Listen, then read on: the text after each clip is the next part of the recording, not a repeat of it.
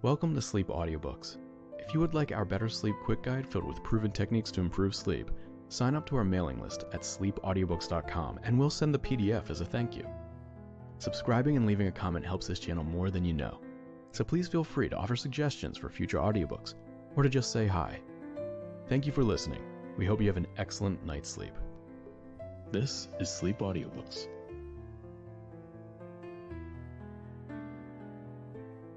Adventures of the Infallible Godahl by Frederick Irving Anderson. Recording by Winston Tharp. The Infallible Godahl, Part 1. Oliver Armiston never was much of a sportsman with a rod or gun, though he could do fancy work with a pistol in a shooting gallery. He had, however, one game from which he derived the utmost satisfaction. Whenever he went traveling, which was often, he invariably caught his trains by the tip of the tail, so to speak, and hung on until he could climb aboard. In other words, he believed in close connections. He had a theory that more valuable dollars and cents, time, and good animal heat are wasted warming seats in stations waiting for trains than by missing them. The sum of joy to his methodical mind was to halt the slamming gates at the last fraction of the last second with majestic upraised hand, and to stroll aboard his parlor car with studied deliberation, while the train crew were gnashing their teeth in rage and swearing to get even with the gateman for letting him through. Yet Mr. Armiston never missed a train.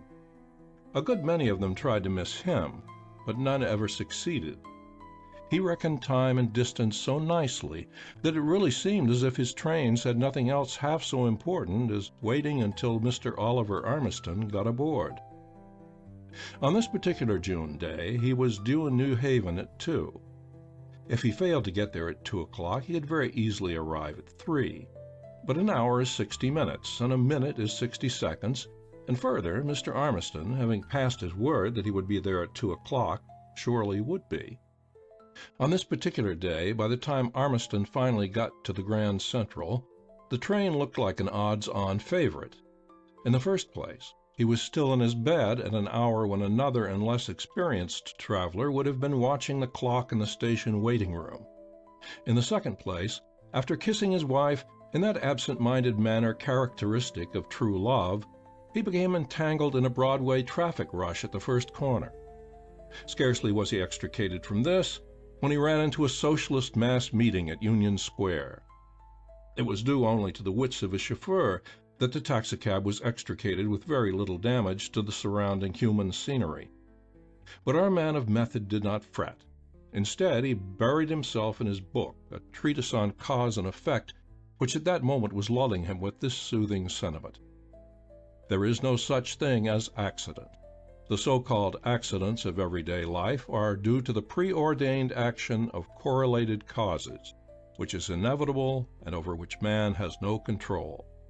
This was comforting, but not much to the point, when Oliver Armiston looked up and discovered he had reached 23rd Street and had come to a halt. A 60-foot truck with an underslung burden consisting of a 60-ton steel girder had at this point suddenly developed weakness in its off hind wheel and settled down on the pavement across the right-of-way like a tired elephant. This, of course, was not an accident. It was due to a weakness in the construction of that wheel, a weakness that had from the beginning been destined to block streetcars and taxicabs at this particular spot at this particular hour. Mr. Armiston dismounted and walked the block. Here he hailed a second taxicab, and soon was spinning north again at a fair speed, albeit the extensive building operations in 4th Avenue had made the street well-nigh impassable. The roughness of the pavement merely shook up his digestive apparatus and gave it zest for the fine luncheon he was promising himself the minute he stepped aboard his train. His new chauffeur got lost 3 times in the maze of traffic around the Grand Central Station. This, however, was only human, seeing that the railroad company changed the map of 42nd Street every 24 hours during the course of the building of its new terminal. Mr. Armiston at length stepped from his taxicab, gave his grip to a porter, and paid the driver from a huge roll of bills. This same roll was no sooner transferred back to his pocket than a nimble-fingered pickpocket removed it. This again was not an accident. That pickpocket had been waiting there for the last hour for that roll of bills. It was preordained, inevitable. And Oliver Armiston had just 30 seconds to catch his train by the tail and climb aboard. He smiled contentedly to himself.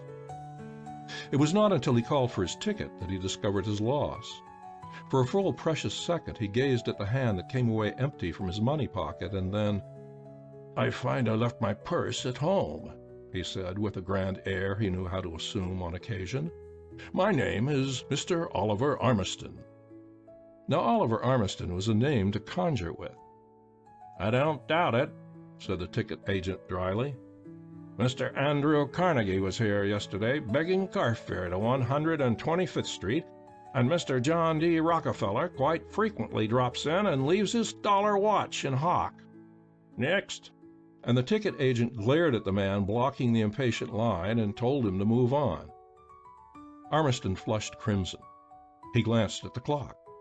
For once in his life, he was about to experience that awful feeling of missing his train. For once in his life, he was about to be robbed of that delicious sensation of hypnotizing the gatekeeper and walking majestically down that train platform that extends northward under the train shed a considerable part of the distance toward Yonkers. 20 seconds. Armiston turned round, still holding his ground, and glared concentrated malice at the man next in line. That man was in a hurry. In his hand he held a bundle of bills. For a second the thief instinct that is latent in us all suggested itself to Armiston. There within reach of his hand was the money, the precious paltry dollar bills that stood between him and his train. It scared him to discover that he, an upright and honest citizen, was almost in the act of grabbing them like a common pickpocket. Then a truly remarkable thing happened. The man thrust his handful of bills at Armiston. "The only way I can raise this blockade is to bribe you," he said, returning Armiston's glare. "Here, take what you want, and give the rest of us a chance." With the alacrity of a blind beggar miraculously cured by the sight of much money, Armiston grabbed the handful, extracted what he needed for his ticket, and thrust the rest back into the waiting hand of his unknown benefactor. He caught the gate by a hair. So did his unknown friend. Together they walked down the platform, each matching the other's leisurely pace with his own. They might have been two potentates, so deliberately did they catch this train. Armiston would have liked very much to thank this person, but the other presented so forbidding an exterior that it was hard to find a point of attack. By force of habit, Armiston boarded the parlor car, quite forgetting he did not have money for a seat. So did the other. The unknown thrust a bill at the porter. "Get me 2 chairs," he said. "One is for this gentleman." Once inside and settled, Armiston renewed his efforts to thank this strange person. That person took a card from his pocket and handed it to Armiston. "Don't run away with the foolish idea," he said tartly, "that I have done you a service willingly. You are making me miss my train, and I took this means of bribing you to get you out of my way. That is all, sir. At your leisure, you may send me your check for the trifle." "A most extraordinary person," said Armiston to himself. "Let me give you my card," he said to the other. "As to the service rendered, you are welcome to your own ideas on that. For my part, I am very grateful." The unknown took the proffered card and thrust it in his waistcoat pocket without glancing at it. He swung his chair around and opened a magazine, displaying a pair of broad, unneighborly shoulders. This was rather disconcerting to Armiston, who was accustomed to have his card act as an open sesame. "Damn his impudence," he said to himself. "He makes me for a mendicant. I'll make copy of him." This was the popular author's way of getting even with those who offended his tender sensibilities. 2 things worried Armiston. One was his luncheon, or rather the absence of it, and the other was his neighbor. This neighbor, now that Armiston had a chance to study him, was a young man, well set up. He had a fine bronzed face that was not half so surly as his manner. He was now buried up to his ears in a magazine, oblivious of everything around him, even the dining car porter, who strode down the aisle and announced the first call to lunch in the dining car. "I wonder what this fellow is reading," said Armiston to himself. He peeped over the man's shoulder and was interested at once, for the stranger was reading a copy of a magazine called by the vulgar The Whited Sepulchre. It was the pride of this magazine that no man on earth could read it without the aid of a dictionary. Yet this person seemed to be enthralled. And what was more to the point and vastly pleasing to Ormiston, the man was at that moment engrossed in one of Ormiston's own effusions. It was one of his crime stories that had won him praise and lucre. It concerned the Infallible Godahl. These stories were pure reason incarnate in the person of a scientific thief. The plot was invariably so logical that it seemed more like the output of some machine than of a human mind. Of course, the plots were impossible, because the fiction thief had to be an incredible genius to carry out the details. But nevertheless, they were entertaining, fascinating, and dramatic at one and the same time. And this individual read the story through without winking an eyelash, as though the mental effort cost him nothing, and then, to Ormiston's delight, turned back to the beginning and read it again. The author threw out his chest and shot his cuffs. It was not often that such unconscious tribute fell to his lot. He took the card of his unknown benefactor. It read, Mr. J. Borden Benson, The Towers, New York City. Snorted Ormiston. An aristocrat, and a snob, too. At this moment the aristocrat turned in his chair and handed the magazine to his companion.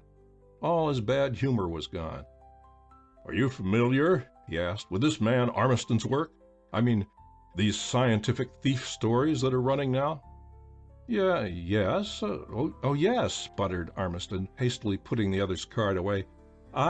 In fact, I take them every morning before breakfast."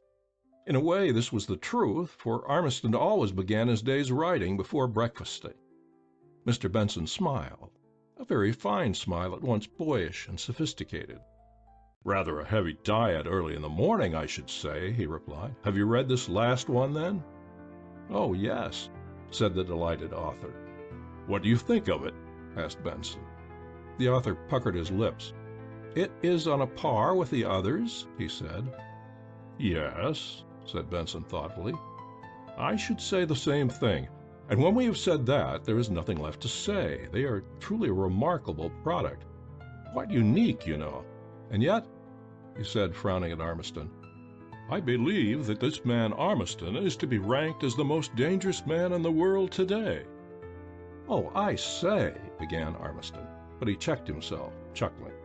He was very glad Mr. Benson had not looked at his card. "I mean it," said the other decidedly. "And you think so yourself, I fully believe. No thinking man could do otherwise."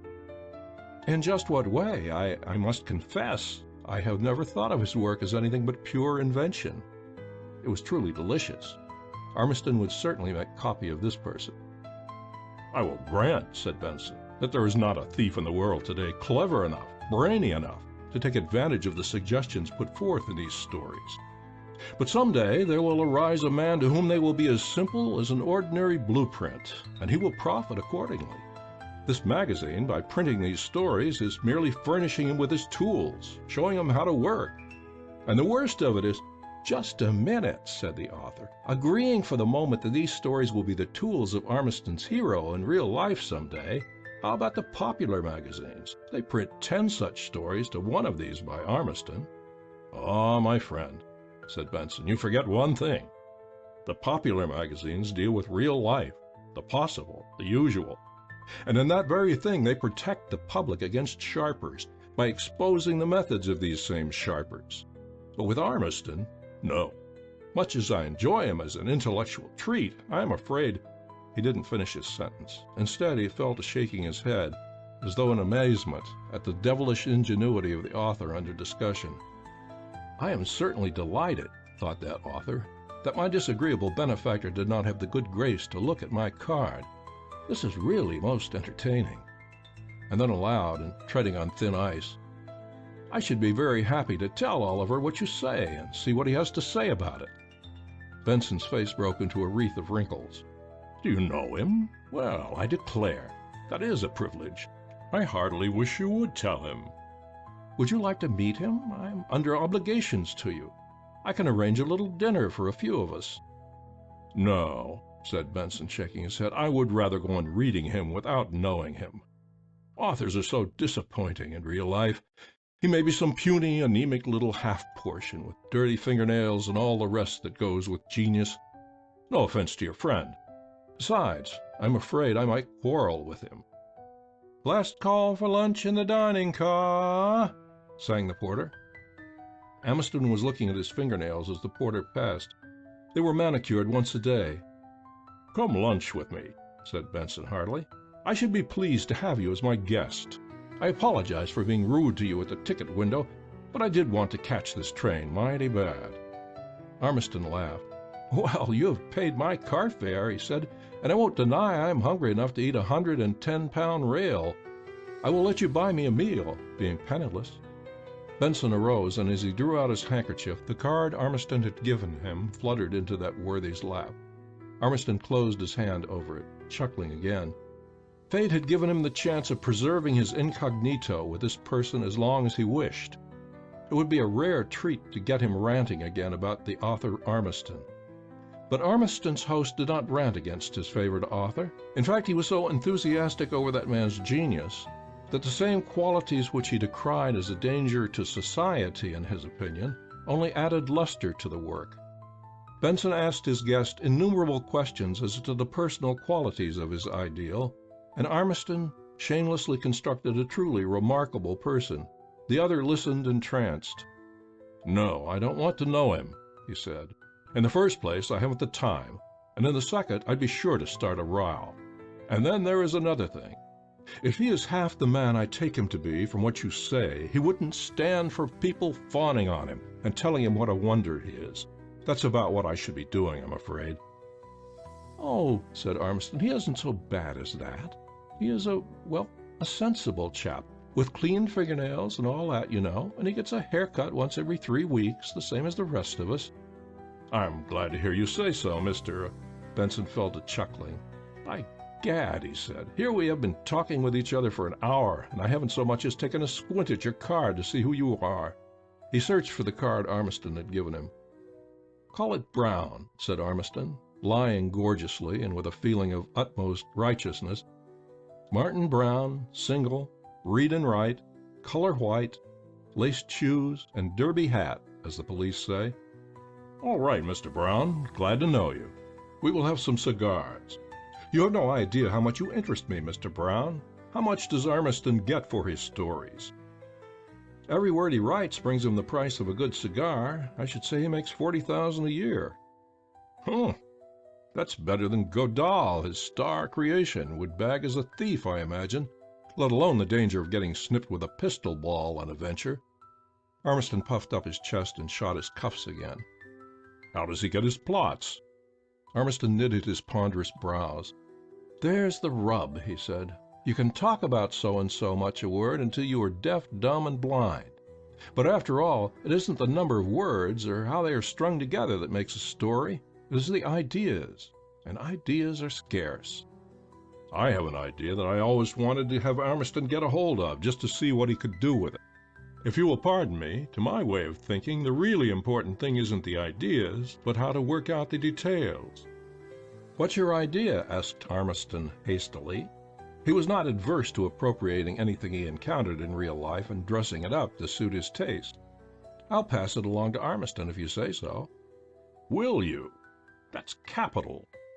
To begin with," Mr. Benson said as he twirled his brandy glass with long, lean, silky fingers, a hand Ambience thought he would not like to have handle him in a rage.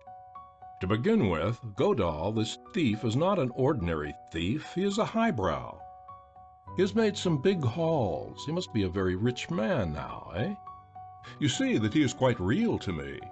By this time, I should say, Godahl has acquired such a fortune that thieving for mere money is no longer an object. What does he do? Sit down and live on his income? Not much. He is a person of refined tastes with an eye for the aesthetic. He desires art objects, rare porcelains, a gem of rare cut or color set by Benvenuto Cellini, a Leonardo da Vinci. Did Godahl steal the Mona Lisa, by the way? He is the most likely person I can think of, or perhaps a Gutenberg Bible. Treasures, things of exquisite beauty to look at, to enjoy in secret, not to show to other people. That is the natural development of this man, Godahl, eh?" "Splendid!" exclaimed Armiston, his enthusiasm getting the better of him. "Have you ever heard of Mrs. Billy Wentworth?" asked Benson. "Indeed, I know her well," said Armiston, his guard down. "Then you must surely have seen her white ruby." "White ruby? I never heard of such a thing. A white ruby?" "Exactly. That's just the point. Neither have I. But if Godahl heard of a white ruby, the chances are he would possess it, especially if it were the only one of its kind in the world." "Gad, I do believe he would, from what I know of him." "And especially," went on Benson, "under the circumstances. You know the Wentworths have been round a good deal. They haven't been over-scrupulous in getting things they wanted. Now, Mrs. Wentworth— But before I go on with this weird tale, I want you to understand me. It is pure fiction, an idea for Armiston and his wonderful Godahl.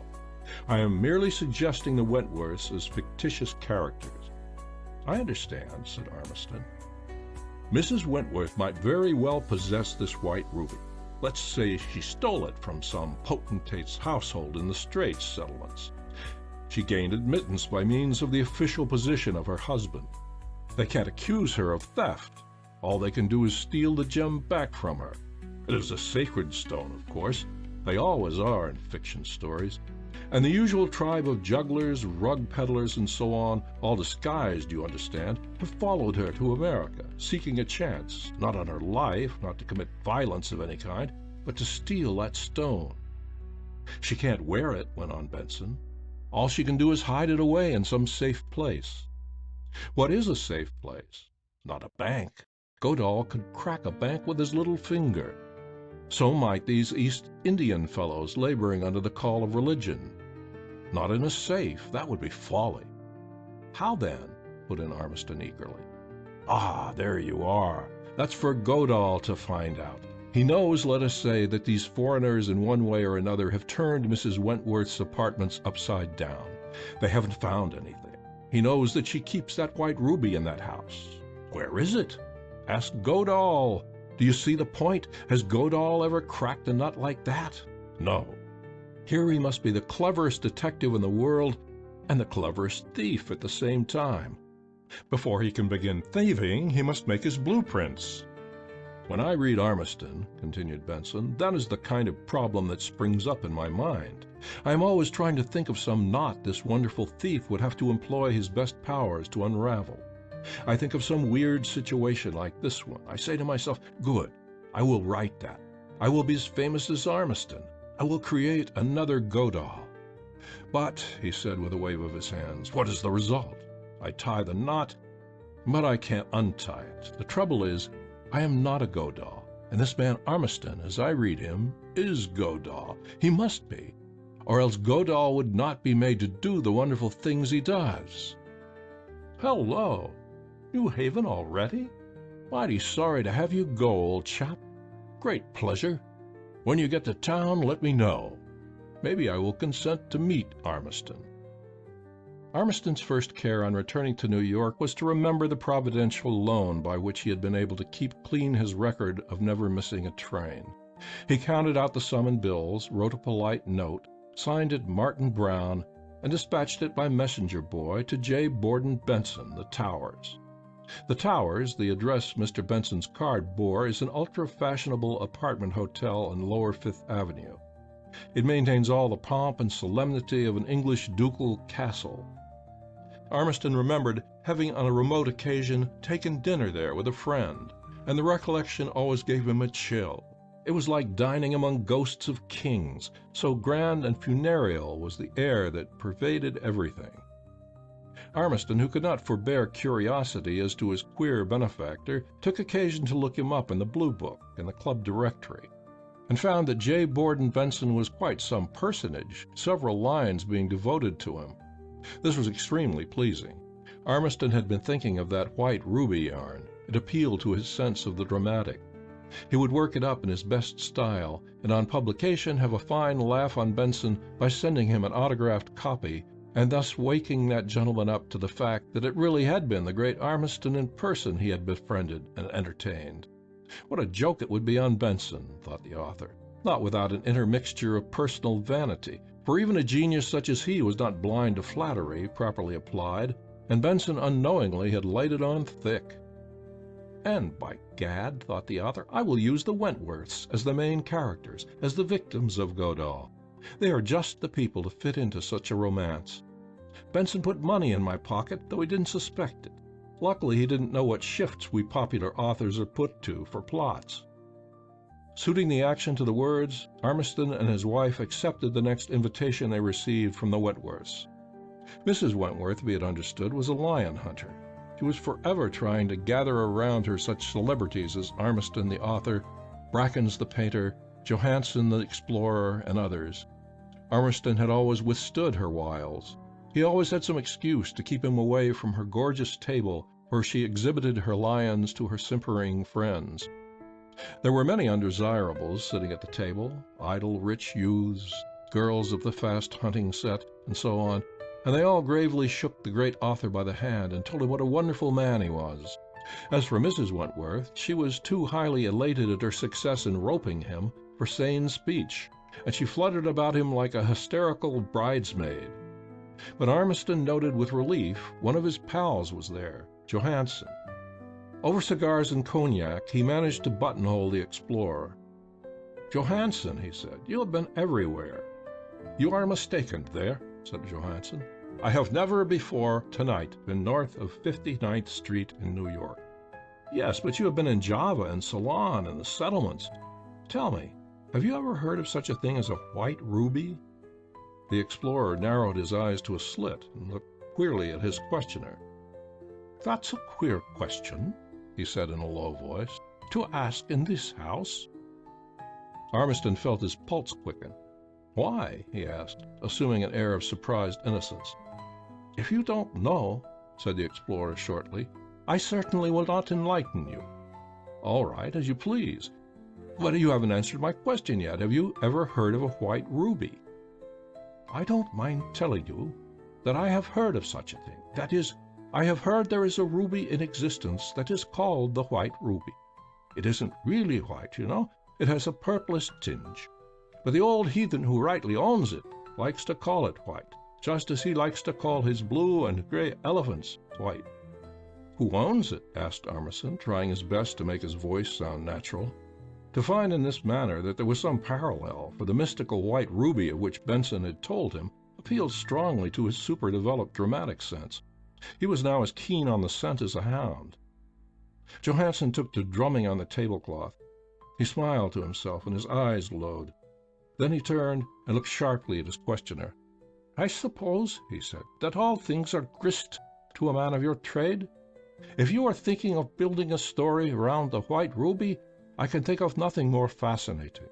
But, Ormiston, he said, suddenly altering his tone and almost whispering, if you are on the track of the white ruby, let me advise you now to call off your dogs and keep your throat whole. I think I am a brave man. I have shot tigers at 10 paces, held my fire purposely to see how charmed a life I really did bear. I have been charged by mad rhinos and by wounded buffaloes. I have walked along a clearing where the air was being punctured with bullets as thick as holes in a mosquito screen. But, he said, laying his hand on Ormiston's arm, I have never had the nerve to hunt the white ruby. Capital, exclaimed the author. Capital, yes, for a man who earns his bread and gets his excitement by sitting at a typewriter and dreaming about these things. But take my word for it, it isn't capital for a man who gets his excitement by doing this thing. Hands off, my friend. It really does exist, then.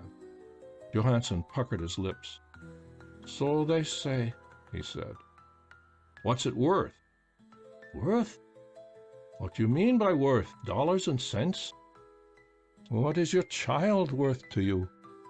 $1 million? $1 billion? How much? Tell me. No, you can't. Well, that's just what this miserable stone is worth to the man who rightfully owns it. Now, let's quit talking nonsense. There's Billy Wentworth, shooing the men into the drawing-room.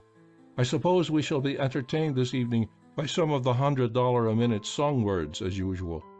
It's amazing what these people will spend for mere vulgar display, when there are hundreds of families starving within a mile of this spot." 2 famous singers sang that night. Ormiston did not have much opportunity to look over the house. He was now fully determined to lay the scene of his story in this very house. At leave-taking, the sugar-sweet Mrs. Billy Wentworth drew Ormiston aside and said, "It's rather hard on you to ask you to sit through an evening with these people. I will make amends by asking you to come to me some night when we can be by ourselves. Are you interested in rare curios?" "Yes, we all are. I have some really wonderful things I want you to see. Let us make it next Tuesday with a little informal dinner just for ourselves." Ormiston then and there made the lion hunter radiantly happy by accepting her invitation to sit at her board as a family friend instead of as a lion. As he put his wife into their automobile, he turned and looked at the house. It stood opposite Central Park. It was a copy of some French chateau in gray sandstone, with a barbican and overhanging towers and all the rest of it. The windows of the street floor peeped out through deep embrasures and were heavily guarded with iron latticework. "Godahl will have the very devil of a time breaking in there," he chuckled to himself. Late that night his wife awakened him to find out why he was tossing about so. "That white ruby has got on my nerves," he said cryptically, and she, thinking he was dreaming, persuaded him to try to sleep again. Great authors must really live in the flesh, at times at least, the lives of their great characters. Otherwise these great characters would not be so real as they are.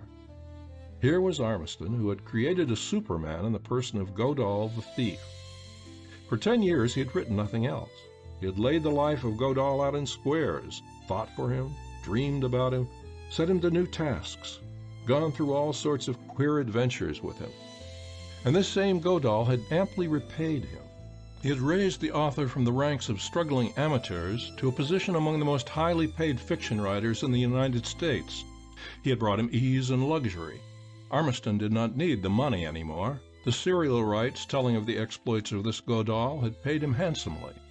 The books of Godahl's adventures had paid him even better, and had furnished him yearly with a never-failing income, like government bonds, but at a much higher rate of interest. Even though the crimes this Godahl had committed were all on paper and almost impossible, nevertheless Godahl was a living being to his creator. More, he was Ormiston, and Ormiston was Godahl. It was not surprising, then, that when Tuesday came, Ormiston awaited the hour with feverish impatience. Here, as his strange friend had so thoughtlessly and casually told him, was an opportunity for the great Godahl to outdo even himself. Here was an opportunity for Godahl to be the greatest detective in the world in the first place, before he could carry out one of his sensational thefts. So it was Godahl, not Ormiston, who helped his wife out of their automobile that evening and mounted the splendid steps of the Wentworth mansion. He cast his eye aloft, took in every inch of the facade. "No," he said, "Godahl cannot break in from the street. I must have a look at the back of the house."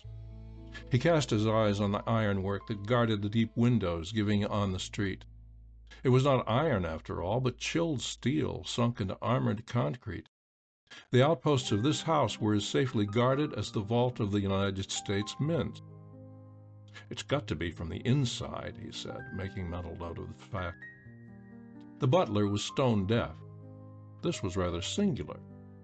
Why should a family of the standing of the Wentworths employ a man as head of their city establishment who was stone deaf? Ormiston looked at the man with curiosity. He was still in middle age. Surely, then, he was not retained because of years of service. No, there was something more than charity behind this. He addressed a casual word to the man as he handed him his hat and cane. His back was turned, and the man did not reply. Ormiston turned and repeated the sentence in the same tone. The man watched his lips in the bright light of the hall. A lip-reader and a dandy, thought Ormiston, for the butler seemed to catch every word he said. "Fact number 2, said the creator of Godahl, the thief. He felt no compunction at thus noting the most intimate details of the Wentworth establishment. An accident had put him on the track of a rare good story, and it was all copy. Besides, he told himself, When he came to write the story, he would disguise it in such a way that no one reading it would know it was about the Wentworths. If their establishment happened to possess the requisite setting for a great story, surely there was no reason why he should not take advantage of that fact. The great thief, he made no bones of the fact to himself that he had come here to help Godahl, accepted the flattering greeting of his hostess with a grand air that so well fitted him. Ormiston was tall and thin, with slender fingers and a touch of gray in his wavy hair for all his youthful years, and he knew how to wear his clothes.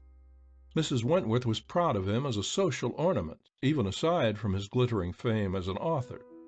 And Mrs. Ormiston was well born, so there was no jar of their being received in the best house of the town. The dinner was truly delightful. Here Ormiston saw, or thought he saw, one of the reasons for the deaf butler. The hostess had him so trained that she was able to catch her servant's eye and instruct him in this or that trifle by merely moving her lips.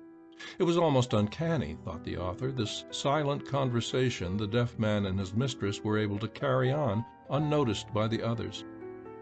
By gad, it's wonderful. Godahl, my friend, underscore that note of yours referring to the deaf butler. Don't miss it. It will take a trick. Ormiston gave his undivided attention to his hostess as soon as he found Wentworth entertaining Mrs. Ormiston, and thus properly dividing the party. He persuaded her to talk by a cleverly pointed question here and there, and as she talked, he studied her.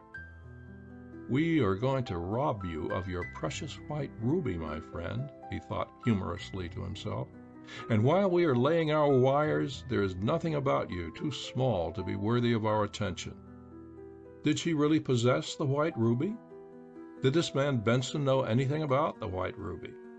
And what was the meaning of the strange actions of his friend Johansen when approached on the subject in this house?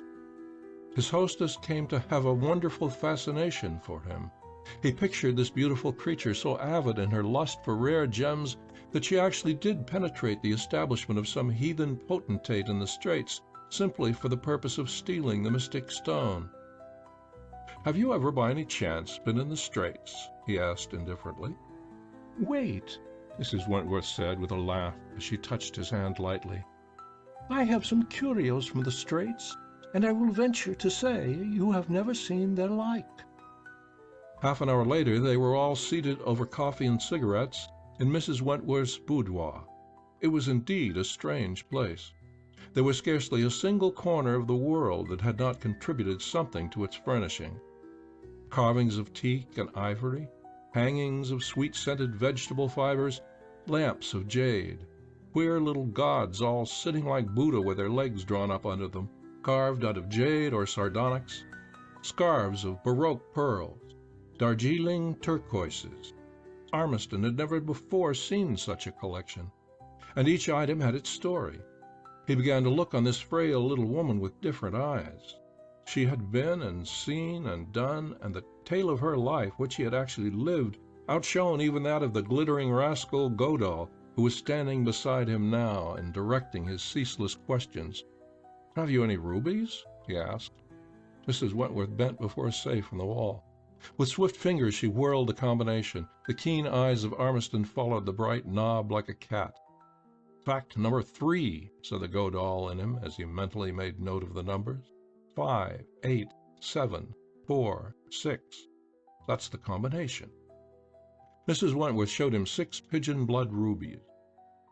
"This one is pale," he said carelessly, holding a particularly large stone up to the light. "Is it true that occasionally they are found white?"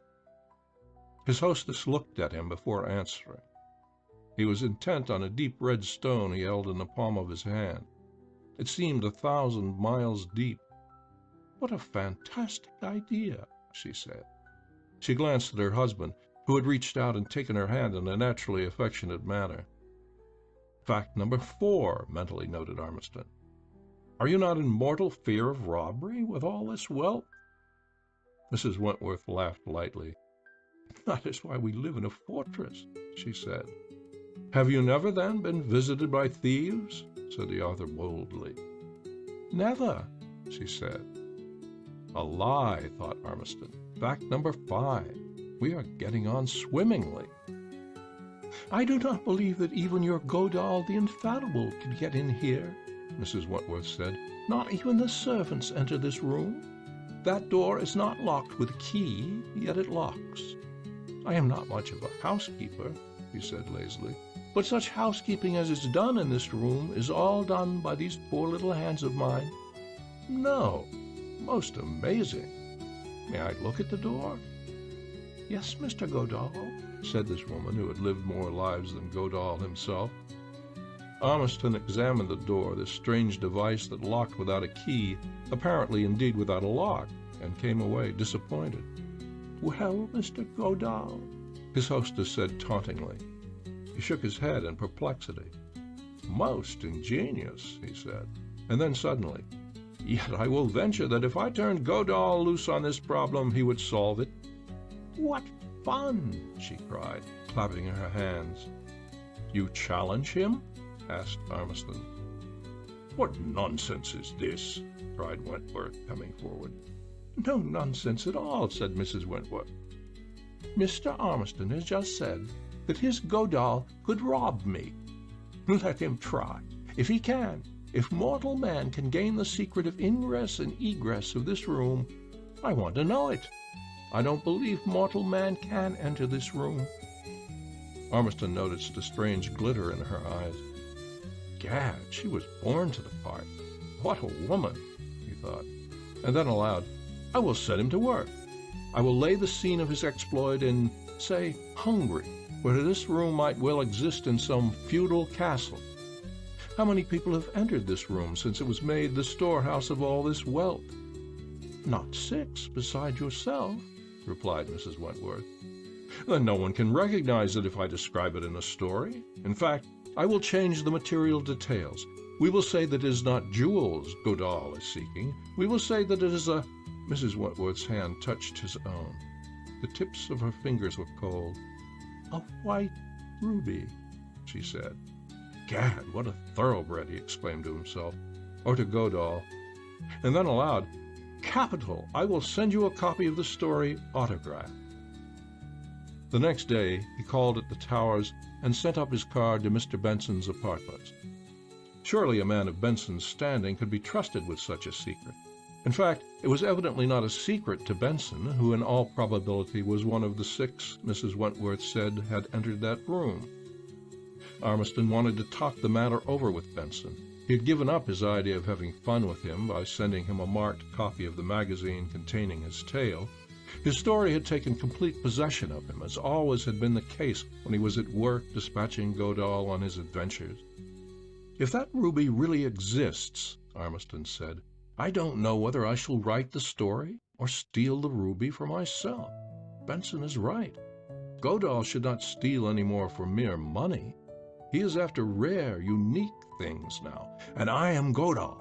I feel the same way myself." A valet appeared, attired in a gorgeous livery. Ormiston wondered why any self-respecting American would consent to don such raiment, even though it was the livery of the great Benson family. "Mr. Ormiston, sir," said the valet, looking at the author's card he held in his hand. "Mr. Benson sailed for Europe yesterday morning. He is spending the summer in Norway. I am to follow on the next steamer. Is there any message I can take to him, sir? I have heard him speak of you, sir." Ormiston took the card and wrote on it in pencil, "I call to apologize. I am Martin Brown. The chance was too good to miss. You will pardon me, won't you?" For the next 2 weeks Ormiston gave himself over to his dissipation, which was accompanying Godahl on this adventure. It was a formidable task. The secret room he placed in a Hungarian castle, as he had promised. A beautiful countess was his heroine. She had seen the world, mostly in man's attire, and her escapades had furnished vivacious reading for 2 continents. No one could possibly connect her with Mrs. Billy Wentworth. So far, it was easy. But how was Godahl to get into this wonderful room where the countess had hidden this wonderful, rare white ruby? The room was lined with chilled steel. Even the door, this he had noted when he was examining that peculiar portal, was lined with layers of steel. It could withstand any known tool. However, Ormiston was Ormiston, and Godahl was Godahl. He got into that room. He got the White Ruby. The manuscript went to the printers, and the publisher said that Ormiston had never done anything like it since he started Godahl on his astonishing career. He banked the check for his tale, and as he did so, he said, "Gad, I would 100 times rather possess that White Ruby. Confound the thing. I feel as if I had not heard the last of it." End of The Infallible Godahl, Part 1. The Infallible Godahl, Part 2. Ormiston and his wife went to Maine for the summer without leaving their address. Along in the early fall, he received by registered mail, forwarded by his trusted servant at the townhouse, a package containing the envelope he had addressed to J. Borden Benson, the Towers. Furthermore, it contained the dollar bills he had dispatched to that individual, together with his note which he had signed Martin Brown. And across the note, in the most insulting manner, was written in coarse, greasy, blue pencil lines, "Damnable impertinence! I'll cane you the first time I see you," and no more. That was enough, of course, quite sufficient. In the same mail came a note from Ormiston's publishers, saying that his story, The White Ruby, was scheduled for publication in the October number, out September 25th. This cheered him up. He was anxious to see it in print. Late in September they started back to town. "Aha," he said as he sat reading his paper in the parlor car. He had caught this train by the veriest tip of its tail and upset the running schedule in the act. "Ah, I see my genial friend J. Borden Benson is in town, contrary to custom at this time of year. Life must be a great bore to that snob." A few days after arriving in town, he received a package of advance copies of the magazine containing his story, and he read the tale of the White Ruby as if he had never seen it before. On the cover of one copy, which he was to dispatch to his grumpy benefactor, J. Borden Benson, he wrote, "Charmed to be caned. Call any time. See contents. Oliver Ormiston." On another he wrote, "Dear Mrs. Wentworth, see how simple it is to pierce your fancied security." He dispatched these 2 magazines with a feeling of glee. No sooner had he done so, however, than he learned that the Wentworths had not yet returned from Newport. The magazine would be forwarded to them, no doubt. The Wentworths' absence made the tale all the better, in fact, for in his story Ormiston had insisted on Godahl's breaking into the castle and solving the mystery of the keyless door during the season when the chateau was closed and strung with a perfect network of burglar alarms connecting with the gendarmerie in the nearby village. That was the 25th day of September. The magazine was put on sale that morning.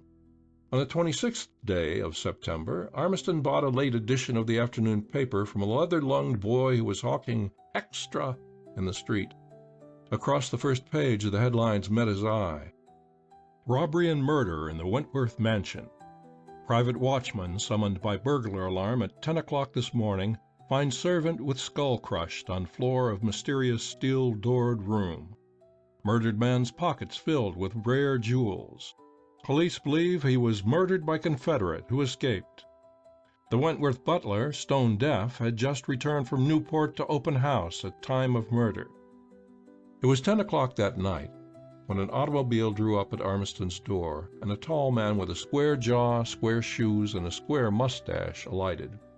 This was Deputy Police Commissioner Burns, a professional detective whom the new administration had drafted into the city's service from the government's Secret Service. Burns was admitted, and as he advanced to the middle of the drawing-room, without so much as a nod to the ghost-like Ormiston, who stood shivering before him, he drew a package of papers from his pocket.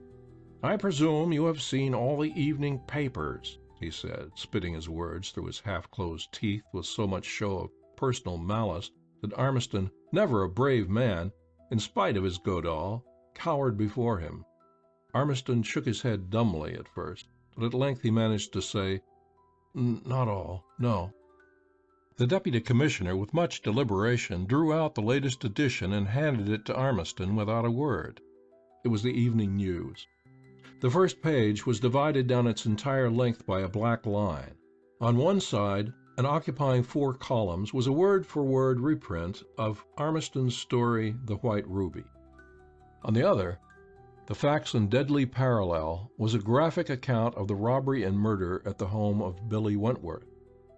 The parallel was glaring in the intensity of its dumb accusation. On the one side was the theoretical Godahl, working his masterly way of crime, step by step. And on the other side was the plagiarism of Armistead's story, following the intricacies of the mastermind with copybook accuracy. The editor, who must have been a genius in his way, did not accuse. He simply placed the fiction and the fact side by side and let the reader judge for himself. It was masterly. If, as the law says, the mind that conceives, the intelligence that directs a crime, is more guilty than the very hand that acts, then Armistead here was both thief and murderer. Thief, because the White Ruby had actually been stolen. Mrs. Billy Wentworth, rushed to the city by special train, attended by doctors and nurses, now confirmed the story of the theft of the ruby. Murderer, because in the story Godahl had for once in his career stooped to murder as the means, and had triumphed over the dead body of his confederate, scorning in his joy at possessing the white ruby the paltry diamonds, pearls, and red rubies with which his confederate had crammed his pockets. Armistead seized the police officer by his lapels. "The butler!" he screamed. "The butler! Yes, the butler! Quick, or he will have flown!" Burns gently disengaged the hands that had grasped him. "Too late," he said. "He has already flown. Sit down and quiet your nerves. We need your help. You are the only man in the world who can help us now." When Armistead was himself again, he told the whole tale, beginning with his strange meeting with J. Borden Benson on the train, and ending with his accepting Mrs. Wentworth's challenge to have Godahl break into the room and steal the white ruby. Burns nodded over the last part. He had already heard that from Mrs. Wentworth, and there was the autographed copy of the magazine to show for it. "You say that J. Borden Benson told you of this white ruby in the first place?" Armistead again told in great detail the circumstances, all the humor now turned into grim tragedy. "That is strange," said the ex-Secret Service chief. "Did you leave your purse at home, or was your pocket picked?" "I thought at first that I had absent-mindedly left it at home. Then I remembered having paid the chauffeur out of the roll of bills, so my pocket must have been picked." "What kind of looking man was this Benson?" "You must know him," said Armistead. "Yes, I know him, but I want to know what he looked like to you. I want to find out how he happened to be so handy when you were in need of money." Armistead described the man minutely. The deputy sprang to his feet. "Come with me," he said, and they hurried into the automobile and soon drew up in front of the towers. 5 minutes later they were ushered into the magnificent apartment of J. Borden Benson. That worthy was in his bath, preparing to retire for the night. "I don't catch the name," Armistead and the deputy heard him cry through the bathroom door to his valet. "Mr. Oliver Armistead, sir." "Ah, he has come for his caning, I expect. I'll be there directly." He did not wait to complete his toilet, so eager was he to see the author. He strode out in a brilliant bathrobe, and in one hand he carried an alpenstock. His eyes glowed in anger, but the sight of Burns surprised him as well as halted him. "Do you mean to say this is J. Borden Benson?" cried Armistead to Burns, rising to his feet and pointing at the man. "The same," said the deputy. "I swear to it. I know him well. I take it he is not the gentleman who paid your car fare to New Haven."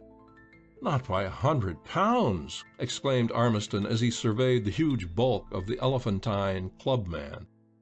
The forced realization that the stranger he had hitherto regarded as a benefactor was not J. Borden Benson at all, but someone who had merely assumed that worthy's name while he was playing the conceited author as an easy dupe, did more to quiet Armistead's nerves than all the sedatives his doctor had given him.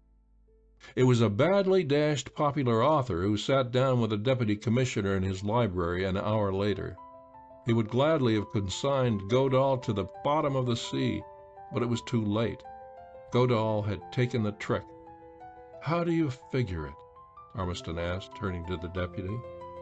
"The beginning is simple enough. It is the end that bothers me," said the official. Your bogus J. Borden Benson is, of course, the brains of the whole combination. Your infernal Godahl has told us just exactly how this crime was committed. Now your infernal Godahl must bring the guilty parties to justice." It was plain to be seen that the police official hated Godahl worse than poison, and feared him, too. "Why not look in the rogues' gallery for this man who befriended me on the train?" The chief laughed. "For the love of heaven, Ormiston, do you, who pretend to know all about scientific thievery, think for a moment that the man who took your measure so easily is of the class of crooks who get their pictures in the rogues' gallery? Talk sense." "I can't believe you when you say he picked my pocket." "I don't care whether you believe me or not. He did, or one of his pals did. It all amounts to the same thing, don't you see? First, he wanted to get acquainted with you. Now, the best way to get into your good graces was to put you unsuspectingly under obligation to him, so he robs you of your money. For what I have seen of you in the past few hours, it must have been like taking candy from a child. Then he gets next to you and why? He pretends that you are merely some troublesome toad in his path. He gives you money for your ticket to get you out of his way so he won't miss the train. His train. Of course his train is your train. He puts you in a position where you have to make advances to him. And then, grinning to himself all the time at your conceit and gullibility, he plays you through your pride, your Godahl. Think of the creator of the great Godahl falling for a trick like that." Burns' last words were the acme of biting sarcasm. "You admit yourself that he's too clever for you to put your hands on." "And then," went on Burns, not heeding the interruption, "he invites you to lunch and tells you what he wants you to do for him. And you follow his lead like a sheep at the tail of the bellwether. Great Scott, Ormiston, I would give a year's salary for 1 hour's conversation with that man." Ormiston was beginning to see the part this queer character had played, but he was in a semi-hysterical state, and like a woman in such a position, he wanted a calm mind to tell him the whole thing in words of one syllable to verify his own dread. "What do you mean?" he asked. "I don't quite follow. You say he tells me what he wants me to do?" Burns shrugged his shoulders in disgust. Then, as if resigned to the task before him, he began his explanation. "Here, man, I will draw a diagram for you. This gentleman friend of yours, we shall call him John Smith for convenience, wants to get possession of this white ruby. He knows that you are in the keeping of Mrs. Billy Wentworth. He knows you know Mrs. Wentworth and have access to her house. He knows that she stole this bauble and is frightened to death all the time. Now, John Smith is a pretty clever chap. He handled the great Ormiston like hot putty. He had exhausted his resources. He is baffled and needs help. What does he do? He reads the stories about the great Godahl. Confidently, Mr. Ormiston, I will tell you that I think your great Godahl is mush. But that is neither here nor there. If you sell him as a gold brick, all right. But Mr. John Smith is struck by the wonderful ingenuity of this Godahl. He says, 'Ha! I will get Godahl to tell me how to get this gem.' So he gets hold of yourself, sir, and persuades you that you are playing a joke on him by getting him to rant and rave about the great Godahl. Then, and here the villain enters, he says, 'Here is a thing the great Godahl cannot do. I dare him to do it.' He tells you about the gem, whose very existence is quite fantastic enough to excite the imagination of the wonderful Ormiston. And by clever suggestion, he persuades you to lay the plot at the home of Mrs. Wentworth. And all the time you are chuckling to yourself, thinking what a rare joke you are going to have on J. Borden Benson when you send him an autographed copy and show him that he was talking to the distinguished genius all the time and didn't know it. That's the whole story, sir. Now wake up." Burns sat back in his chair and regarded Ormiston with the smile a pedagogue bestows on a refractory boy whom he has just flogged soundly. "I will explain further," he continued. "You haven't visited the house yet. You can't. Mrs. Wentworth, for all she is in bed with 4 dozen hot water bottles, would tear you limb from limb if you went there. And don't you think for a minute she isn't able to. That woman is a vixen." Ormiston nodded gloomily. The very thought of her now sent him into a cold sweat. "Mr. Godahl, the obliging," continued the deputy, notes one thing to begin with. The house cannot be entered from the outside, so it must be an inside job. How can this be accomplished? Well, there is the deaf butler. Why is he deaf? Godahl pondered. He has it.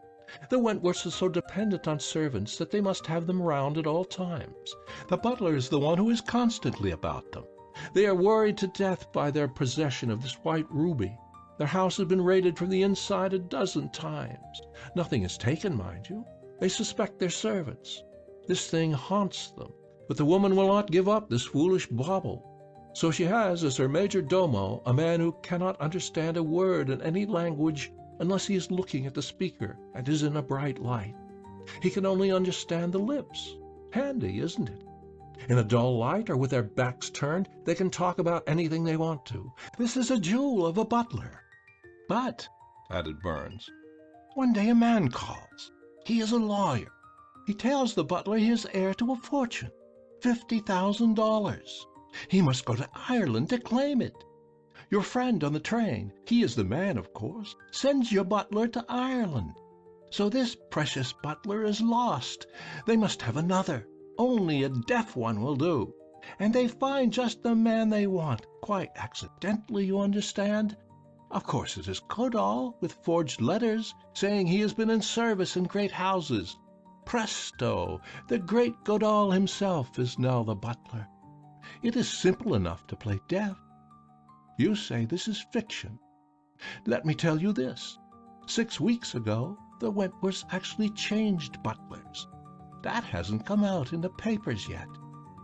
Armiston, who had listened to the deputy's review of his story listlessly, now sat up with a start. He suddenly exclaimed gleefully, "But my story didn't come out until 2 days ago." "Ah, yes, but you forget that it has been in the hands of your publishers for 3 months. A man who was clever enough to dupe the great Armiston wouldn't shirk the task of getting hold of a proof of that story."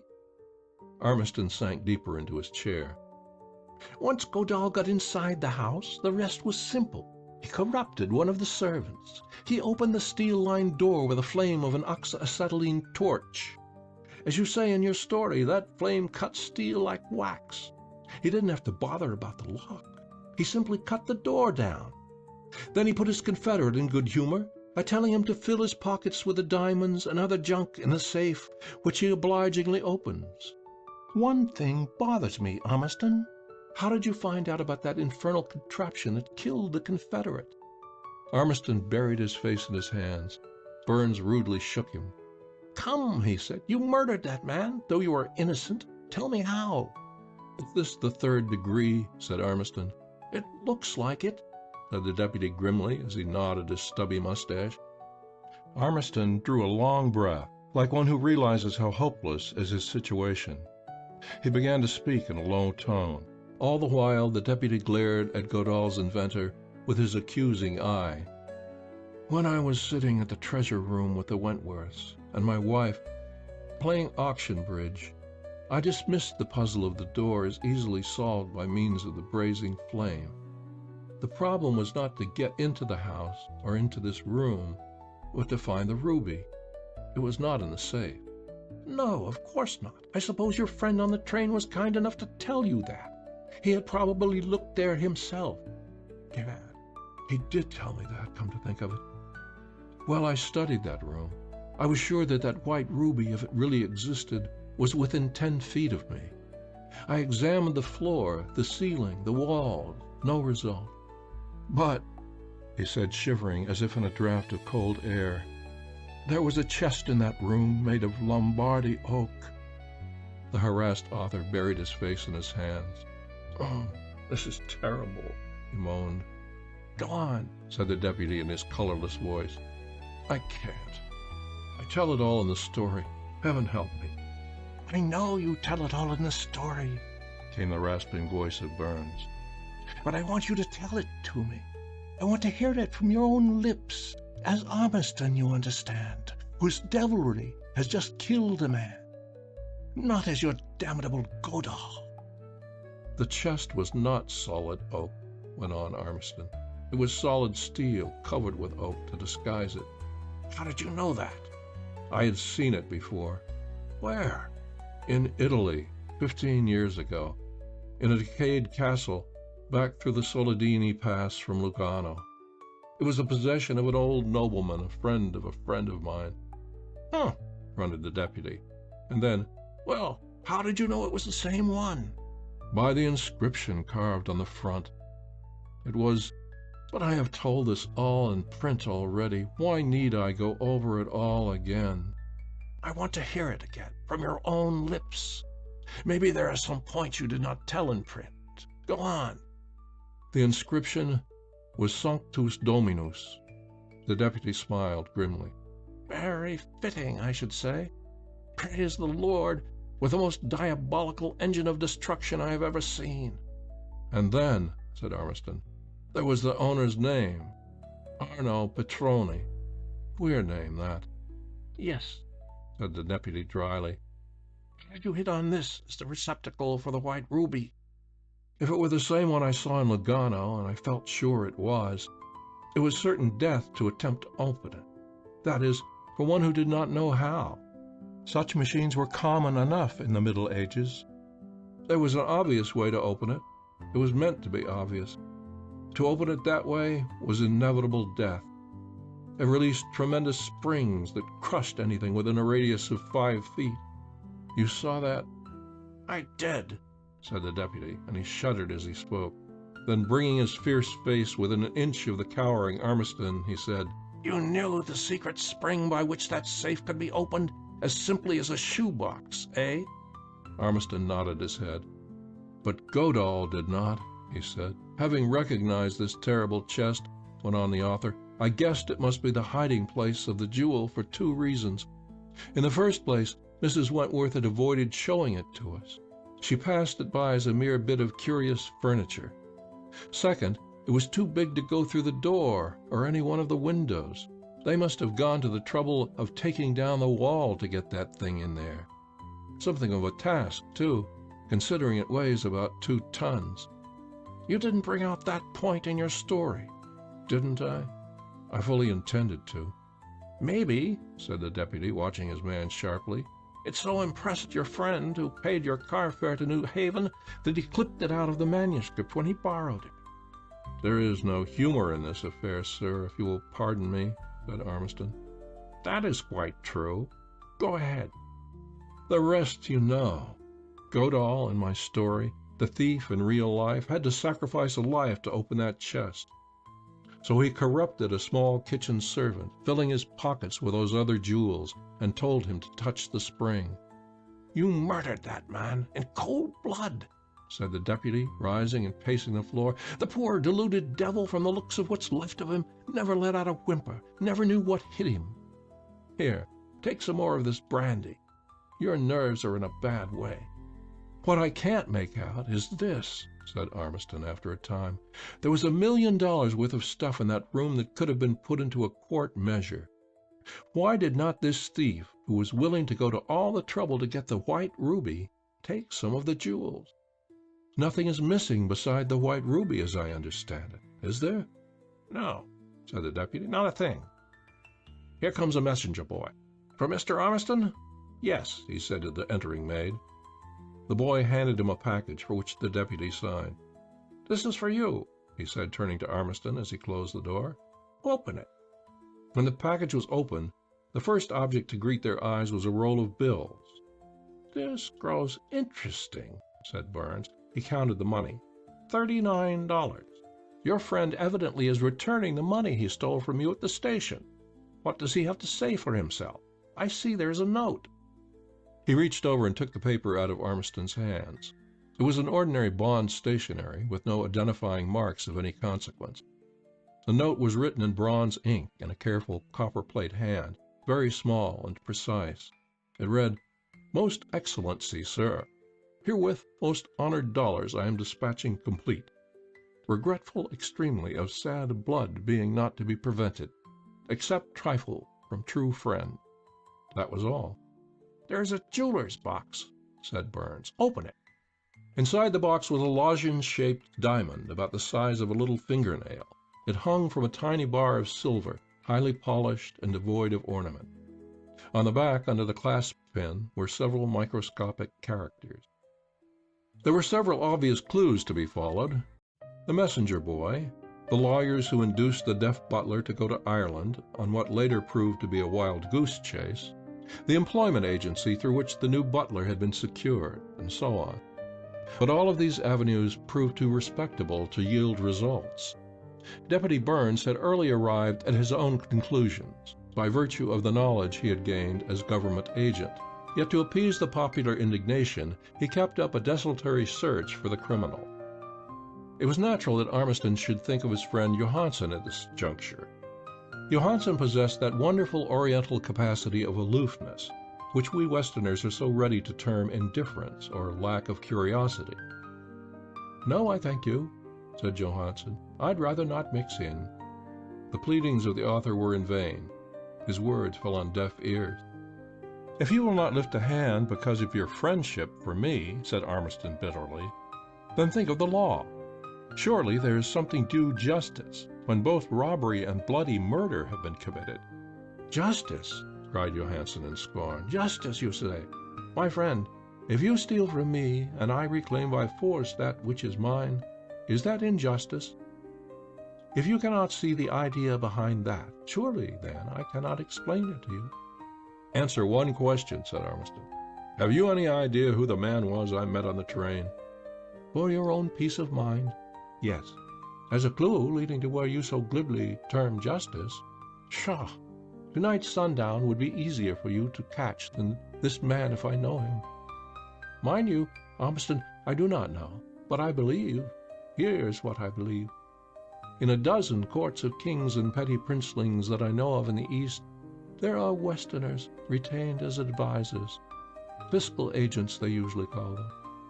Usually they are American or English or occasionally German. Now I ask you a question. Say that you were in the hire of a heathen prince, and a grievous wrong were done that prince, say, by a thoughtless woman who had not the least conception of the beauty of an idea she had outraged. Merely for the possession of a bauble, valueless to her except to appease vanity, she ruthlessly wrote down a superstition that was as holy to this prince as your own belief in Christ is to you. What would you do?" Without waiting for Ormiston to answer, Johansen went on. "I know a man. You say this man you met on the train had wonderful hands, did he not?" "Yes, I thought so." "Ormiston, I know a man who would not sit idly by and smile to himself over the ridiculous fuss occasioned by the loss of an imperfect stone, off color, badly cut, and everything else. Neither would he laugh at the superstition behind it. He would say to himself, 'This superstition is older by several thousand years than I or my people. And this man, whom I know, is brave enough to right that wrong himself if his underlings failed.'" "I follow," said Ormiston dully. "But," said Johansen, leaning forward and tapping the author on the knee, "but the task proves too big for him. What did he do? He asked the cleverest man in the world to help him, and Godahl helped him. That," said Johansen, interrupting Ormiston with a raised finger, "is the story of the White Ruby. The story of the White Ruby, you see, is something infinitely finer than mere vulgar robbery and murder, as the author of the Infallible Godahl conceived it." Johansen said a great deal more. In the end he took the lozenge-shaped diamond pendant and put the glass on the silver bar, that his friend might see the inscription on the back. He told him what the inscription signified: "Brother of a king," and furthermore, how few men alive possess the capacity for brotherhood. "I think," said Ormiston as he was about to take his leave, "that I will travel in the Straits this winter." "If you do," said Johansen, "I earnestly advise you to leave your Godahl and his decoration at home." End of The Infallible Godahl, Part 2. Blind Man's Bluff. "Godahl, attend," said that adept in smart crime to himself as he paused at the curb. You think you are clever, but there goes your better." He had to step into the street to make way for the crowd that overflowed the pavement, men and women, newsboys, even unhorsed actors leaving their pillars for the time for the passing sensation, the beginning of the homing matinee crowds, all elbowing for a place around a tall, slender man in black who, as he advanced, gently tapped a cane point before him. What attracted the vortex, however, was not so much the man himself as the fact that he wore a black mask. The mask was impenetrable. People said he had no eyes. It was Malvolio the magician, born to eternal darkness. From a child, so the story went, his fingers had been schooled with the same cruel science they ply in Russia to educate the toes of their ballet dancers, until his fingers saw for him.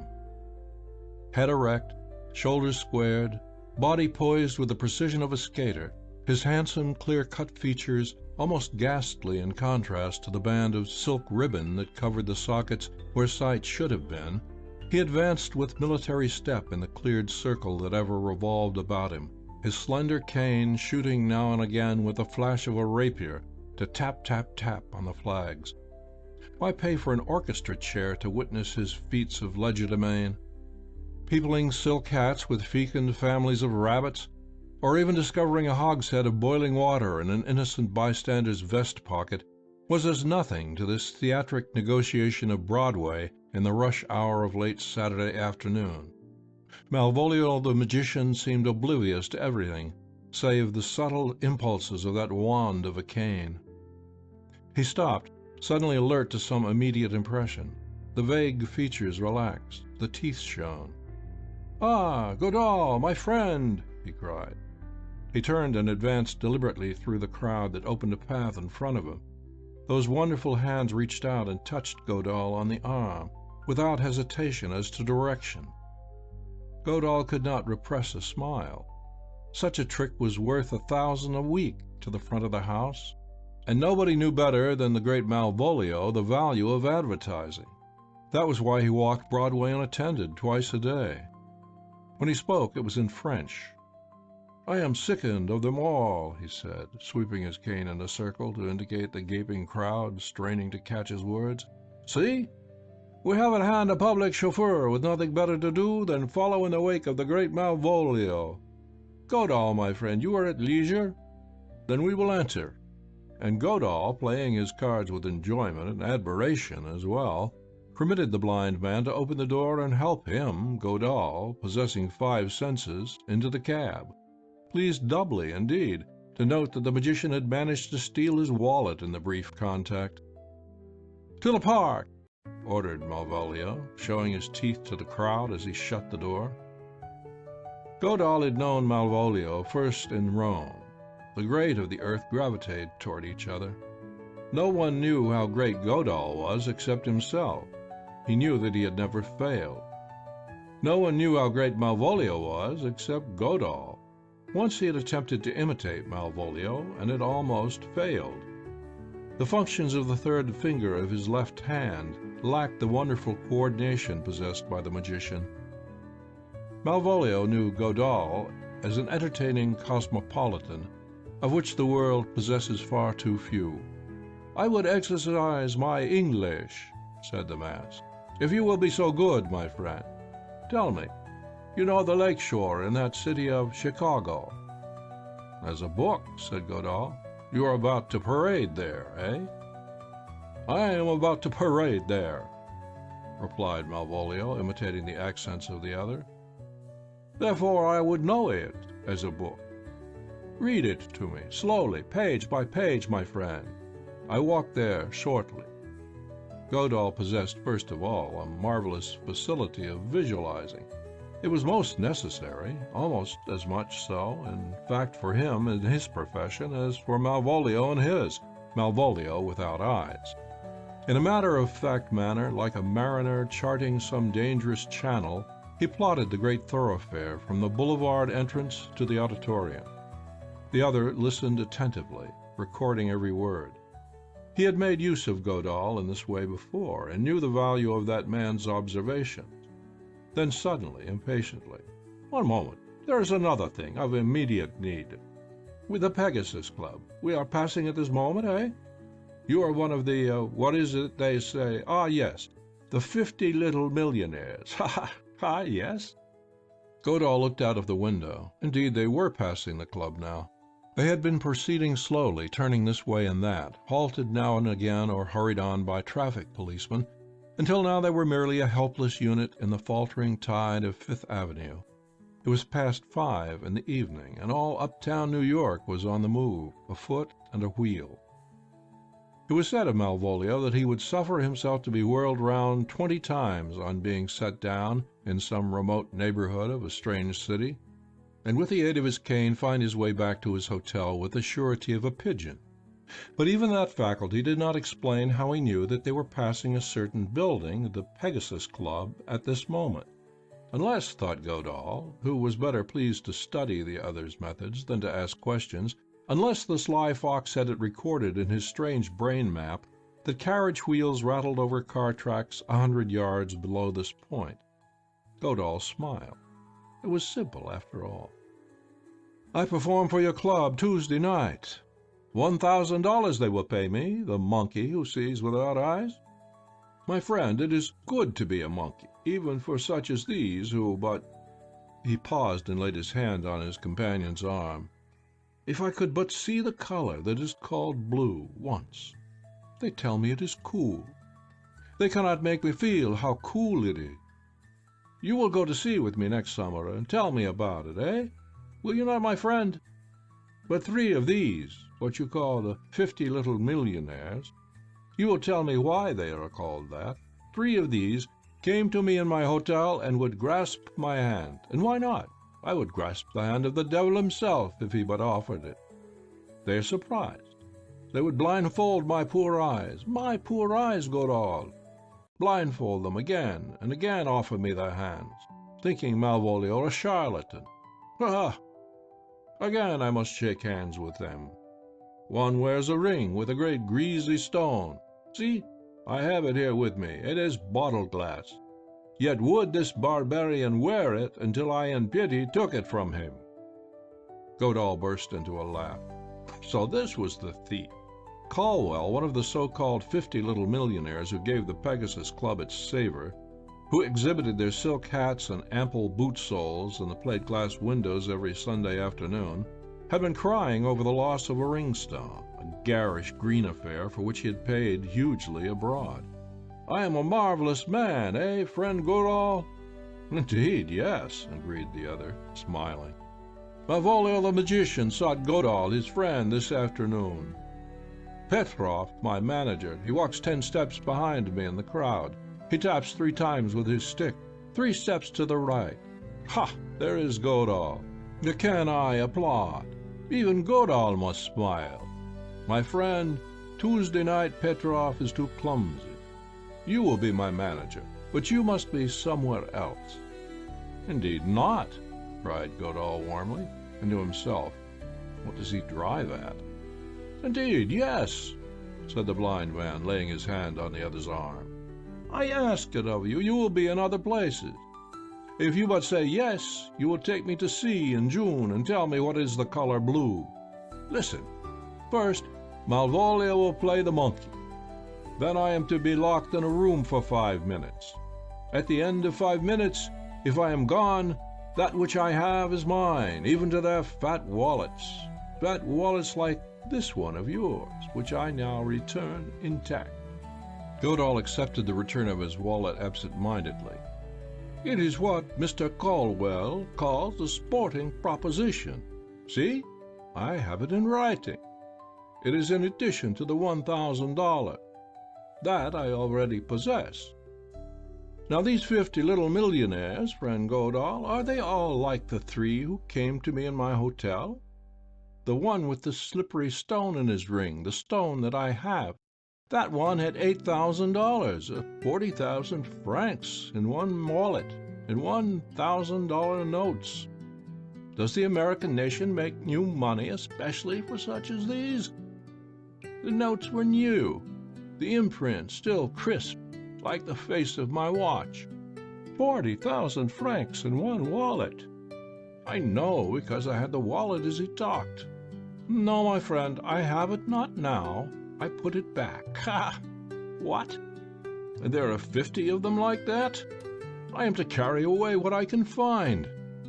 Godahl, it is told that the very servants of the club own rows of brick houses and buy consoles at correct times.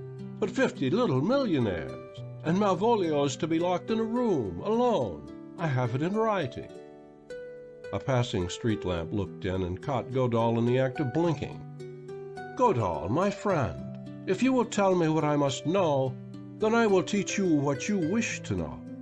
You wish to know many things, eh? I can tell, for I always feel your eyes when you are by. Tell me now, every inch of the way. Play it as the lakefront in that city of Chicago. Godahl chuckled. He did not love the 50 little millionaires. Those marvelous fingers. Malvolio was playing with them in the air now in his earnestness. They could rob a poor box.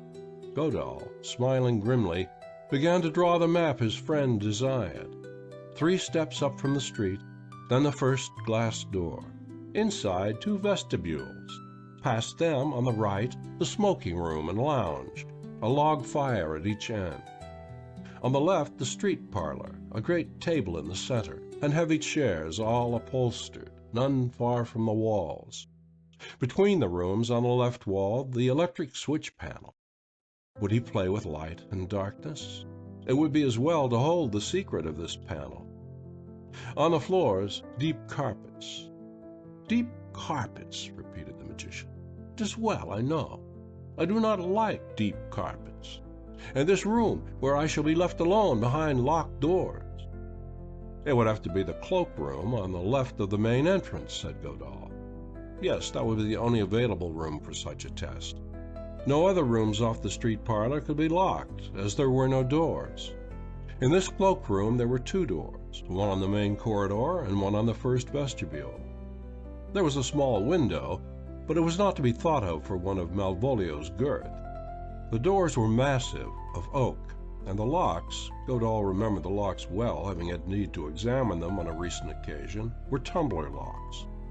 It would be rare business to see a man, even a magician, leave the cloakroom without help.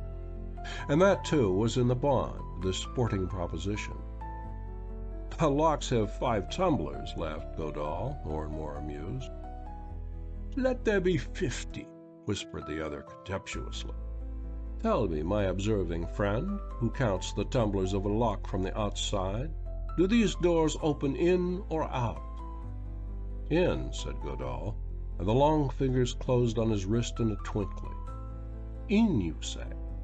In, repeated Godahl, and he made a mental note to study the particular characteristics of doors that open in. Malvolio buried himself in his furs.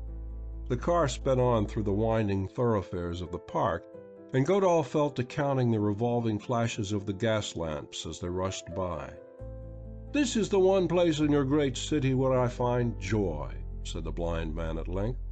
There are no staring crowds. I can pick my thoughts, and the pavements are glass. Outside of these walls, your city is a rack that would torture me. Tell me, why is blue so cool? June will be too late for the Mediterranean. We will start before. If you will but tell me, friend Godahl, so that I can feel it, I will give you half. No, I will not. What is money to you? Are you quite sure about the doors opening in? Yes? That is good. Godahl, if I could see, I think I would be like you, looking on and laughing.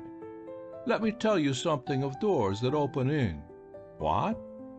We are traveling at an unlawful speed? Monsieur Officier. Indeed, yes, the great Malvolio. Pity his poor eyes. Here is money falling from your hair. You are not a frugal man, so careless. The park policeman who had stopped them to warn them against speed stood staring at the crisp bill the blind man had plucked from his hair as the taxicab sped forward again. Malvolio directed the driver to his hotel through the speaking tube, and a few minutes later they were set down there. Godahl declined dinner with his queer friend. I have here your wallet once more, friend Godahl. laughed the blind magician. 50 little millionaires. You promise you will not be there when I am there? You have my stick pin, said Godahl. I believe you are collecting bogus stones. That one is bogus, but it was thought to be a fine gift by a friend who is now dead. The other, with evident disappointment, returned the pilfered stick pin. You promise? You will not be there when I am there, my friend? Godahl held the blue-white hand in his own for a moment as they parted. No, I promise you, he said, and he watched his queer friend away, Malvolio erect, smiling, unfaltering in his fine stride, conscious to the last dregs of the interest he excited on all sides. He shunned the elevator and started up the broad marble stairs, his slender cane tap-tap-tapping, lighting the way for his confident tread. Godahl dined at his club, looking on and laughing, as Malvolio had said, with a directness that rather startled the easy rogue into wakefulness. Godahl's career had defied innuendo. His was not an art, but a science, precise, infallible. But several times that afternoon, in the somber shadows of their cab, he had felt, with a strange thrill, that black, impenetrable mask turn on him, as though an inner vision lighted those darkened orbs. Frankly, he avoided afflicted persons in the pursuit of his trade, not because of compunctions, which troubled him not at all, but because a person lacking in any of the five senses was apt to be uncannily alert in one of the remaining four. He was intensely a materialist, a gambler who pinned his faith to marked cards, never to superstition. He believed intuition largely a foolish fetish, except as actuated by the purely physical cravings. Yet he recognized a strange clarity in the mental outlook of the afflicted that seemed unexplainable by any other means. Malvolio, too, played with marked cards. After all, magic is but the clever arrangement of properties. But why had Malvolio picked him? Why had Malvolio confided in him at all? There were a dozen other members of the Pegasus Club who would have served as well, so far as furnishing the business of the affair, who would have entered the game as a huge joke. To hold up the 50 little millionaires in their upholstered wallow would surely set the whole town by the ears. Something of the sort was needed to bring the ribald crew back to earth. But, thought Godahl, if the task were to be done, he would much prefer to do it himself, not look on as a supernumerary. Malvolio, of course, was a thief. The only reason he did not practice his profession was that he found the business of playing the monkey paid better. Then, too, as a thief he must vary his talents, and there is nothing so sweet to the Latin as applause. Malvolio could not keep his fingers quiet. Godahl had permitted himself to be stripped in their ride through sheer enjoyment of observation. There was nothing too small to be learned, and learned well. Nevertheless, it had irritated him to think that this master had whispered in his ear familiarly. It smacked too much of kinship. Godahl knew no kin. As he swept the magnificent dining room with his eyes, however, he could not repress a chuckle of sheer delight. It would be 100-day jest. They all conformed pretty well to type, a type against which the finer sensibilities of Godahl revolted. In the beginning, the Pegasus had been the coming together of a few kindred souls, modest, comfortable, homelike, a meeting place of intellectual men who took their chiefest pleasure in the friction of ideas. In this way, the organization had come to have a name, even among the many clubs of the city. Godahl had adopted it as his home, and, he cynically paraphrased it, he might be without honor in his own country, but never in his own home. He had always been pleased to think that when he entered there, he left the undesirable something outside, like the dust of his shoes on the doormat. Not that he lacked the lust of the game, or a conscious pride in that slick infallibility which had made him a prince for whom other men went poor. There are times and places for all things, and this had been home. Until, one by one, this tribe had crept in, overturned traditions, substituted the brass of vulgar display for the gold of the fine communion that they did not profess to understand, much less to practice. A newspaper wag had finally dubbed them the Club of the 50 Little Millionaires, and the name had stuck. It happened that a handful of them had been brooded in the same coop, that of a copper king who had begun at the slag pile and ended in philanthropy. As the newcomers gained ascendancy, the old sect of friends gradually drifted away. The pace was too fast for them. There is truth in what Malvolio had said of the servants, and there is nothing quite so unappetizing as the contempt of those who serve one meat and drink. But Godahl, looking on and laughing, still preserved the habit of picking his meals here with discriminating taste, though now he was less particular about wiping his feet on the doormat than formerly. He even indulged in play occasionally, and while he played, he listened to the talk about things worth knowing. Tonight, the talk was all Malvolio at the particular rubber where he chose to play. It was to be a rare occasion. True, they were to pay the magician roundly for the séance, and it offered him, besides, a sporting proposition in the shape of a written permission to carry off all his fingers could lift. But they chose to interpret sport according to their own lights. 2 centuries ago, it was sport in merry England to tie a gamecock to a stump and shy brickbats at it. The game was conducted according to rules carefully worked out, and was popular with all concerned, except the gamecock. Godahl, at length, getting his fill, rose in disgust and passed out. At the corner, the street lamp winked at him in its knowing way, and Godahl, forgetting the gorge that had risen in him, returned the wink, smiling. Caldwell, the master of ceremonies, was venturing to a chosen few that a certain faker would be ineligible for dates on a kerosene circuit in Arkansas before the evening was over, when the telephone boy brought him a message from the Victoria. Malvolio had started, and was driving to avoid the inevitable crowd that dogged his steps.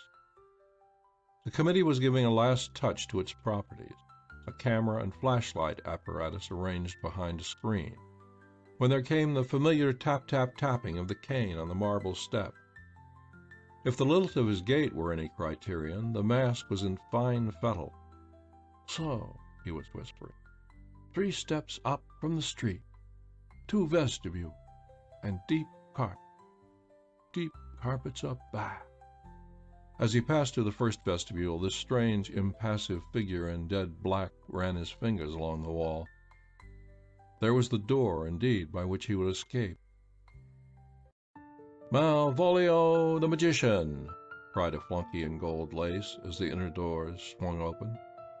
Caldwell was there with extended hand.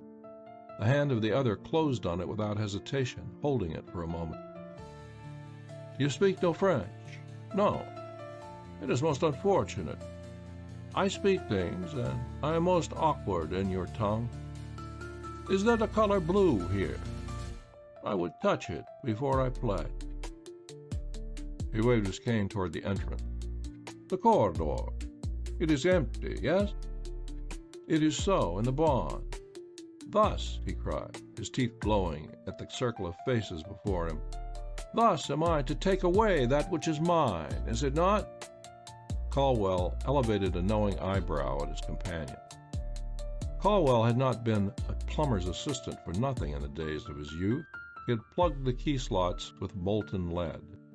Once closed, it would require the aid of a carpenter, not a locksmith, not even a magical locksmith, to negotiate the doors of the cloakroom. Caldwell did not begrudge his wallet full of small change at auction bridge, but he was decidedly averse to letting it fall into the hands of this blind beggar. They helped him out of his coat. "My cane, too," he said as he handed the cane to Caldwell. It was of ebony, as thin as a baton, and without ornament of any kind save a platinum top. "It is my faithful Acades. It is a little brother to my poor senses. It is wonderful." He swayed slightly and put out a hand to steady himself against Caldwell. "Tonight, gentlemen, in your honor, Malvolio disarms himself for the, how is it? The 50 little millionaires, who are so good as to receive me. Am I," he continued, "to have the honor of shaking the hands of the gentlemen? I do not know." He paused as though embarrassed, shrugged his shoulders depreciatingly, and then, smiling, "Myself as a person is not present if you so desire. Only my talents, which you buy and pay for. Ah, I am awkward in your tongue. Sometimes, gentlemen, I am the guest. Sometimes I am only the monkey with his tricks. You understand? I thank you, sir. Saunders, of Texas Union. Ah, of the landed gentry of this great country. I am indeed pleasured." A smile went the rounds. Saunders, of Texas Union, who was shaking the hand of the mask with one hand and discreetly feeling the muscles under the black-sleeved arm with the other, had been a puddler at Homestead until his talents for ragtime rescued him from oblivion and gave him Texas Union as a pocket-piece. He brought forward Jones of Pacific Cascade, Welton of Topah Magnet, Smithers of Excelsior Common, Jameson of Allegheny Western, and so on down the line. The guest, in his naivete, seemed under the impression that the handles to the names referred to ancestral acres. These men had been named in the daily paper so often in connection with their pet manipulations in the market that they themselves had come to accept the nomenclature, using it much as an Englishman would say Kitchener of Khartoum or Marlborough of Blenheim. So the mask was passed around the room. He was well worth seeing at close range. He accepted each hand with a steely grip, concentrated the vague blackness of his mask on each face, and spoke briefly and in halting phrases. In laying aside his cane, he seemed to have lost something of the poise that distinguished the great Malvolio on the street or on the stage, and he leaned heavily on a shoulder here, on an arm there, as he was passed from one to another. There was a tremor of excitement in the room. A diversion had been promised, but what it was to be, the honorable gentlemen of the committee had kept to themselves and their confederates.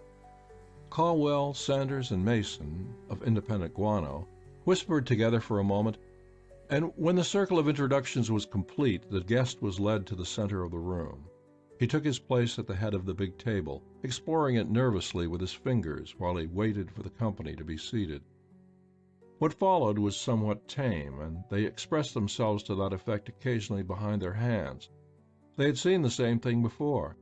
A $2 bill gave the veriest street loafer the same privilege every afternoon and evening at the Victoria, except for a few parlor pieces the magician reserved for private entertainment. But even the makings of these were to be had for a few pennies in any one of the numerous shops in 6th Avenue devoted to the properties of magic. It was merely quickness of hand against slowness of eye. It is said that the persistency of vision amounts to 1/100th of a second. These fingers found ample room to work in that slit of time. Yet the circle looked on languidly, like an audience at a championship fistfight tolerating the preliminary. The performer had borrowed a pack of cards bearing the unbroken seal of the club, and was playing a solitary game at whist, cards faced, a trick of Malvolio's, by the way, which has never been satisfactorily explained, when suddenly the barons of Tonopah, Allegheny, and so forth, sat up with a thrill of anticipation. It was evident to all, except perhaps the performer himself, that the apex of the evening was at hand. Mason softly opened the electric switch cabinet.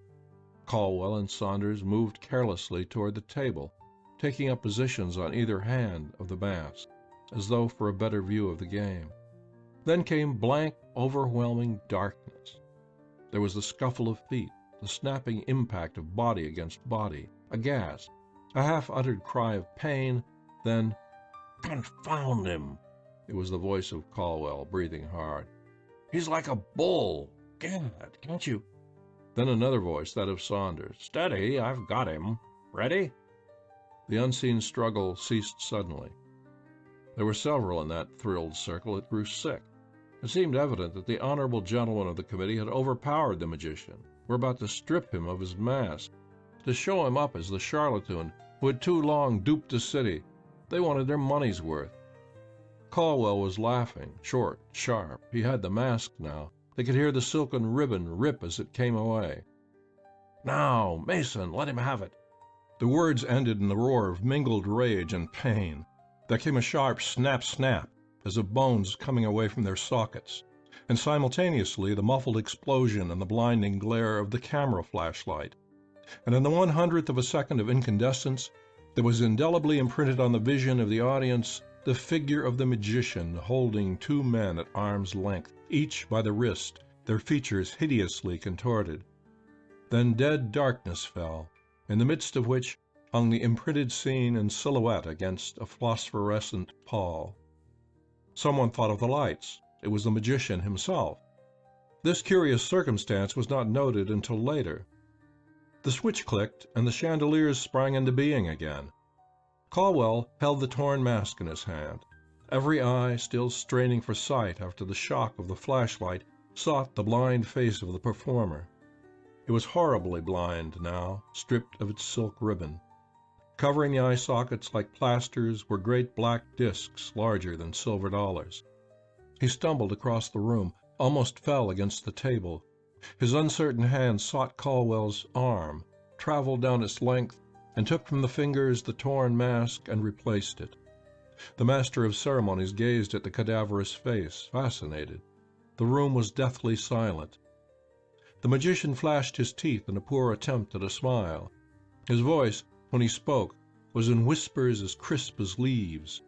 "Ah, my poor eye! I do not sell. Gentlemen, I am clumsy with your words. Let me not offend those who are my friends among you. When I say I do not sell you my private self, it is only the monkey in me you can buy." Caldwell and Saunders were making efforts to soothe their arms, which were suffering exquisitely. Several men pushed forward, ashamed to bridge the embarrassment with their apologies to the magician, who stared at them imperturbably with the mask. Things gradually came to rights, except for the honorable gentlemen of the committee, who took the first chance to retire with their troubles. The hands of the mask were like steel, and when he wrenched the bones in their sockets, he had not dealt lightly. "We proceed," said the magician with a deprecating wave of his hand. "The room. I am to be your prisoner. It is so written." The few members who knew of Caldwell's precautions of plugging the key slots with lead thought wryly of the fact now. If this thing went any further, the Pegasus Club would be the butt of the town. "We will forget that," said Welton of Tonopah Magnet, assuming leadership in a movement to make amends. "Besides," he said with a laugh, "we haven't given you a chance to go through our pockets yet. You would have to escape empty-handed." "Your pardon," said the mask with a grand bow. "I have already taken the opportunity."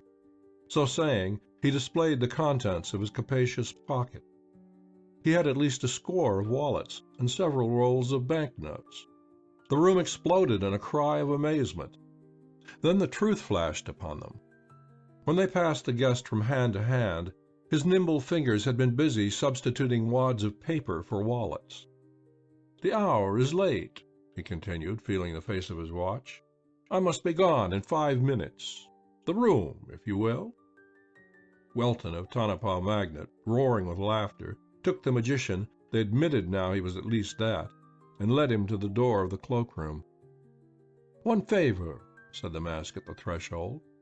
"My coat, my hat, the faithful cane. Ah, I thank you. I bid you good night." The naivete of the words was masterly. Welton of Tonopah Magnet drew the door shut with a slam, and the lock clicked. He faced the others and turned his trousers pockets inside out comically. He was not worrying about the safety of his cash, but he did admire the deftness of those fingers. "I am glad to say he left my watch," he said, and he put his watch on the table. It was lacking 5 minutes of midnight. "What gets me," he continued, turning toward the closed door, "is how we are going to get the poor devil out without a battering ram. Caldwell has most certainly earned everlasting fame by his brilliant entertainment this evening." The keys were useless now that the spring locks had snapped on the prisoner. Someone suggested sending for the engineer, but one and all agreed that the game must be played out in common decency. They all retired to the lounging room to give the blind beggar 5 minutes to find out the trick that had been played on him. At the end of 5 minutes they sent for the engineer, and that grimy individual appeared, loaded down with tools. He expressed it as his reverend opinion a damned fine door was about to be turned into scrap. There was one chance that a gasoline torch might blow the lead from the key slot. But no, the molten metal only completed the upsetting of the fine mechanism. There was nothing to do but cut round the lock with a compass saw. "Cheer up, Malvolio," said Welton through the door. "We will be with you in another minute." Just then Godahl ran in from the street. He threw his hat and coat to an attendant. "Ha! The devil to pay, eh?" he cried excitedly. "I just this minute heard of it, and I rushed here." "What?" said a number of voices at once. The usually exquisite Godahl was somewhat disheveled, and his eyes were red. "Malvolio!" cried he, staring at them as though perplexed at their blandness. "Do you mean to say you don't know why he didn't show up this evening?" "Didn't show up? What do you mean?" "You really don't know?" cried Godahl, his eyes blazing. "No, what? Tell us the answer," said someone with a laugh. "The police found him bound and gagged in a deserted cab in Central Park. They've got him in Bellevue Hospital now, raving. By gad, if I—" The room laughed. Even the grimy engineer boring a hole to start his compass saw looked over his shoulder and grinned at Godahl. "Don't excite yourself, Godahl," said Welton of Tonopah Magnet. "Somebody's been stringing you. We've got Malvolio here now. Gad, I wish you didn't have him. You're just in time to help us out of a devil of a mess. That humorist Caldwell has plugged the locks with lead, and we can't get the blind beggar out without sawing the door down. He's sweating blood in there now." "In there?" cried Godahl, pushing his way through the ring around the engineer. "In there," repeated Welton. "The kleptomaniac has got a cool 10,000 of mine." "No." "Yes," said Welton, mimicking Godahl's tone. "You didn't know there was that much money in the world, eh?" "Let me get this straight," said Godahl, laying a hand on the engineer's arm to stop his work. "You think you have Malvolio locked in there with your wallet? I tell you, Malvolio hasn't been within a mile of this place tonight." "I'd lay you 1,000 on it," cried Welton. "Tut, tut, believe me, you are betting on the wrong card." Godahl's eyes danced. "I'd lay you 1,000 on it," reiterated the Tonopah magnate. "We'll have to let Malvolio hold my stake until we get him out. Gad, he went through me so clean, I couldn't swear at this minute that I've got on socks." "You are betting on a sure thing?" "I'm taking candy from a child," retorted Welton. "I take you," cried Godahl, his eyes twinkling. "Anybody else want candy? I warn you." There were several. It wasn't every day in the week that they could get Godahl on the hip. "I warn you again," said Godahl as he accepted the markers, "that Malvolio is not in that room. If anybody is in there, he is an imposter. You can prove it in a minute by telephoning Bellevue." The biting saw completed its half-circle about the lock. The door swung open. The room was empty. Several volunteers ran to the rear door. Their sharp chorus of amazement started the crowd tumbling after them. The rear door was off its hinges. It stood propped against the jamb. A child could see what happened. The prisoner, laden with the cash of the 50 little millionaires, had simply drawn the bolts of the 2 hinges and lifted the door out of its frame. On the floor was a wad of handbills like those the rogue had left in his dupe's pockets in place of their wallets. They read, "Malvolio, he has no eyes, watch his fingers." The 50 little millionaires gazed at each other, dumbfounded, feeling their pockets the while. The Infallible Godahl fell into a chair, roaring with laughter. He threw back his head, kicked out his heels, buried his hands waist-deep in the crisp bills that lined his pockets, all in cold, hard cash. On the whole, he had never spent a more profitable evening. As for Malvolio the magician, that charlatan could be mighty thankful that it was not he whom the honorable gentlemen of the committee had subjected to manhandling. For Malvolio had the eyes of a hawk. So much Godahl had ascertained earlier in the evening, when he, in the guise of a murderous cabby, was subjecting the Italian to the indignity of a gag. End of Blind Man's Bluff. The Night of 1,000 Thieves. Tucked away toward the apex of the island at the Battery are a few irregular city blocks over which the figure of sleep seems to hover with a finger on her lips. The stillness that falls here when the day's work is done is sepulchral.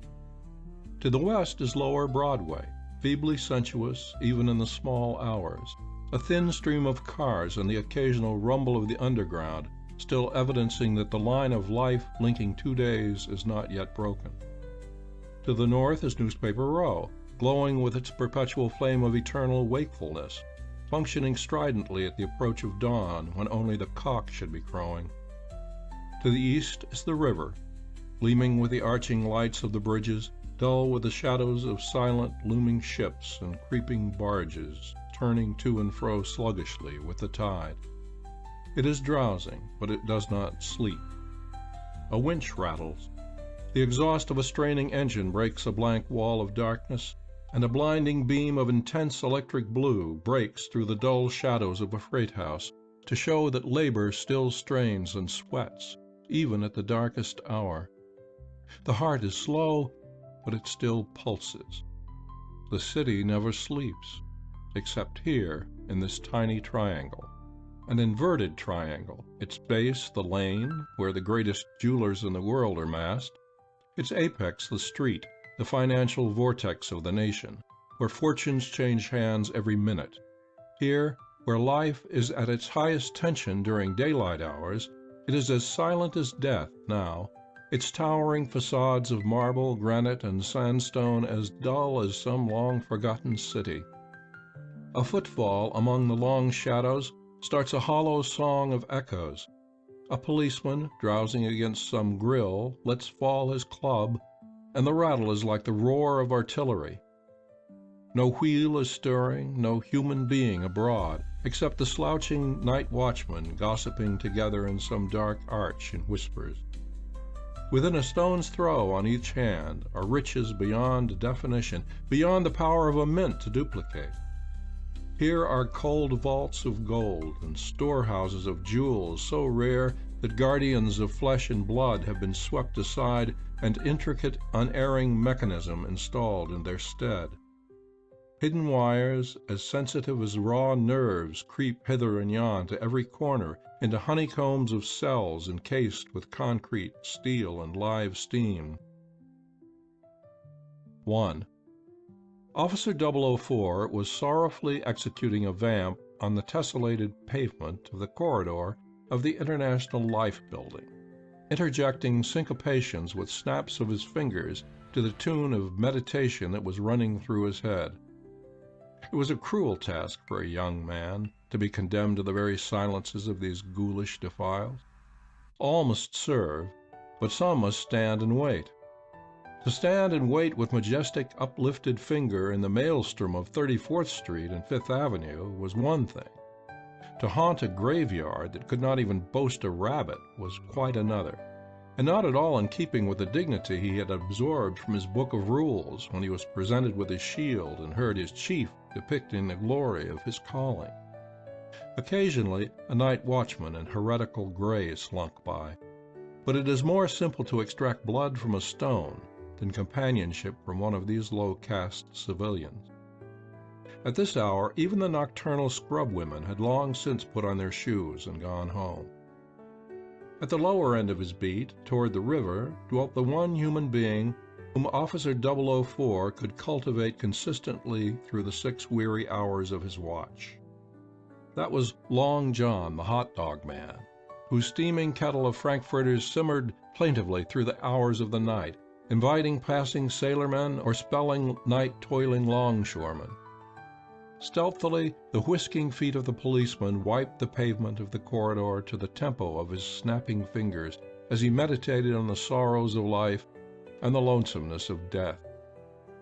Suddenly, the resonant air of the ghoulish defiles was smitten with the bang-bang of an automobile exhaust. Now, an automobile in itself was as welcome a sight to our policeman as a sportive whale to a ship in the doldrums. But an automobile that came to a jarring standstill with a squealing of brakes, jammed on by no tender hand, suggested not only an event, but an adventure. The quick brain of our officer noted, furthermore, from the gloom of his corridor, that this car came to a stop on the left side of the street, hard against the curb. Rule number 26 in the little blue book he carried buttoned inside his blouse stated plainly that such an offense against well-seasoned traffic rules is punishable by fine or imprisonment or both. However, from the look of things, and particularly from the sounds that emerged from the two passengers, this automobile was enjoying rare good fortune to be able to come to a stop at all, regardless of the rules of the road. When the muffler of the engine suddenly blew its head off with a loud bang, the car was sliding down the incline in the canyon that dumps Nassau Street into the hollow that was once, in the long ago, a meandering brook flanked by a romantic cowpath, still known by the name of Maiden Lane. Our officer brought his vamping feet to a standstill and exercised his discretion. He might vary the monotony, establish a reputation for himself, in fact, by bringing in a prisoner from this solemn spot, which slept with both eyes shut at night. But, he reflected, the misdemeanor was just round the corner from the confines of his beat, and was therefore the concern of his partner Mulligan, who was not in sight. Also, tomorrow was his day off, and he must choose, and choose quickly, between going to court and going fishing. He decided in favor of the latter, as the season was well advanced, late October, and weak fish would be migrating at the first opportunity. He tinctured his decision with the reflection that traffic rules are made solely for traffic, a condition that obviously did not exist at the moment, and therefore rule number 26 would never know the difference if it were not called into use for the present emergency. The decision was proved especially happy by what followed. Evidently his new friends were in for quite a stay. At least it appeared they would tarry to keep him company until his relief arrived. Strange noises were emerging from the engine, even now after the pistons had come to a halt. One of the passengers dismounted with much difficulty on account of a greatcoat. He stretched himself, yawned, and divested himself of his greatcoat, and then carefully picked out the sharply corrugated surface of a manhole cover as the couch on which he might rest while he made astronomical observations under the car. Why a man should pick out a manhole cover, sharply corrugated in the first place, was beyond the wit of our officer. Why the man should strike a match to examine the manhole cover to be sure that he had the right one was another rather asinine trick. This person was at length satisfied, for he rolled over on his back and with much exertion, because of his girth, worked himself under the chassis. Our officer, seeking companionship, softly resumed his vamp and propelled himself toward the stalled car and its horizontal mechanician. The passenger in the seat was enveloped in bearskins to his chin. His chin was shrouded with a truly Bismarckian mustache, and a pair of obsolete goggles bridged the gap between the bow of the mustache and the peak of the cap. He looked exactly like the cartoons of motorists before the days of windshields. At sight of the sculling policeman, the man in bearskins mechanically began exploring the depths of his furs and produced therefrom 2 cigars, one of which he handed without a word to the officer. The other he applied to the recesses of his mustache, igniting the tip with a pocket lighter, which evidently he carried palmed for such occasions. He nodded a greeting to the policeman, and watched with some curiosity as Officer 004 deftly transferred the cigar to the crown of his helmet. "Here's another for your brother," said the man in bearskins, producing another cigar, and our policeman, not at all nonplussed by the windfall, sent this second offering to join the first. "Breakdown?" said the policeman, by way of opening a vein of sympathy and understanding. His words seemed for the first time to awaken the man under the engine to a consciousness of his presence, for the man below, himself enveloped in goggles, thrust out his head. "No," said the man under the car, "not a breakdown. We are sewer inspectors, testing manholes." The policeman readily traced the source of this wit to the waffle-like manhole cover on which the man lay prostrate, and smiled indulgently. He could while away the remaining few minutes of his watch giving advice. In these days of foolproof motors with needle valves, butterfly shutters, and tubes so placed that they can be doctored from above instead of below, the sight of a horizontal motorist was becoming rare, even in the barbershop papers. 1907 Herkimer, said the policeman to himself scornfully, taking note of the hub. Once, before he became an officer, he had begun a correspondence course in automobile engineering, and he had progressed so far that he was able to classify machines according to the cryptic designs of their hubs. That was long ago. A motorist of today who was so far put to it that he drove a Herkimer of 1907 model must be far put to it indeed. "Don't mind my friend," said the man in bearskins, contentedly drawing at his cigar. "He has been sitting up all night with his sick car, and it is getting on his nerves. Do you happen to have the correct time, officer?" It lacked 5 minutes of the hour of 2. This seemingly innocent fact caused quite a commotion between the two motorists, and for a moment they argued in lively fashion back and forth. The only thing they agreed on was that their respective watches differed by 3 minutes and 10 seconds of eternal time, as indicated by the policeman's timepiece. Indeed, the exactness of the hour seemed of such importance to these two, apparently hung up for the rest of the night with their sick car, that the obliging officer ran across the street to verify his faith in his own timepiece by a jeweler's chronometer ticking away in the half-shadow of a barred window. When he returned, the man in furs had submerged himself to the ears in his great collar, and only the lazily winking cigar protruding from the enveloping folds gave signs of life. The policeman squatted on his heels and held matches in close proximity to the gasoline feed, while the man underneath sweated and swore but did not remove his goggles. Then came the welcome clatter of a distant nightstick on the pavement, as strident as a drumbeat, and Officer 004 took his leave gracefully and made his way toward the river with light foot. His relief was calling. His day off had begun. His head was full of fish. He did not once glance round. Had he done so, he might have seen the head of the man in furs emerge from its enshrouding collar and turn cautiously. The man lifted a heavy instrument which looked like a pair of bloom shears, but might have been an automobile jack, and set it down on the pavement beside the car. Then he waited for 30 seconds. At the end of that time, apparently unmindful of his mechanician, he touched the button of an up-to-date starter. The engine purred softly, and the car slid away as easily as if coasting downhill instead of uphill, for the car turned into the upgrade of Maiden Lane to Broadway and then north.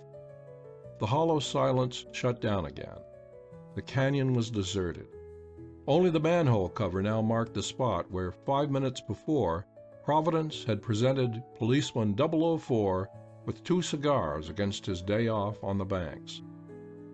A 2 hours wink on his cot in the dormitory would fortify our sportsman for the pleasures of the day ahead, so he reflected as he divested himself of his shoes and belt and lay down to lull himself to sleep, with the problem of whether the weather would be more propitious for shrimps than bloodworms as bait.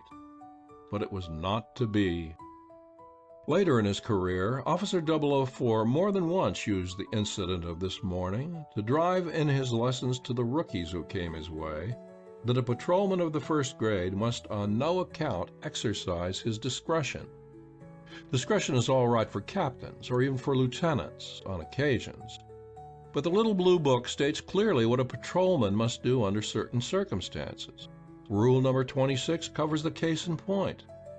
If our policeman had done his duty as he saw it, he would have jugged those 2 night birds and appeared in court at the break of day to witness against them for violating the rules of the road.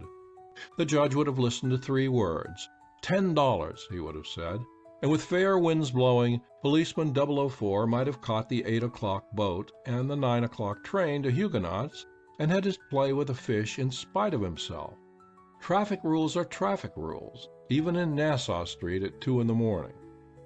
The superiority of bloodworms, in spite of the price, had won the debate, when suddenly the slumbers of Officer 004 were interrupted by a crashing clamor that seemed to jar the very plaster of the room. It was followed instantly by the thumping of stockinged feet falling off the forests of cots. Sharp cries and indistinct commands burst in through the door of the drill room. A volley of musketry, which seemed to come from the street, told the sleepy senses of the fisherman that the automobile reserve wagon was waiting with noisy impatience at the curb. He fell into his shoes, scooped up his belt, his club, his revolver, and his helmet, and joined the rush to the front room. He was buckling on his belt as he said "here" to the roll call, He was buttoning his blouse as he stumbled on the heels of the man ahead of him in the double trot to the street. He was climbing into the green wagon that holds 40 men on a pinch and takes them where they want to go at 40 miles an hour if necessary, when he discovered that he had tipped his precious cigars out of his helmet. "Cedar Street, straight across, William to Broadway. Remember, a solid line, not a man to pass," someone was shouting to the lieutenant who swung on the footboard. And they were off round the first corner at a gate that threatened to capsize them. At William, the police wagon began spilling policemen as peas rolling out of a pod. Officer 004 tumbled out at Nassau, and his feet struck to the pavement where they struck. That was orders. Not a man was to pass. Every 20 feet stood a policeman, trying his best to gather his still slumbering wits and to make head or tail out of the situation. There was not the familiar sting of smoke in the air that usually accounts for such a midnight upheaval. Neither was the clang of the police wagon to be heard on all sides now, met by the answering wail of fire truck sirens. That strange wail, which in the dead of night is like nothing so much as the howl of a panther with its head buried in some mud cavern. But bells, bells, bells, everywhere the angry clang of bells. Fast, slow, whimpering, booming, they shiver the early morning air with their insistent clamor.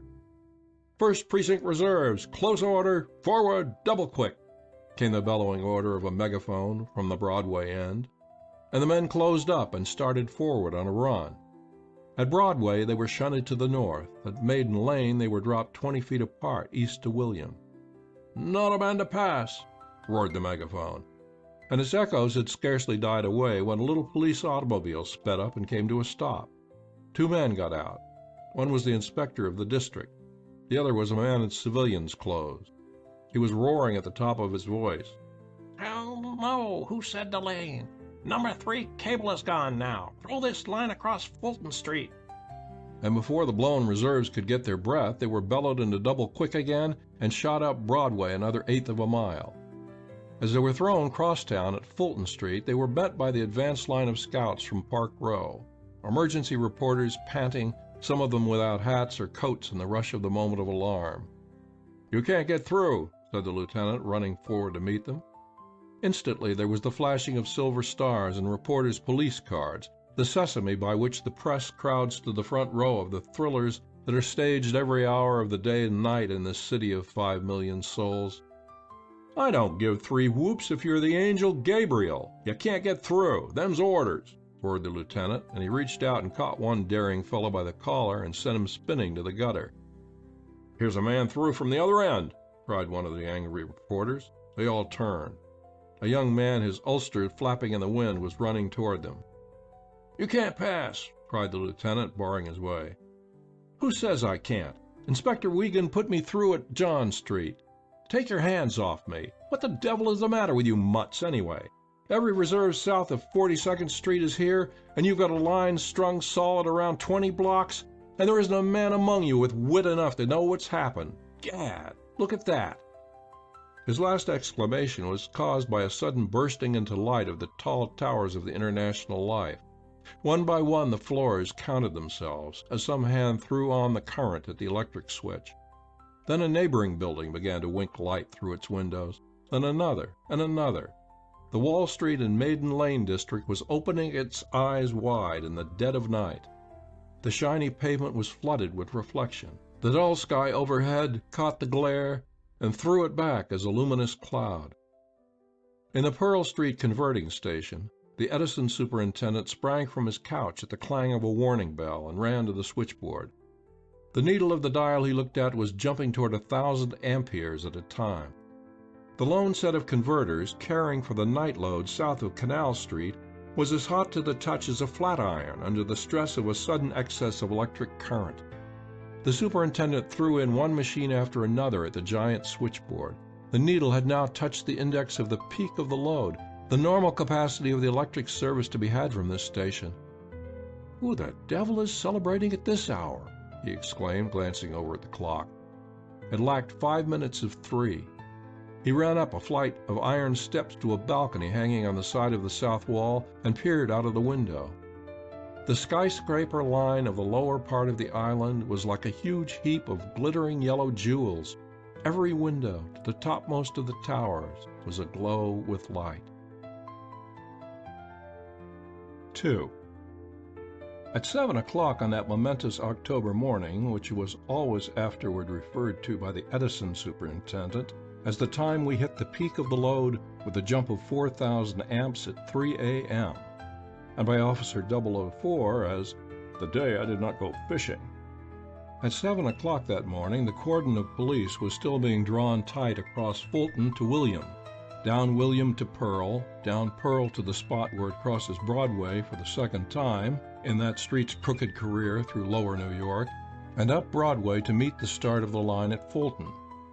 Gradually, however, the excitement focused itself at a point in Dutch Street, where the new manufacturing jewelers building stands, a stone's throw from Maiden Lane.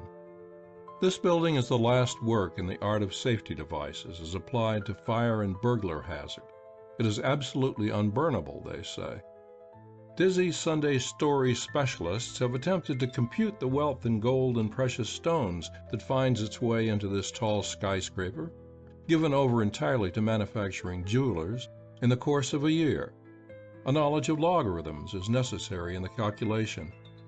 Knights of the road occasionally stop on the opposite side of the street and look with longing eyes at the tall facade, every window of which seems to nod an invitation.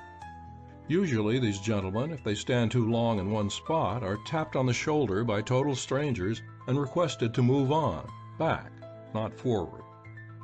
The old deadline, relic of the days of a great policeman, has long since passed into history as a police institution in the Maiden Lane district. The public did not take to the idea of a squad of plainclothes police telling a man in which direction he might walk the free streets of the city, no matter what the record of the man might be. But the Association of Jewelers themselves, recognizing the value of the old deadline, have always maintained it at their own expense.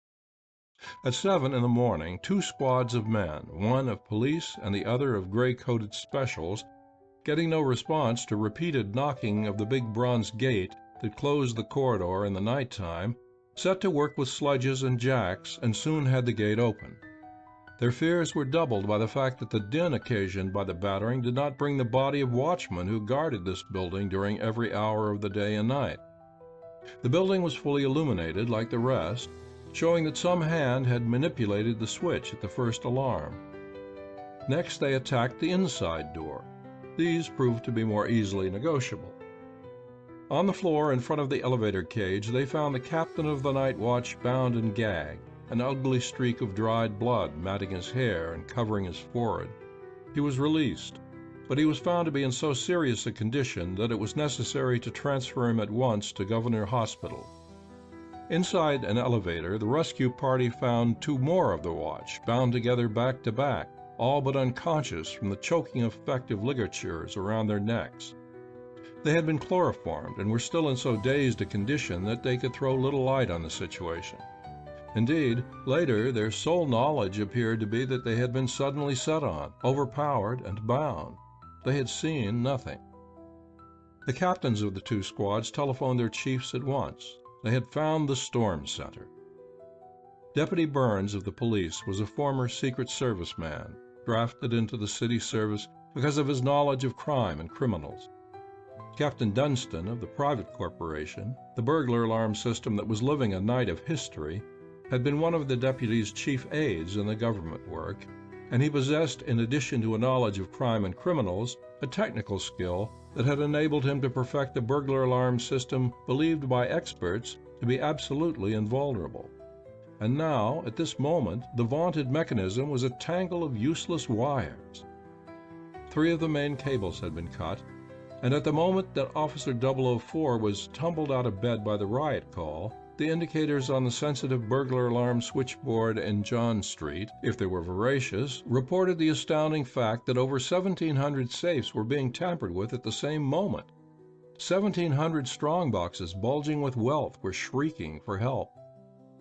Not exactly at the same moment, however, for the cunning thief had cut the cables with intervals of 1 minute between. First, the lead-enclosed sheaf carrying nearly 500 pairs of wires, the sensory nerves of the rich vaults lying below Cedar Street. At the deafening persistent clang of that first alarm, the authorities, dumbfounded at the extent of the catastrophe, had thrown their cordon of police around this small district, drawing it so tight that it seemed no man could escape. Then with a crash, the switchboard of District Number 2 went to pieces, and in another 60 seconds, District Number 3 added its bells to the bedlam. Then it was that the police lines were moved as far north as Fulton, and the call was sent forth for all reserves south of 125th Street. Burns and Dunstan, summoned from opposite quarters to the jeweler's building, arrived simultaneously. Grave as was the crisis, as their eyes met and they clasped hands, they burst into a laugh. This outdistanced even their experience. "Picked up anybody?" asked Dunstan. "I'll wager you haven't nabbed the man who had brains enough to touch off these 1,700 burglar alarms at once." "Oh, we've got the usual riffraff," said Burns. "Some bums, a couple of scrub women, a handful of firemen from the big buildings, and so on. It's hard on them, but it can't be helped. The only thing promising was one man who had a reporter's card, but he bluffed a lieutenant and got through the lines." "Well, Captain," said the deputy, turning to one of his men, "what is it? Where did they spring the trap?" The police captain saluted and led the way to the second floor of the building. This entire floor was occupied by Ludwig Telfin. If you are fortunate enough to possess an ornament enclosing jewels of something finer than usual water, the chances are that if you take a sharp glass and look on the reverse side, you will find a little mark formed by the looping together of the capitals L and T. And you can rest assured that if Ludwig Telfin made the setting, the gems it encloses are worth far more than the gold that clasps them, no matter how exquisite the setting, no matter if Benvenuto himself made the design. Ludwig Telfin once came into prominence by his refusal to assemble a certain famous brooch of pearls that had paid $100,000 in customs duties on the ground that they were imitation. He, of a dozen jewelers and experts, was the only one to discern the fraud. "Phew! Old Telfin, eh? That's bad as a starter," exclaimed Burns under his breath. The main entrance to the suite occupied by Telfin stood open. A new light as to the daring of this deed burst on Burns, used to shocks as he was. "Rough work, that," he said, turning to Dunstan. "What was the exact hour the first switchboard went off?" 2:45 to the second. Hell broke loose. I was asleep upstairs. I thought the roof had caved in.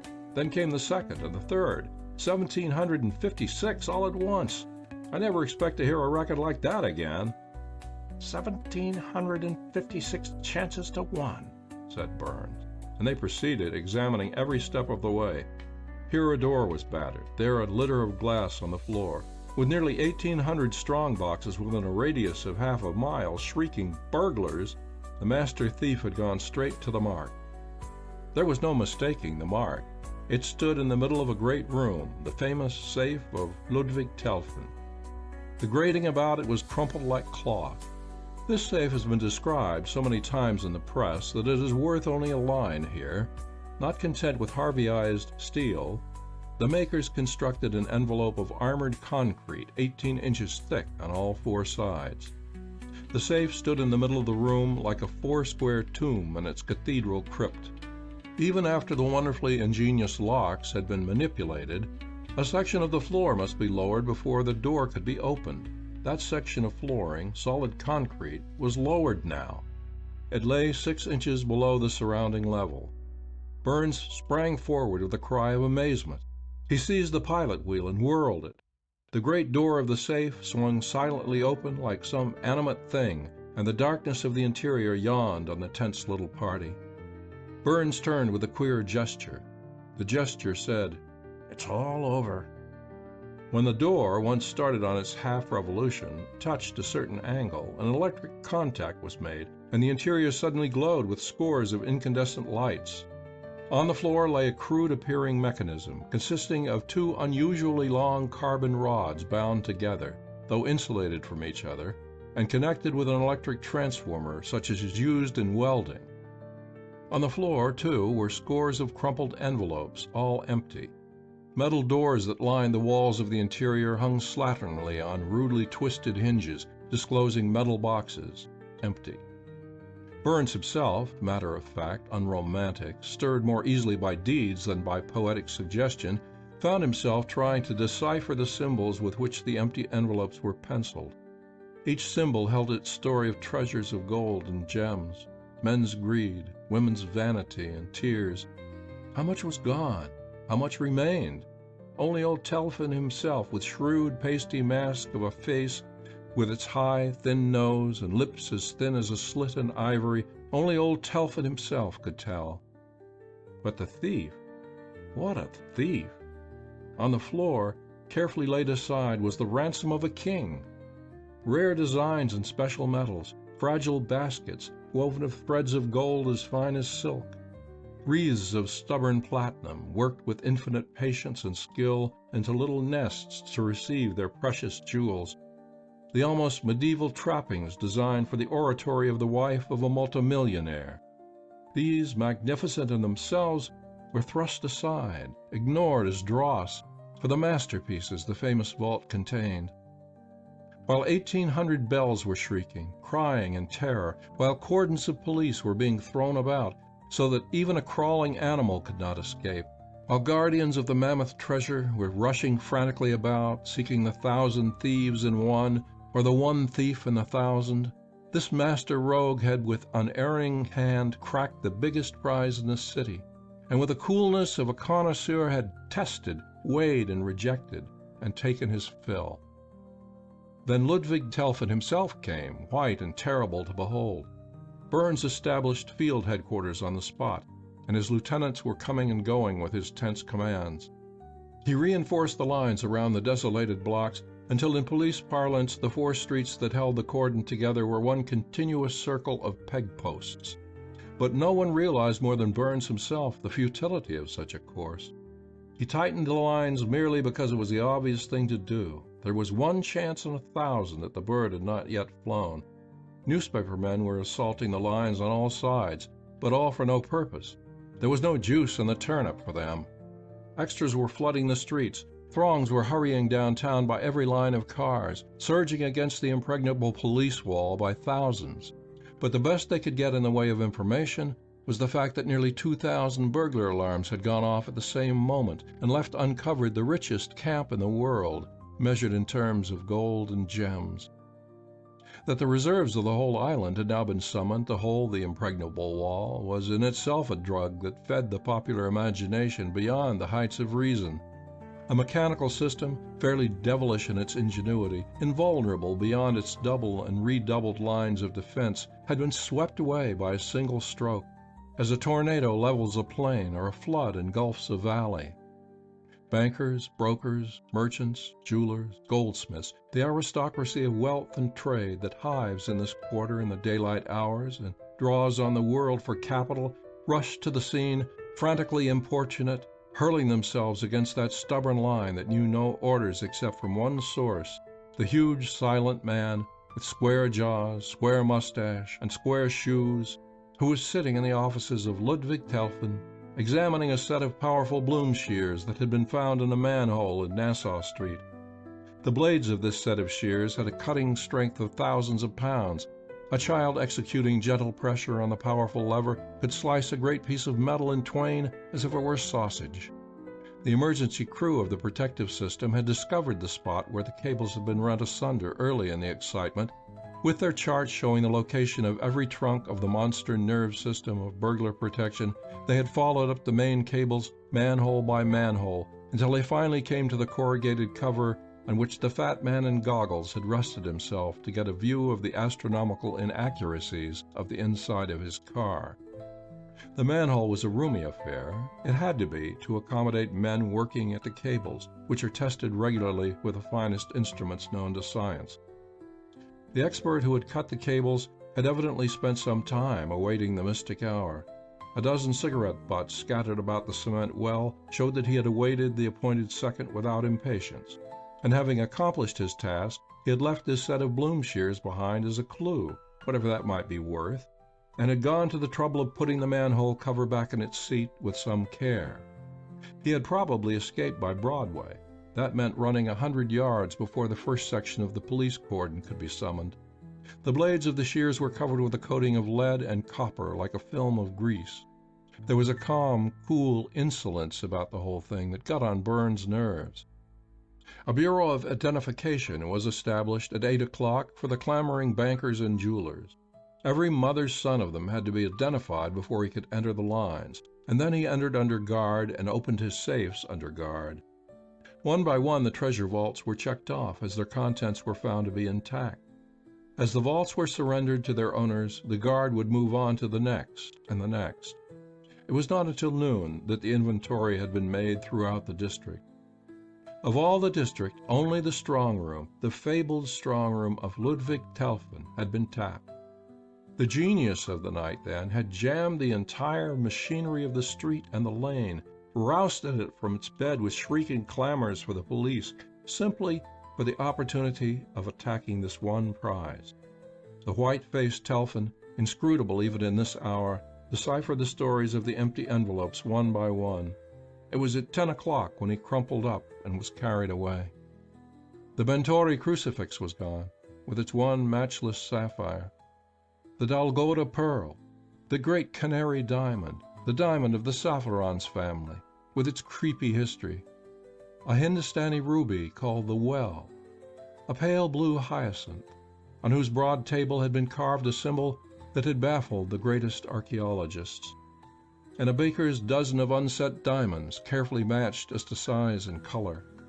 Not a thief merely, an artist had picked here. The strong room of Ludwig Telfin, as we have said, stood in the middle of the room like a tomb in a crypt with its sheathing of concrete. It was like a monolith the size of a dozen elephants. A workman with the coldest drawn chisel would laugh at an order to drill through the adamant in an 8-hour day. Yet a hole the size of a man's thigh penetrated the mass, leading straight and true to the very heart of the ingenious mechanism hidden within, a mechanism in itself believed to be indestructible. It was not indestructible. The same brain that had known the spot to tap the monolith, and then had devised the means of tapping it, had played with the safe as though it had been a toy instead of a thing hundreds of men of talent had made their life work.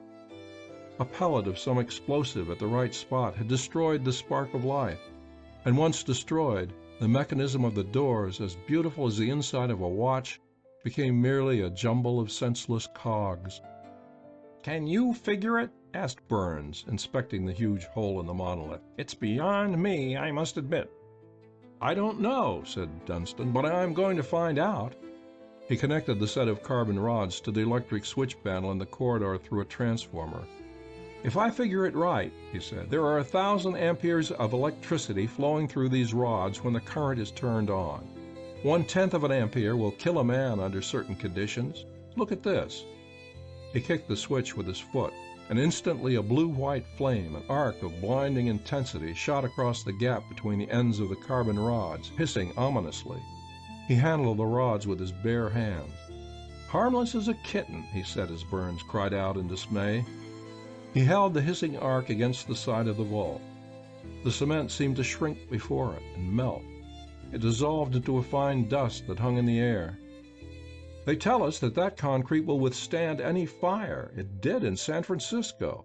Look at that.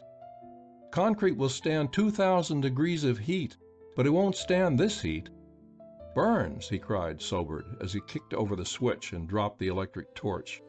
"When they come this good, we can't beat them. We just haven't got the brains. That's all there is to it." 3.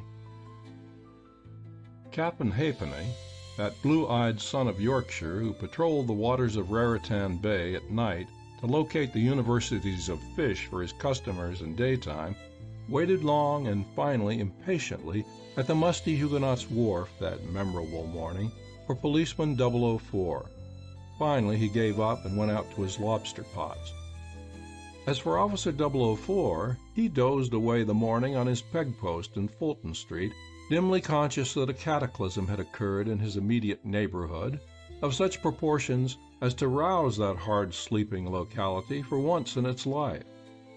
On the whole, it pleased him to consider that there were rabbits in this graveyard after all. Such a scurrying he had never seen before in his short period as patrolman of the first grade. Shortly after noon, the order came to break ranks, and the mystic cordon, the wonder of a gaping crowd, dissolved into thin air and was gone. Our officer purchased a copy of the press and verified his fears that high tide was due off the Hook at 11:33 a.m., which meant that the only promise his disrupted day off now held for him was to take all his clothes off, go to bed, and luxuriate in sleep. So he wended his way slowly to the old slip station. The surroundings were beginning to take on their usual air. The rattle of trucks and the odor of fish from the Fulton market filled the senses. A shock awaited him. As he ascended the steps and clumped across the floor to report himself out at the desk, the fragrance of cigar smoke smote his nostrils. His captain, bleary-eyed with his unusual exertions, was leaning back in his big chair, his feet cocked on the corner of the desk, and he was pulling at a cigar, painting the atmosphere with spirals of smoke, as if he had at last found the solace he read about in books. It was not the undignified sight of his captain, with feet higher than his head, that roused the dull mind of policeman 004. It was the band of the cigar. The band was a brilliant red and blue. The policeman scratched his head and churned his memory. He was painfully extracting a swollen foot from a shoe when light broke on him. It was as clear as day now. That was his cigar. He distinctly remembered the band. A kind, though not over-sociable, gentleman in a stalled automobile had presented him with that cigar earlier in the morning. In fact, had presented him with two of them, one for his brother. And this low-life captain had cribbed them out of his helmet while Officer 004 stared vacantly at a spider constructing an engineering work at a window pane with a skill beyond human. He slowly pushed his suffering foot back into a shoe, and, his head traveling like a Coney Island merry-go-round, he bent over and absent-mindedly began fastening the laces. He shook himself as though in a cold draft. He bit off part of a fingernail. "Mulligan," he said, addressing a man packing a kit on the opposite side of the room, "did I hear you was set down already?" "The divil take 'em," said Mulligan between his teeth. "And all because somebody tampered with a manhole on me post when I was at the other end of the beat. What's the force coming to these days, I ask? It'll cost me 10 days' pay at least, mind you." Officer 004, somewhat dazed, passed out. At the corner of Nassau and Maiden Lane, he found a crowd collected about the very manhole his friend of the night before had selected with so much care as the spot on which to lie down. A pot of wiping solder, looking blue and cool, was thoughtfully bubbling over a gasoline torch, and the manhole, now open, was filled with men in jeans, plumbers, thought our officer, like bees in a bee-trap. Officer 004, mouth open, like a sucker drinking in air at the top of a weedy pool of water, listened to the man on post explain the lay of the land. Then he put his hands in his trousers pockets, in defiance of the rules and regulations, and started east. At Dutch Street, he picked out the manufacturing jewelers building, and on the second floor, after considerable embarrassment, he found Deputy Burns. Officer 004 was not exactly a word artist. More especially, he was not a word artist when on the carpet, under the eye of this particular superior, who had a distressing way of looking at him. "Herkimer, 1907 model," repeated the deputy. "Very good. Report to Farley at headquarters. I'll see you there." Now, there are 100,000 automobiles in the city and vicinity of New York. The horsepower, make, and ownership of each is a matter of record. All that is required is infinite patience, or a superfluity of clerks among whom to divide impatience. The Herkimer of the vintage of 1907 was a limited edition that was called in shortly after being put out. A few still crept wearily about the city as though tired of life and its attending ills. At 3 o'clock that afternoon, an automobile drew up to the entrance of headquarters, then in Mulberry Street. It was a Herkimer, model 1907.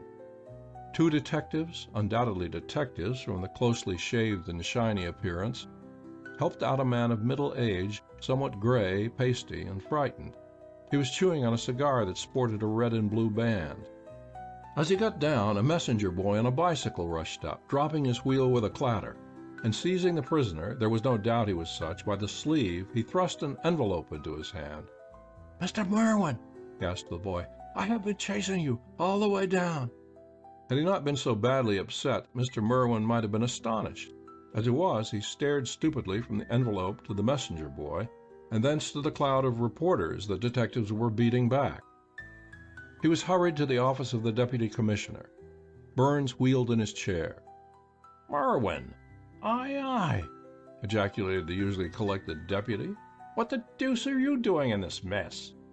From the expression on Merwin's face, he himself was still struggling for an explanation why two detectives had gently but firmly insisted on his driving them to headquarters just because he happened to own a Herkimer, reconstructed, 1907. Burns turned to the others with a nod of dismissal. Then he turned on Merwin. He could not bring himself to believe that this notorious crank, this nuisance who had made himself the bane of police administrations for the last 10 years, could have a guilty knowledge of the catastrophe of the morning. Yet he shut his teeth down hard, glared at the trembling yet defiant figure before him, and cried out fiercely, "Well, out with it, quick!" There was something in the attack of Burns that turned the average man inside out. The effect on Merwin, the crank, was peculiar. Merwin suddenly straightened up. He crushed the envelope he held and waved his hands on high. His eyes blazed. "I have proved it," he cried triumphantly. "The whole town is laughing at you. Burglar protection, bah! 1, 2, 3, I slice your cables, yes. A child could have done it. I have exploded your system, ha ha!" Burns sprang at him with the roar of an animal. He seized the man in his grasp and hurled him against a wall. "You and your damned patents that have made you a pest for 10 years, he cried. "Don't start that on me. Come down to earth. Who told you to do it? Who walked through Ludwig Telfen's strong room and took his pick of what he found there while you were chopping the cables with your infernal shears? Spit it out. Who was it? Quick!" The infuriated deputy dropped the man and backed away from him. "Telfen? Strong room? Took his pick? Why, man, it was to be a joke, a jest. I am a genius. I needed only this to prove my system. Telfen, did you say? He, yes, he. Who was he?" The inventor, who for years had striven by every means known to insane persistence to foist his worthless electrical protective system on the city, gradually collected his senses. Burns got the story of the dupe piecemeal. It seemed that Merwin had encountered an engaging young dandy on a recent weekend visit to Atlantic City. This person had seemed particularly interested in, though politely skeptical of, Merwin's pet theories as to the weakness of the protective system in vogue in the large cities. So skeptical indeed was he that their somewhat heated argument had ended in a wager, a stake of $1,000, that Merwin, by the simple means he had described, could not at a given hour on a given night render the treasure vaults of the city of New York hors de combat.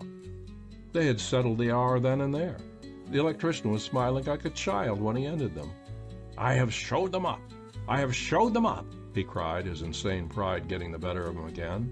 "With one stroke I have proved to this great city that its fancied security is as thin as—" "No more of that. We've something more serious on just now than rival systems. You cut the cables, you admit." "I did. I certainly did. That's my set of Bloom shears on your desk now. This young man was a genius. There was no other way to show you. My brother took me down to Nassau Street, and we waited until the cops changed posts. Lord, I know the plan of their mains like I know the humps in my own bed. Simple? Why, as the showing up of the egregious, asinine—" In his excitement, he tore apart the envelope he was crushing in his hands. 2 halves of a $1,000 bill dropped out. The wager! He saw it! He's paid it!" cried Merwin. "The thief!" cried Burns.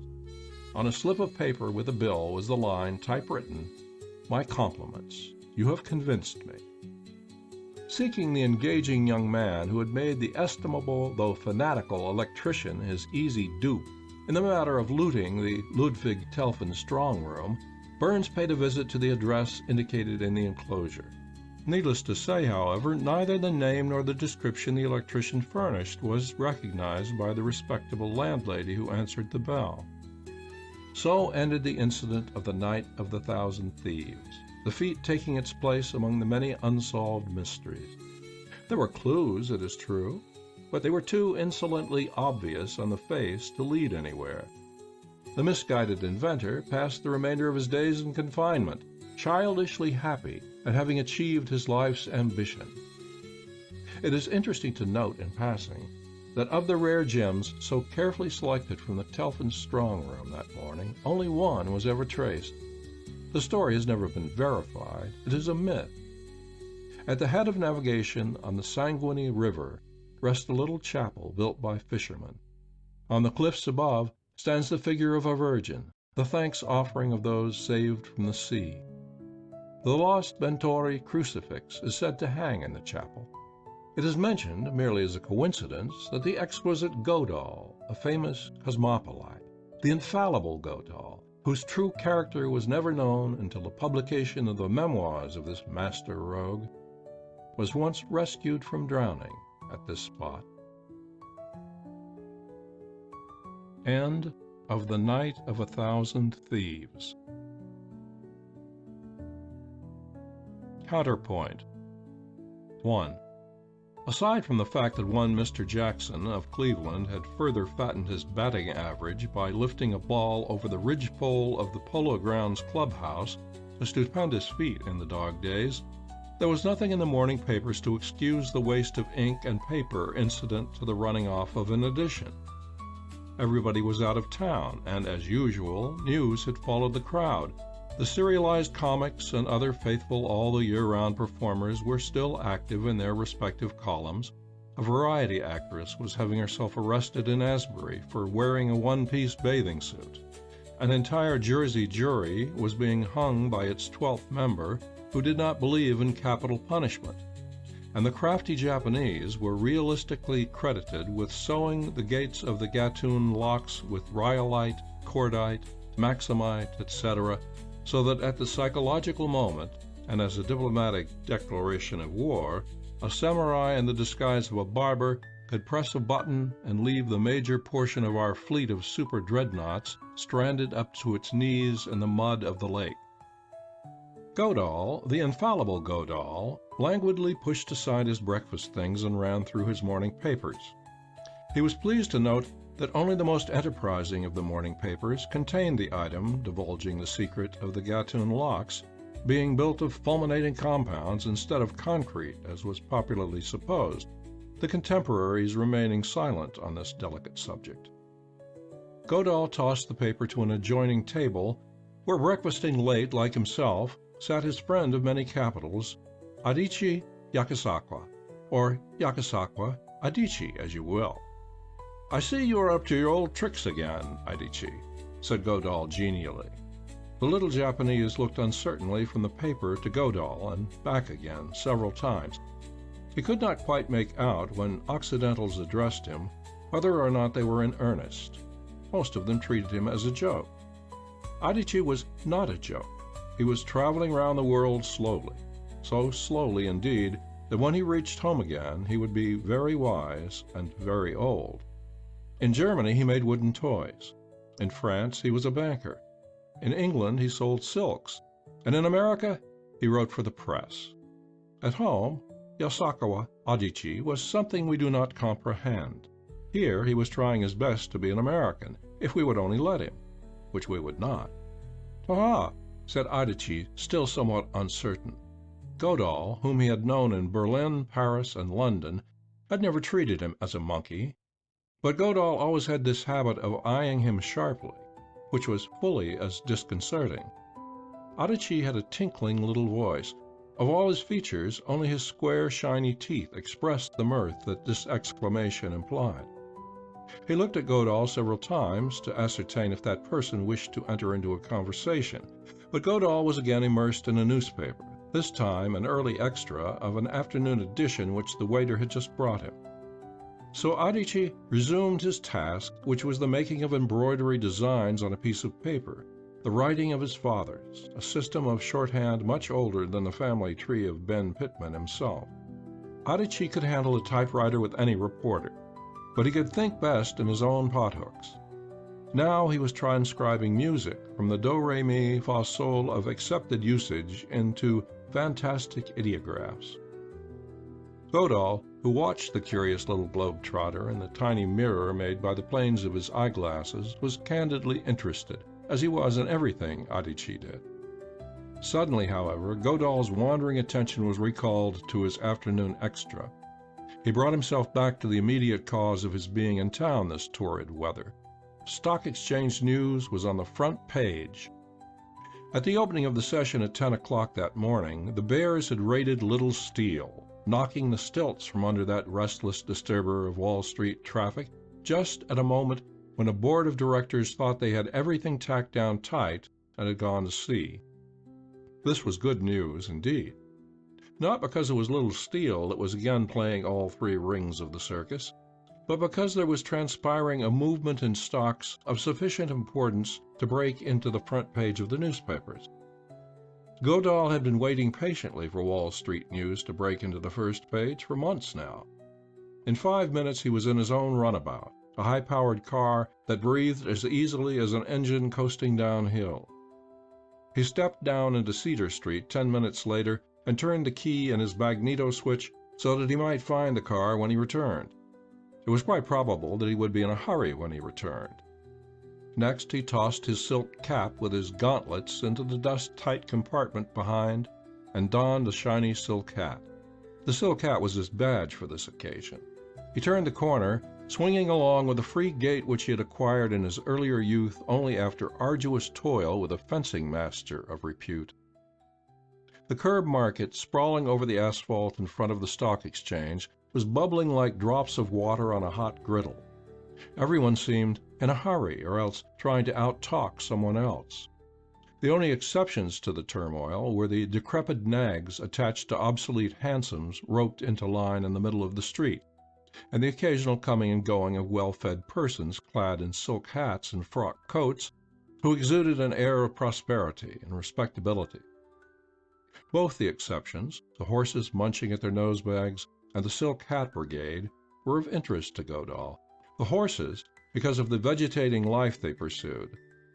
These creatures came to Wall Street every day and stood there as long as the exchanges were open. None of them was ever known to carry a passenger since the days of automobiles.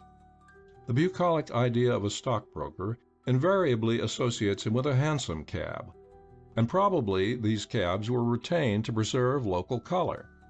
Some of the nags stood with crossed legs like make-believe horses one sees in summer vaudeville. Some of them hitched one bony hip high in the air. Others slept through the turmoil, their noses sweeping the ground. All the cabbies looked as if Phil May had drawn them years and years ago. It was the human animal in Godahl that caused him to prize these cab horses as one of the sights of the town. It was his thieving propensities, his adventuring genius, that caused him to be interested in the silk hat brigade. These latter were the uptown bargain hunters, who never came to Wall Street unless financial news on the first page informs them that the street operators are either over-anxious to sell or over-anxious to buy. They were not gamblers in stocks, they were investors.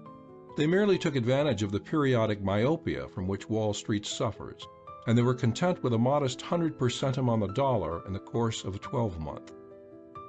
Godahl entered the mahogany offices entitled in large gold letters, Sturgis, Wheelock and Company, Stocks and Bonds. And returning the nod of an acquaintance here and there, he dropped into a remote chair, dividing his attention between the quotation board and the mob clustering like flies about the chattering ticker. Wall Street tipple was not to his liking. He was not here to play, even though the cards lay on the table face up. Nevertheless, he was pleased to note that Little Steel was still falling relentlessly, and that its sister shares were following it down somewhat like a flock of kingbirds at the tail of a swooping hawk. A second extra edition had just exploded in the street. The riot in stocks occupied the front page. Money kings were rushing to the city by special train. Magnates at sea were clamorously demanding monopoly of the air for the space of the precious minute. A red ink fudge, last-minute news chiseled into the stereotypes just as the presses are ready to start, recorded new low levels of prices of standard industrials and railroads. Someone was being thrown overboard. Who it might be did not interest Godahl, who glanced up from a swift perusal of the paper and murmured, "This should bring him in." The hour was striking noon when Wellington Mapes entered the boardroom. He, too, was buttoned in a frock coat and wore a silk hat in defiance of the sticky humidity. To look at him now, with his wrinkled visage and tottering gait, one would not suspect that in his prime, not a dozen years gone, governments of the world considered it well worth the cost to tell off shrewd agents to report his smallest doings.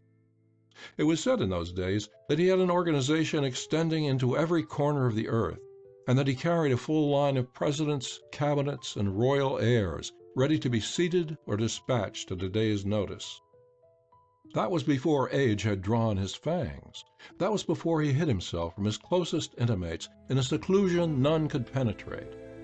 Though he still maintained an official residence, his real home was as unguessed as the riddle of the Sphinx. Only on feast days in Wall Street did he emerge, to play with funds that came from the four winds. This was the man that Godahl awaited, this man who had so far outlived his time that most men had forgotten him. Godahl would run the old fox to his lair today. That he had promised himself. Mapes was a striking figure still at 80-odd, tall and gaunt, with the beak of an eagle and shaggy brows. One eye was glass, supplanting an orb that had been gouged out by a Malay crease. In his funereal attire he looked as soft and flabby as a superannuated deacon. But for all his years he was still a man of thews. His hands were enormous. The thumb of his right hand was a full half-inch longer than its fellow, and no thicker than a cigar. It was encircled with a cicatrix, as regular as a made ring. Years ago, a Mongolian bandit with an exalted idea of justice and authority had suspended the 200 pounds of bone and sinew of Wellington Mapes by the end of that thumb. Mapes soon concluded his business. Like a gambler playing an immutable system, he had his tallies chalked and ready for the occasion. He wrote his check with the first two fingers of the right hand, his useless thumb trailing along behind. His eyes burned an inquiring path among the faces clustering about the ticker. Only 2 or 3 of these men were sufficiently alive to externals to note the old fox and nudge each other as he passed.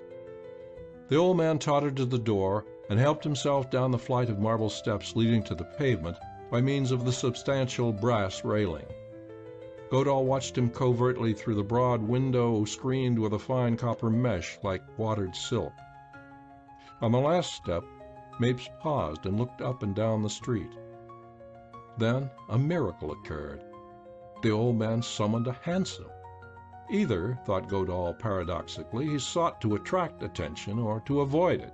Possibly, again paradoxically, he sought to accomplish the one by means of the other. The cabby at the head of the slovenly line rubbed his eyes and his nose, and it required the services of a friendly messenger boy to interpret the old man shaking a menacing cane. The driver yanked the chain that upset the third leg of his hansom. He chirruped to his horse, and the beast came to life with a start and a shudder. The cab drew up at the curb. The old man permitted the porter in waiting to assist him to his seat, and the cab drove off without spoken directions. They would be delivered en route, no doubt. Godahl rapidly put in a small order at the desk, and he blotted his check with the self-same blotter which bore the reversed facsimile of the palsied signature of Wellington Mapes. He turned it over. The inscription ran, 44,300. Then it was lost in a maze of confusing numerals. It was some 45 minutes later that the head of the somnolent line of cab horses drew up at a corner in Lower 7th Avenue that might have been the backdrop of a 10, 20, and 30-cent melodrama. The house was an old rookery of wood, tumbling into decay.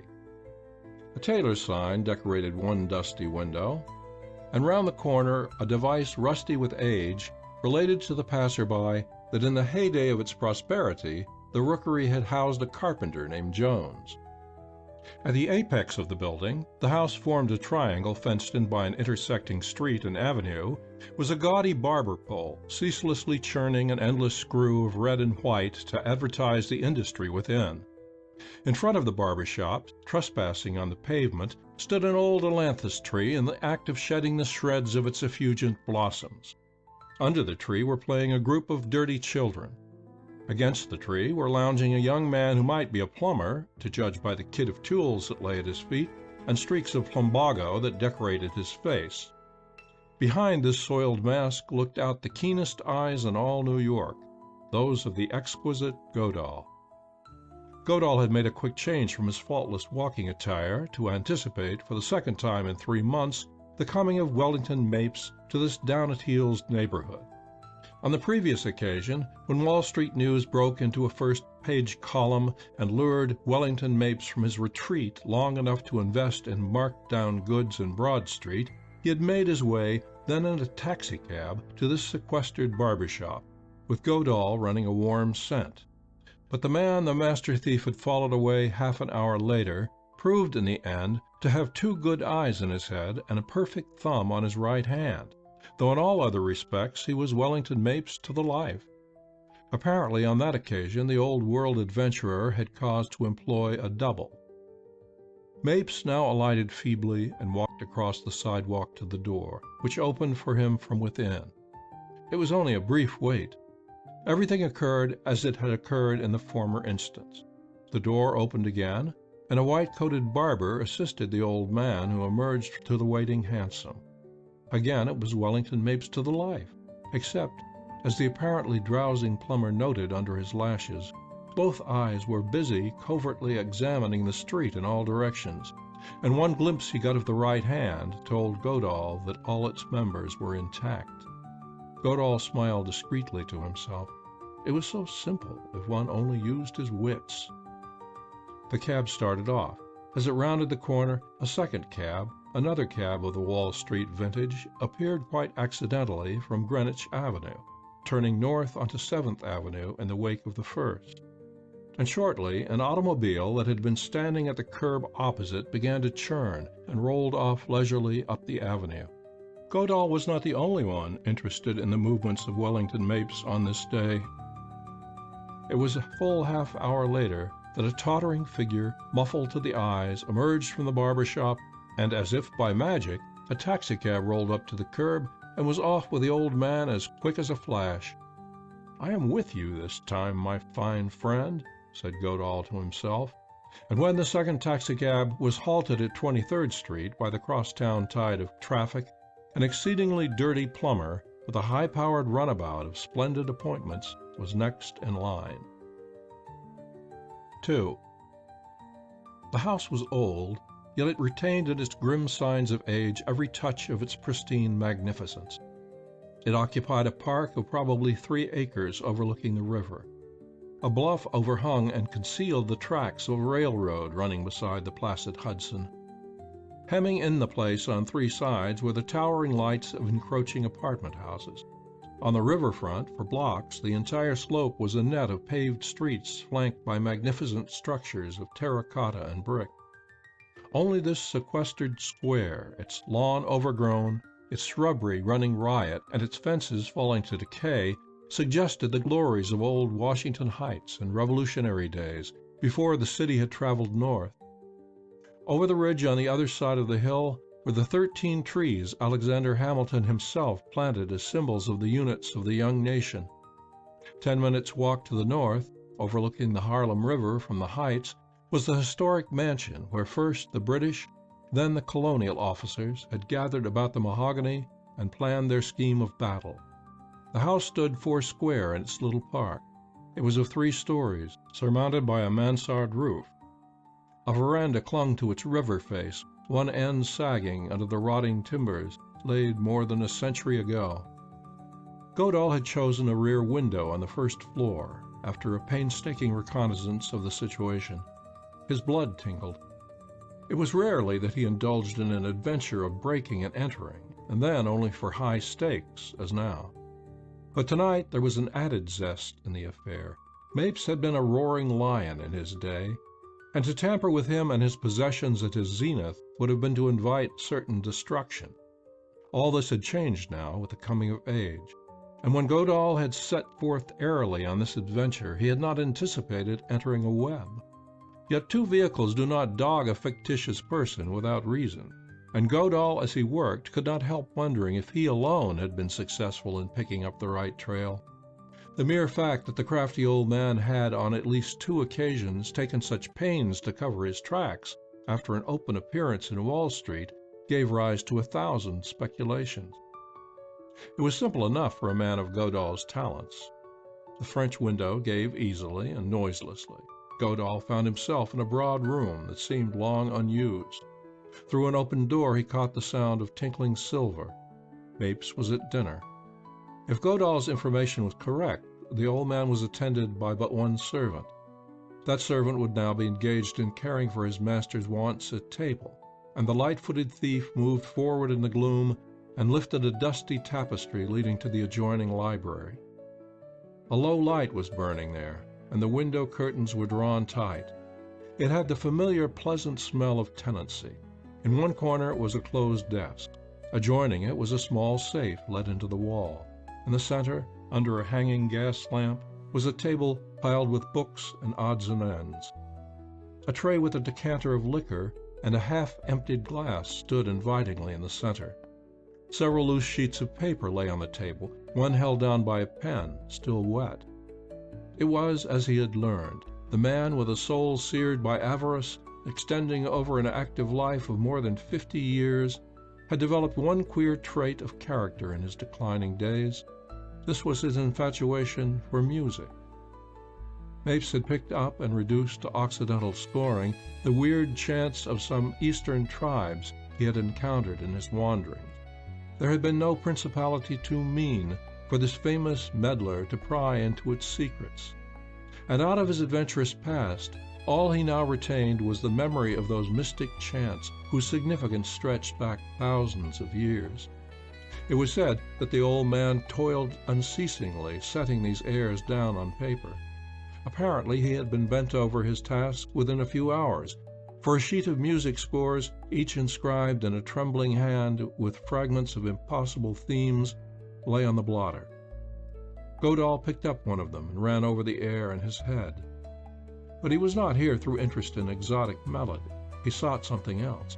Yet he was willing to take advantage of what seemed an old man's abstraction in a hobby, if by its means he could accomplish his own ends. The sound of a heavy chair scraping over a harsh floor brought Godahl to a sense of the immediate present. Softly he slipped behind a velvet hanging and waited. It would be a long wait, but the task was worthy of the pain. Wellington Mapes entered, the servant following at his heels and turning on the lights. The room was so heavily curtained that even the brilliant stare of the chandelier could not be seen from the outside.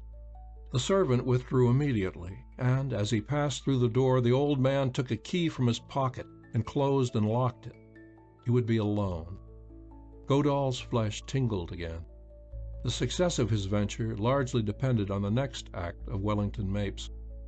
Godahl's task would not permit him to work under the protection of sleep. He must drug the old man's senses deeper than such surface somnolence as a constitution of 80 vigorous years can call upon for solace. Mapes seated himself in his easy-chair at the table, and for several moments gazed abstractedly ahead of him.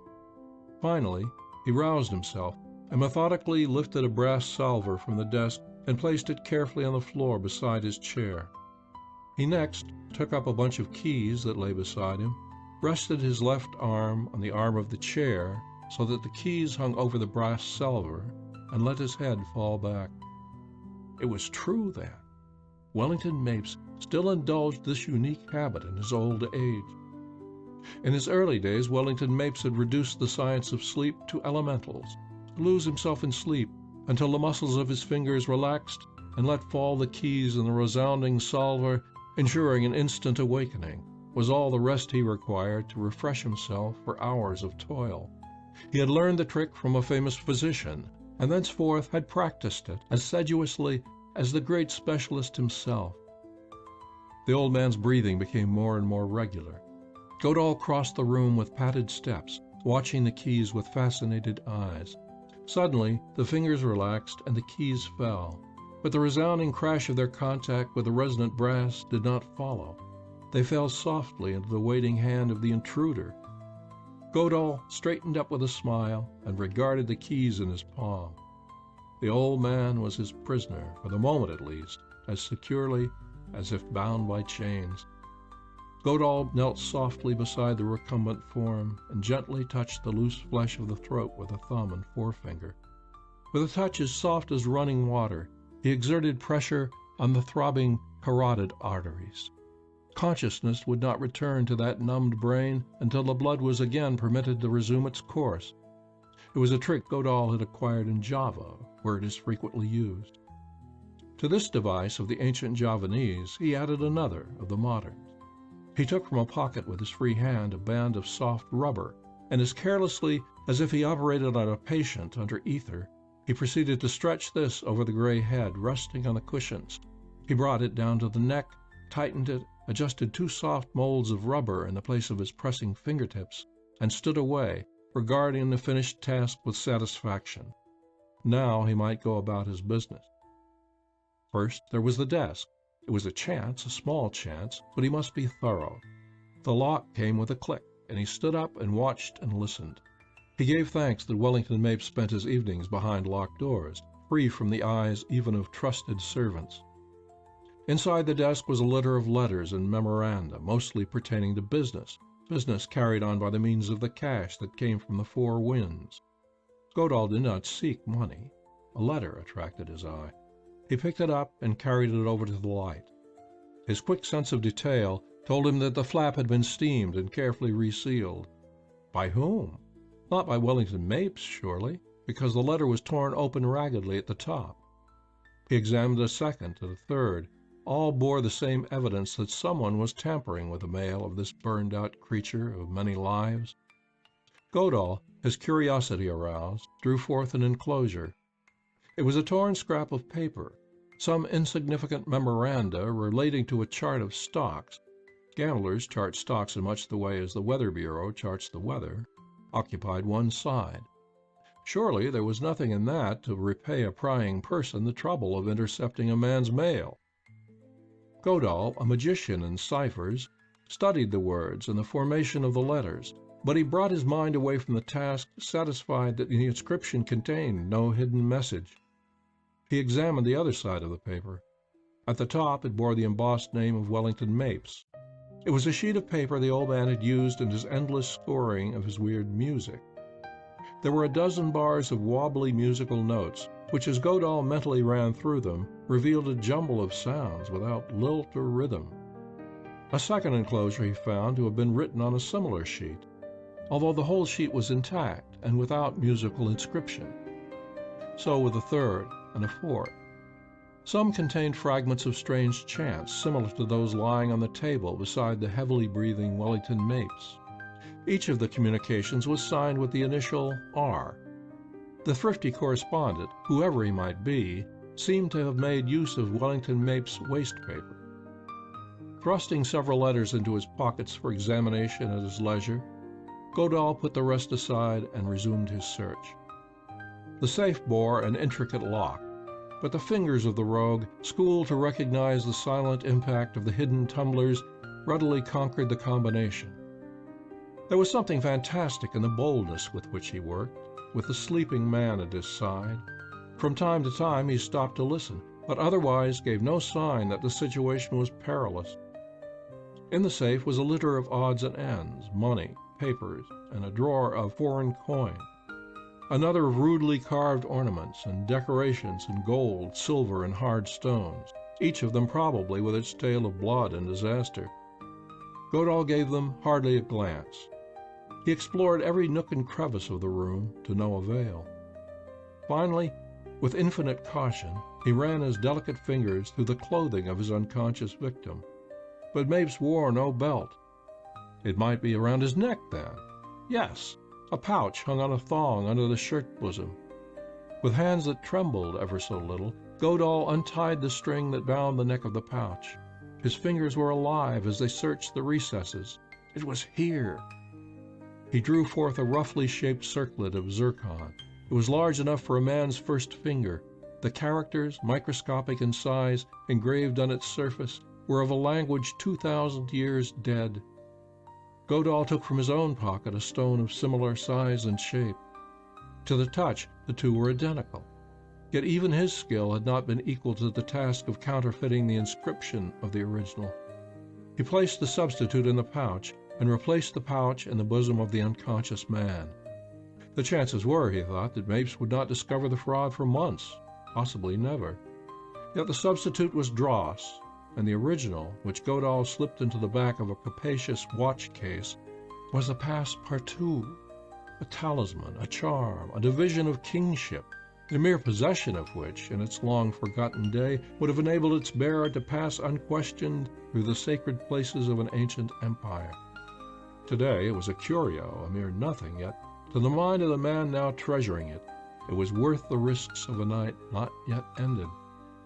Mapes had confiscated the strange object from the effects of a heathen prince whom he had found occasion to make away with in the course of his business. It would be just as well, considered its new owner, if the heirs or assigns of that same prince did not find the magic stone in one's keeping. It was worth possessing at the expense of a great deal of pains for one who was collecting for the sake of art itself. Someday, thought Godahl, the British Museum must own it, to treasure it away among its unseen gems and symbols.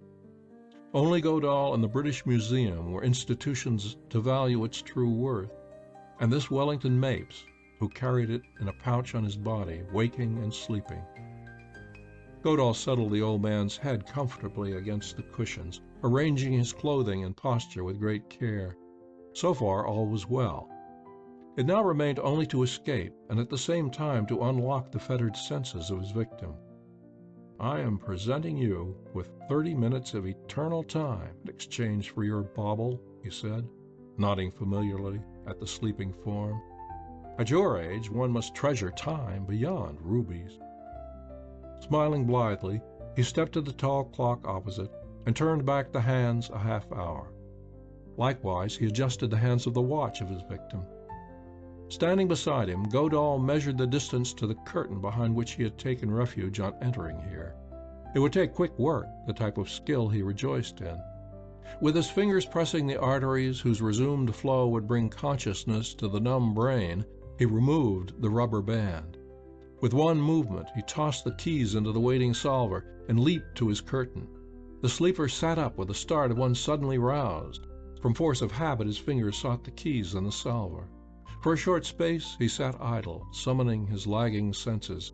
Then he drew his chair to the table and resumed his eternal occupation. 3. It was midnight when Godahl found the coast clear and left the house behind him. He hugged the ragged picket fence, shadowed by its wild tumble of overgrown shrubs. A person in his attire, with a face well decorated with lead grease, would be given short shrift if found prowling about such a place at this hour of night. He waited patiently at the gate for a full half hour, and then suddenly he straightened up and started down the neglected avenue. At the corner, a man stepped out from the shadow of a tree, stood stock still in front of him, and laughed. "Well, my fine jailbird," said the man genially, but with a distressingly businesslike air. Godahl peered into the leering features. Even he, alert for every eventuality, was ill-prepared for the surprise the sight of this man's face gave him. Quick as a flash, however, he had flattened one eyebrow and drawn up one corner of his mouth, a trick that transformed his features. His quick wits worked fast. The night's adventures had developed a sudden and amazing illumination. "Scott!" he exclaimed with a sneer of contempt. "You miserable incompetent! I thought we had lost you and your pack of amateurs in Lower 7th Avenue this afternoon." Marvin Scott was known to the master rogue as a young dandy who did his best to ape Godahl the exquisite in the clubs he frequented. Of good family, Scott had been advanced in the diplomatic service for several years, till his taste for wild escapades had led to his dismissal. So at least the story ran. The unexpected mention of his own name, coming with sneering sarcasm from this soiled person in jeans, carried Scott off his feet, but he quickly recovered himself. Seizing Godahl by the shoulders, a fatal move, for the next instant his wrists were in the grip of wire-like fingers, he struggled toward the light. "Who the devil are you?" he cried, battling furiously. "I don't know you." "You will," said Godahl vehemently. He had taken a long shot, and even now that he felt sure of his ground, he He was entirely aware that the infallible Godahl was lost if this man recognized him on such a venture. That the house of Wellington Mapes was being watched could mean but one thing: the old fox was at his old games again. He had long held a suspicion that Marvin Scott's long journeys hither and yon about the earth were not wholly unofficial. This thing was as clear as day. The gentleman adventurer could be here in but one capacity, as a secret agent of the State Department. "You have made a pretty mess of this business," cried Godahl. He released his hold, but he thrust out his chin so savagely that the other, nonplussed at the sudden turn affairs had taken, shrank before him. "Do you think I have nothing better to do than devote my time to your failures? Tell me, who among you had the wit to trace Mapes here after he doubled on you? Tell me that. Take your hand off your gun," Godahl commanded, pursuing his advantage, for the other, perplexed in spite of his chagrin at the way this stranger had ridden him down, made a move toward a pocket. The stranger's tone was one of authority. In his trade no man knows his brother. "Follow me," said Godahl over his shoulder as he started off. "And remember," he said as he waited for the other to overtake him, "I am Brown. If you call me anything else in the next half hour, I will see to it you are started to Shanghai on foot." In the cover of the darkness, as they proceeded, Godahl indulged in a smile. So young Marvin Scott, in the role of a diplomatic agent, had been assigned to match his wits against the wily old Mapes. The situation that had promised to be exceedingly embarrassing was turning out entirely to Godahl's liking. His man, who it was plain to see accepted him now in his character of a disgruntled superior, was following along as tamely as if he had been accustomed all his life to take orders from a plumber. They mounted the steep hill to Broadway and then crossed to Amsterdam Avenue. Godahl picked out an all-night saloon and entered the side door. The back room was deserted, and he and his companion were soon sitting down and regarding each other with very different emotions. "I suppose," said Godahl wearily, "that if I had let you have your way, you would have further distinguished yourself by picking me up and turning me over to the police as a common housebreaker, eh?" The other man said nothing. He was trying to remember where he had seen this face before. If it had not been for the smear of plumbago, as black as lamp-black, running parallel to the nose, the task might have been easier. Godahl shook his head, a queer smile playing about his lips. "The damnable part of it," he went on in a tone of utter disgust, "is that, now that I have finished up another one of your failures, you will get the credit for it, just as you have done in the past." Godahl took an envelope out of his pocket, one of the three pilfered from the littered desk of Wellington Mapes. "As a piece of fine art," he said, now enjoying the situation to its utmost, "I call your attention to this. Why, man, did you by any chance think that you were playing with a baby when you undertook to scrutinize the mail of Wellington Mapes? A child of 5 could have done a better job of steaming than that." Scott's eyes bulged at the sight of the letter, which, it was true, had already passed through his hands. All his defenses were now down. He sat silently, watching the dirty and offensively authoritarian person of whom he had had the bad luck to run afoul, as that individual gave his undivided attention to the enclosure of this envelope.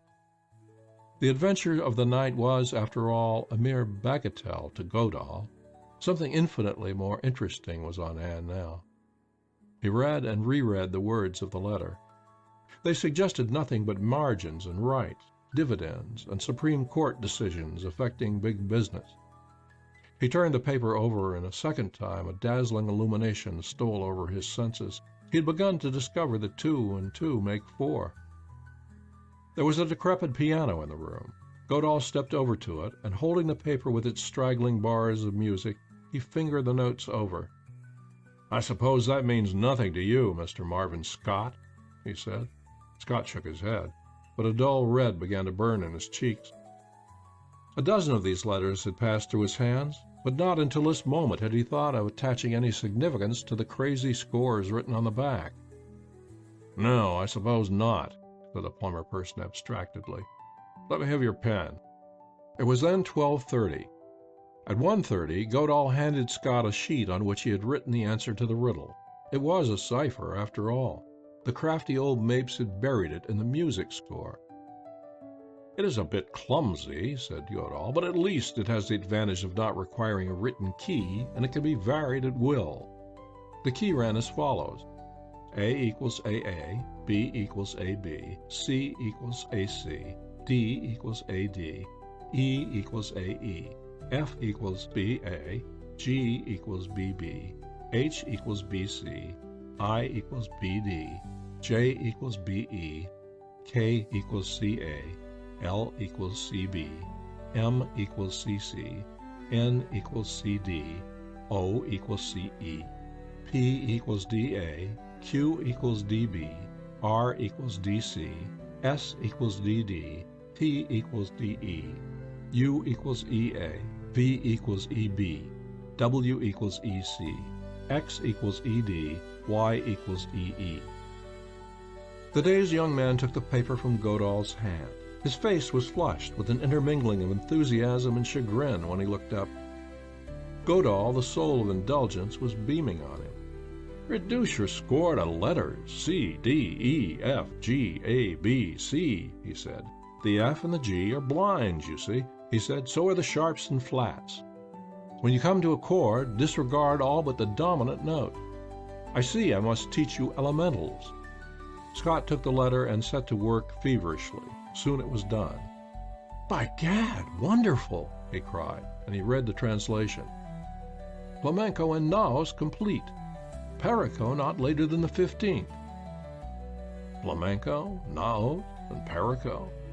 Godahl rummaged his brain. Those, if he remembered rightly, were the 3 islands of the Pacific side of the Panama Canal, which the government was fortifying with such secrecy.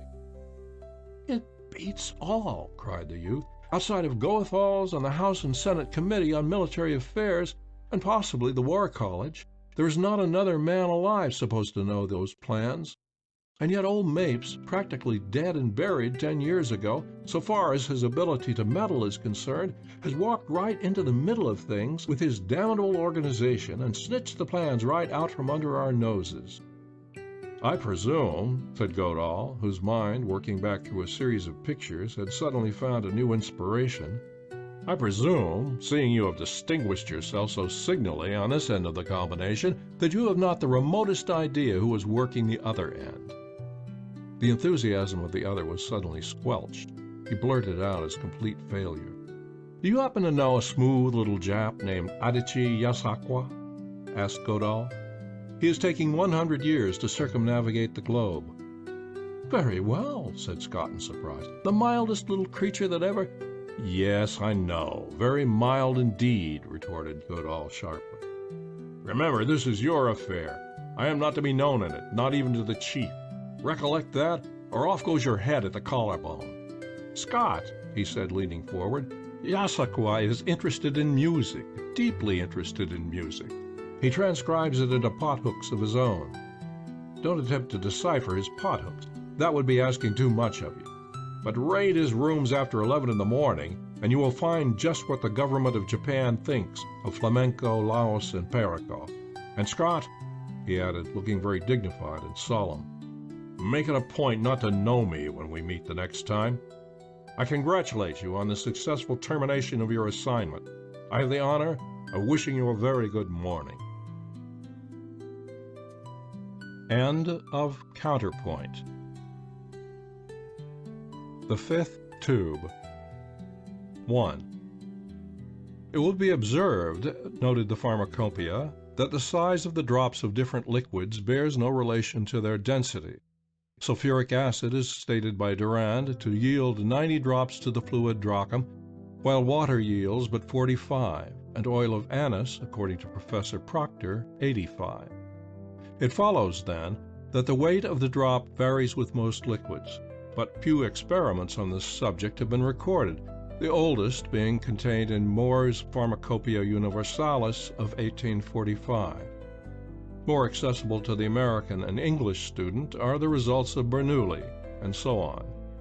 Godahl, the infallible Godahl, did not have the printed page before him, but he had visualized it in one glance only a few hours before, and the imprint was still fresh on his memory.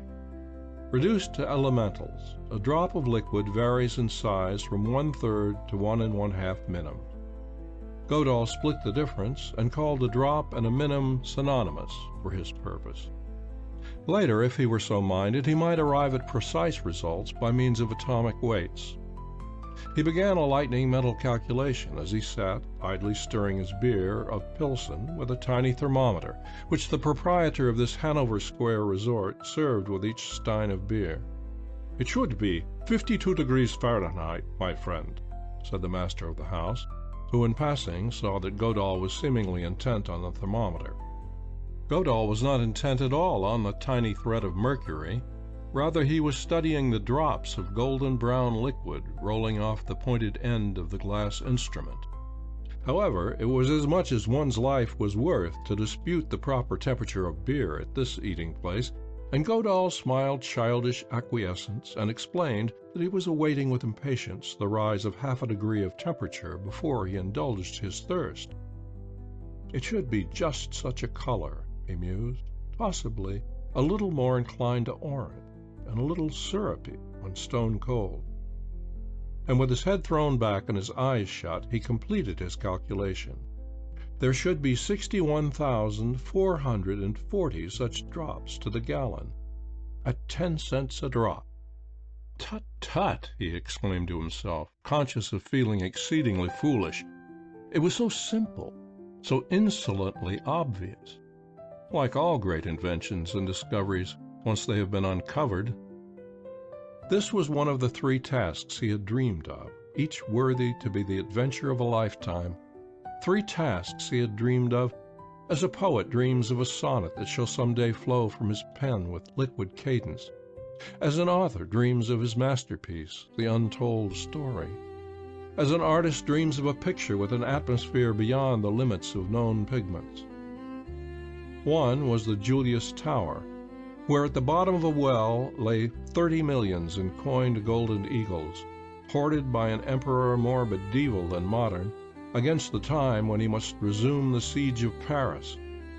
The second was the fabled chain of the Incas, 100 fathoms of yellow gold beaten into links. It lies purple with age in the depths of a bottomless lake 10,000 feet in the clouds of the Peruvian Andes. And the third, it was this nectar of the gods, more potent, more precious than the rarest of collected vintages. The Julius Tower and the fabled chain were remote, the one guarded by an alien army, the other guarded by superstition. But this nectar lay within a stone's throw of where Godahl sat now studying with the fascination of a great discovery the tiny drops of liquid falling from the tip of the glass thermometer, each drop shaping itself into a perfect sphere under stress of the same immutable laws that govern the suns. "Ah!" cried a voice of truculence behind him, and his precious mug of beer was unceremoniously snatched away from the hand of Godahl by Herr Schmaltz. In his abstraction, the master rogue had violated a rule of the house. The temperature of the brew had climbed to 60. Godahl, with an amused smile, watched the testy old host adjust the temperature of a fresh mug to a nicety, and when the mug was returned to him, he drank deep at the other's insistent command. "Every man to his own religion," thought Godahl. "His is 52 degrees Fahrenheit. Mine is gold."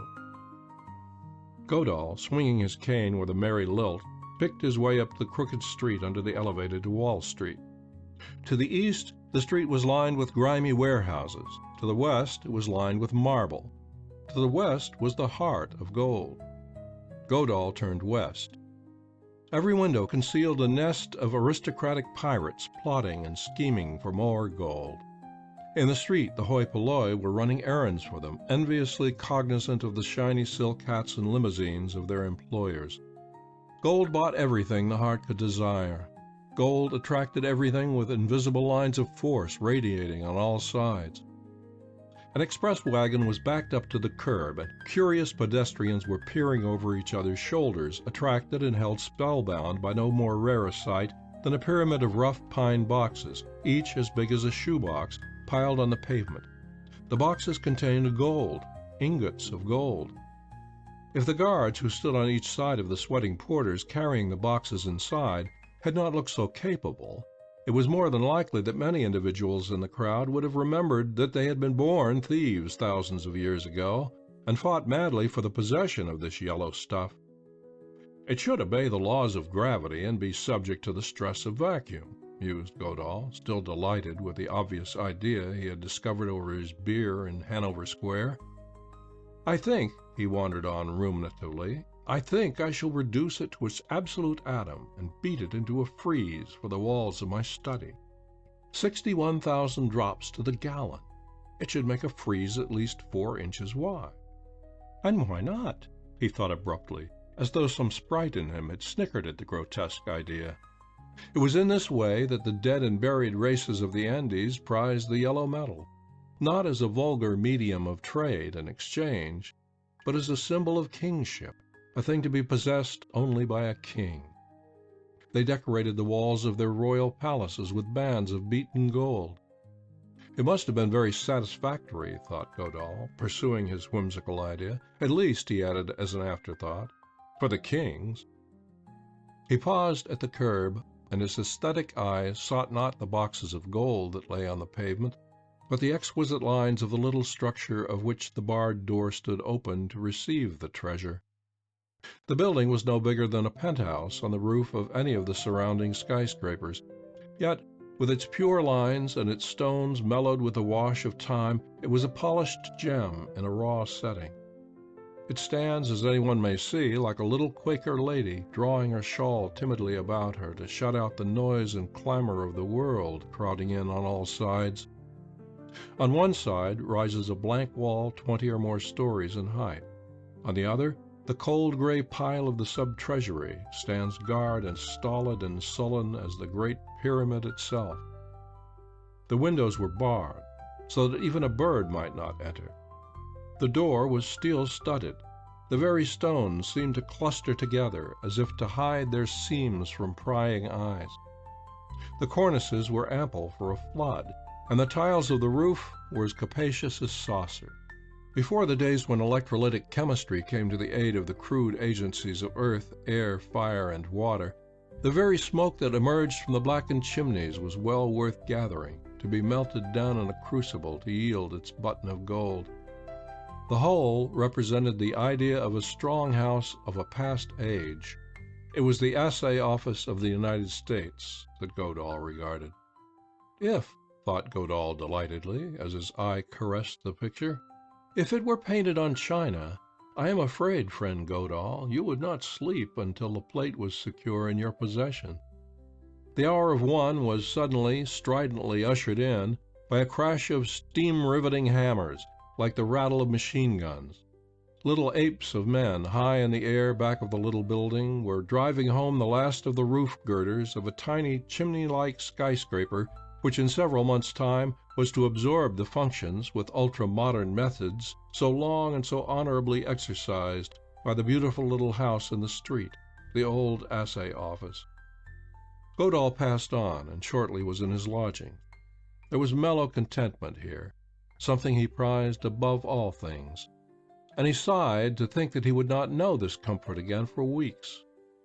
That same day, as an expert electrician named Dalog, with a pronounced Danish accent, he presented his union card and obtained employment at 60 cents an hour. Things worth doing were worth doing well in his philosophy, and though he hated soiled fingers and callous hands and walking delegates, he must regard the verities. 2. The spick-and-span new assay office of the United States is sometimes described as the house without a front door. Indeed, it has no front door, but it has 2 back doors and gets along very well at that. In reality, it occupies 2 backyards, balancing itself nicely on the party line between a parcel of land fronting on Wall Street and another on Pine. The Wall Street entrance is effected through the dingy halls of the now tenantless assay office of the olden time. On the Pine Street side, a tall iron paling suggests to the passerby that something more precious than bricks and mortar is contained within. There is a wicket gate of ornamental iron in the fence, wide enough to admit 2 men abreast, or to allow the passage of the hand trucks laden with boxes of gold and silver bullion. A long wooden ramp, uncovered, a temporary structure, connects the street with a window in the second story of the new building, which for the time is serving the purpose of a door. Some day, the precious parcel of land standing between the gaunt face of the new building and the street will be occupied by a pretentious facade, and then the magnificent plant that turns out pure gold day and night at the rate of some $40 million a year will be lost to view entirely. Now, to the street passenger, it suggests nothing of its functions, suggests less, in fact, to the imagination than the pine boxes laden with bullion, whose appearance daily is always calculated to draw a breathless audience. The walls are sheer, without architectural embellishment of any kind. It is, in fact, nothing more than the rear of a skyscraper, someday to be given a face. It was 4 o'clock in the afternoon of a June day. The upper windows of the assay office stood open, and through the apertures there emerged a fine, sustained hum, like the note of some faraway violin. It told the passer-by that the motor generators of the electrolytic plant within were churning at their eternal task of separating gold from dross. A party of 4 men were in the act of leaving the place on the Pine Street side. One was the superintendent of the plant, and another the master refiner, the 2 men responsible for the wealth within. 2 men whose books were balanced each year on a set of scales that will weigh a long ton or a lead pencil mark with equal nicety. A third man of the party was a Canadian government official who had come down from Ottawa to inspect this latest monument to the science of electrolytic chemistry. He was not interested in the assay office as a stronghouse.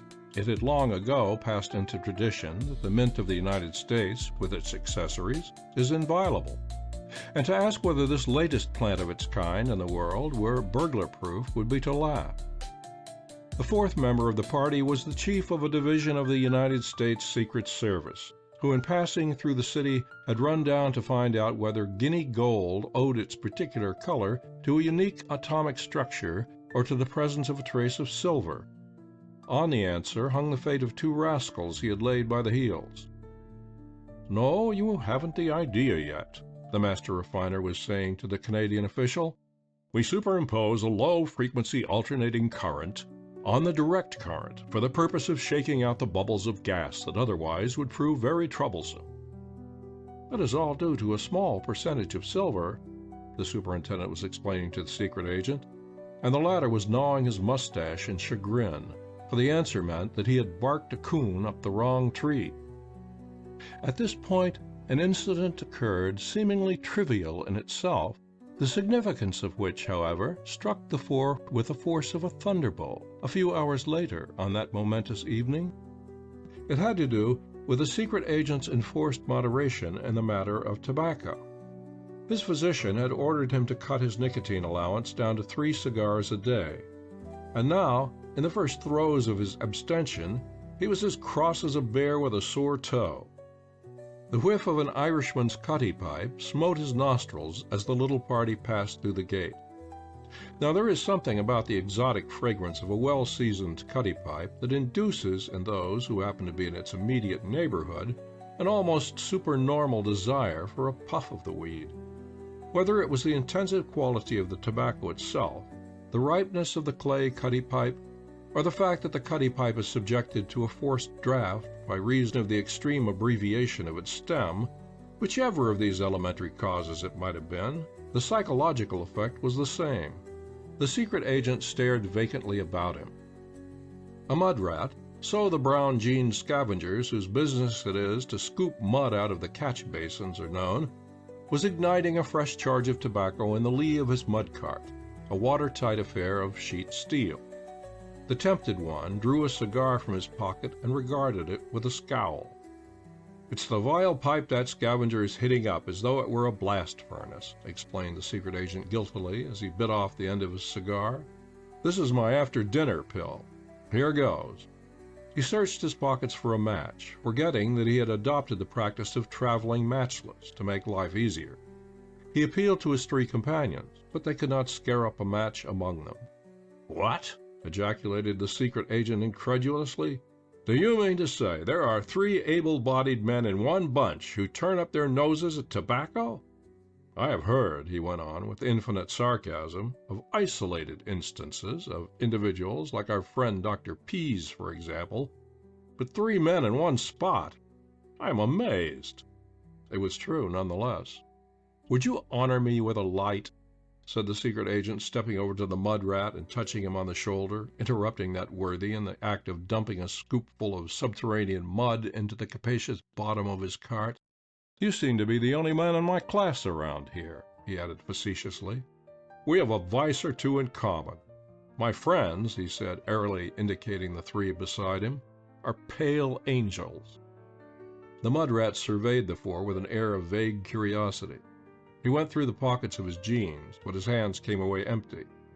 So, with the freemasonry of smokers, he offered the other the live coal in his cuddy pipe for a light, which the agent accepted gracefully. "A most remarkable mud rat," commented the secret agent. "Did you notice that he wore rubber gloves? I shouldn't be surprised to learn that he patronized a manicure on holidays." As a matter of fact, this particular mud rat did not confine his patronage of manicures to holidays. He had the finest set of fingers in Greater New York. "Also," noted the professional thief-chaser mechanically, "his horse, which is a little curbed on the nigh side, has the number 246 burned in its hooves." "Yours must be a very interesting life," commented the bland Canadian, who had never before had the good fortune to dally with a real secret agent. "It has its drawbacks at times," said the other, smiling over his cigar. "A man gets into this stupid habit of noting details, until at the end of the day his head is so muddled with facts for cataloging that he can't sleep." An hour passed, and still Pine Street, in front of the back window that is used as a door, gave no hint of the history then in the making to mark this day in the annals of crime. At the stroke of 5, the tall buildings vomited forth their hives of workers. The Wall Street district empties itself swiftly at this period of the year, when there are still several hours of daylight for sports afield before dinner for the army of clerks. 15 minutes later, only a thin stream remained of the flood that had overflowed the sidewalks. A pushcart man, catering to messenger boys and the open-air brokers of the curb, was resting on his cart taking stock of his day's business. The mud rat who worked at his unsavory calling with the aid of rubber gloves was still industriously burrowing in the depths of the manhole. A white-suited street sweeper, a son of sunny Italy, with his naturalization papers in his pocket, was pursuing his task to the tune of the Miserere, with an insistent accenting of the grace note at the anti-P note. A policeman or 2 swung along the curb. A truck with wheels as big as a merry-go-round, drawn by 10 spans of horses, bearing a 60-ton girder for the new Equitable building round the corner, rolled past the scene like a juggernaut. Even one with the sharp eyes of a secret agent, might have photographed the scene at this moment and still overlooked the obvious clue to the situation. The drama was in full swing. It was nearing the hour of 6 when the curtain came down on the big act, marked, as is usual, by the gentle tinkling of a bell. On the 7th floor of the assay office, a man was seen to stop his task suddenly at the sound of the bell and to look at the switchboard standing in the west side of the room. He crossed the room hurriedly, disappearing. He reappeared at the window, staring blankly and rubbing his eyes. 2 miles away, 1 minute later, a liveried page, silver salver in hand, passed through the corridors and parlors of the Holland House, droning wearily, "Mr. Hamilton, Mr. Hamilton." "They are paging you," said the open-eared secret agent to the young master refiner. "Here, boy." "Telephone, sir, number 16." And he led the master refiner to the indicated booth. "Yes, this is Hamilton. Who is this? Jackson, you say? It doesn't sound like your voice. What's that? Say that again. Come close to the phone, man. I can't make out what you're trying. Empty, you say?" The young scientist looked blankly at the narrow walls of the booth that held him.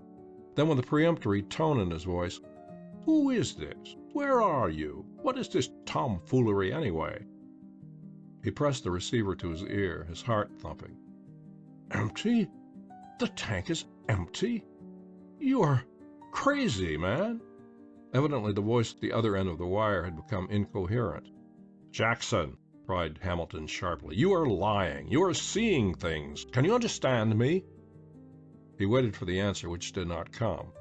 Only a suppressed gasp through the telephone. "Jackson," he cried, "listen to me. Turn round and walk to the tank. Then come back and tell me what you see. Boy," he shouted through the half-open door of the booth. A dozen pages rushed for the door. "Tell Mr. Whitaker to come see me at once. He is the man with the red mustache who was sitting on the ottoman in the smoking room." When Whitaker, the secret agent, thrust his head in the door, he was met by Hamilton bounding out. Hamilton's face told the agent that something big was afoot, and as the other dashed out, he followed. Hamilton picked up Banks, the superintendent, on the way out. They left the Canadian gasping and alone. The nice little dinner for four that had been planned for the evening was off. The three officials were half a dozen blocks downtown in a taxicab before the Canadian guest of honor woke up to the fact that, as the white-faced refiner had stated bluntly, something was afoot that was not his affair. The street scene that met the eyes of the three as they tumbled out of their cab in Pine Street and ran up the long ramp leading to the door was much the same as when they had passed out a short time before. The same actors and different persons, that was all. It was not until 3 days later that the story leaked out, and crowds surrounded the block, gazing at the gaunt assay office as they were wont in lesser numbers to gaze at the rough pine boxes laden with gold. While the dump cart driver and the driver of a steel truck were disputing the right-of-way at the Nassau Street corner, a little group of dumbfounded men stood about a huge porcelain tank on the 7th floor of the building. From their odd silence, the tank might have been a coffin. The tank was empty. 40 gallons of gold, held suspended in an acid solution of the consistency of good beer at just the right temperature, had evaporated into thin air. 40 gallons! 61,000 drops to the gallon, at 10 cents a drop. Of it now, there remained only a few dirty pools settling in the unevenness of the lining. Hanging suspended like washing on the line were 2 parallel rows of golden shingles. On one line they were covered with canvas, black with the scum of draught. On the other, the precious metal, still wet and steaming, had formed itself into beautiful branching crystals. But the nectar of the gods, through which the dense electric current worked in their eternal process of purifying, selecting, rejecting, the nectar of the gods was gone. 3. The three officials looked at each other foolishly. Each in his own way, according to his lights and his training, was doing his utmost to grasp the idea that presented itself with the force of a sledgehammer blow. According to the testimony of the switchboard, between the hours of 4 and 6 o'clock on this June afternoon, in the year of grace 1913, 40 gallons of piping-hot gold-plating solution, valued at 10 cents the drop, $6,000 the gallon, $250,000 the bulk, had been surreptitiously removed by a thief, undoubtedly a thief, so much was obvious, from the inviolable precincts of the New York Assay Office, adjunct to the United States Mint. Jackson, the assistant refiner on night duty, warned of the interrupted electric current by the bell on the switchboard, was the first to give the alarm. At first blush, it would seem that a ton of hay wrapped up in one package would be far easier loot as to bulk. Counting 2 grains of gold to a drop of liquor, the very weight of the stuff would have been over 10,000 troy ounces, over 800 pounds, and its bulk, counting 7 gallons to the cubic foot, would have been nearly 6 cubic feet, the size of a very respectable block of granite. Yet 800 pounds, 6 cubic feet of the stuff, $250,000, had unquestionably departed without leaving a trace of its path. As has been said, the Assay Office possesses 2 perfectly serviceable means of exit and ingress. Back doors, it is true, but still doors. The structure possesses possibly 50 windows. Whitaker raised a window and peered out. The walls were as sheer as the polished sides of an upright piano. That the intruder might have entered by a window was a childish suggestion, quickly dismissed. The doors were at all times of day and night guarded by intricate mechanical contrivances of which no one man knew all the secrets. In addition, there were the human guards, with their army six-shooters, of the peculiarly businesslike aspect that tempts one to refer to them as guns. The three officials all tried to say something after a time, but the thing was beyond words so soon after the impact. The secret agent, trained for such occasions, was the first to collect his wits. He began examining the rifled tank. He had not gone far before he began to swear softly to himself. The tank was composed of porcelain and a steel retainer. He pointed to the two rods that ran parallel lengthwise of the empty receptacle. These two rods were covered with a saddle of yellow metal throughout their extent. Suspended from the rods were hooks roughly cut out of the same sheet of metal. Suspended from the hooks on one rod were some 50 canvas sacks, each the size of a man's sock. They contained crude bullion, from which the plating solution extracted its pure gold. On the other rod, suspended from similar hooks, were yellow plates 10 or 12 inches long, varying from 1/8 to an inch thick, covered with a fine incrustation of yellow crystals, clustering together like grains of damp sugar. "What is all this stuff?" he asked bluntly, turning to his companions who had sprung to his side when he exclaimed, "Is it gold?" The two men nodded assent. It was solid gold, pure gold, even to the roughly hewn hooks. The very electrical connections were of gold. "What's it worth?" demanded Whitaker. "I could tell you in a second from my books," began the superintendent. "Never mind your books. $1 million?" The superintendent shook his head. He could not yet grasp details. $500,000? "Easily," responded the refiner. "Yes, quite that, I should say." Whitaker lifted one of the encrusted plates, still wet from the solution in which it had been immersed so short a time before. He swung it on his finger by means of its golden hook. "Doesn't it strike you as a bit strange," he said, "that a thief with wit enough to make away with 600 pounds of your precious juice should have left behind $500,000 in raw gold, lying loose in the middle of a room?" This was a nut that for the time being resisted cracking. The secret agent said, and fingered his vest pocket for the interdicted cigar, which was not there. "In emergencies," he said absent-mindedly, "it is justifiable." He turned to Banks and added, "See that no one leaves this building until I return. The first thing to do, it's foolish, but it must be done, is to round up all your employees and bring them here. I suppose all of them knocked off for the day with a clean shower." Yes, all of the men had passed through the changing room, emerging therefrom after a shower bath, a fresh suit of clothes, and an inspection. Such is the daily routine. Whitaker walked thoughtfully down the ramp to the street and sought out a shop where he might procure fuel for thoughts, cigars, long, strong, and black. Then he felt better. As he turned into Pine Street from Nassau, he noted a small boy of the free tribe of street urchins holding up one dirty foot and howling with pain. Whitaker's methodical mind noted that the foot was of a singularly blotched appearance, as though from a burn. But he had far weightier things on hand than rescuing small boys in distress. The details of the start of the investigation were soon put through when he re-entered the office. Every employee of the institution was rounded up, though it was 10 o'clock before the last startled porter was led protesting through the stern officials and put to the question. The trail was blank. "It's a blessed thing we have got you with us," said Banks, who had been biting his fingernails since the opening of the drama. "It kind of takes off the curse." He looked at Whitaker, truly thankful that so broad a pair of shoulders was there to take the burden. Said Whitaker, who was studying the toes of his shoes, as though they contained the answer to the riddle.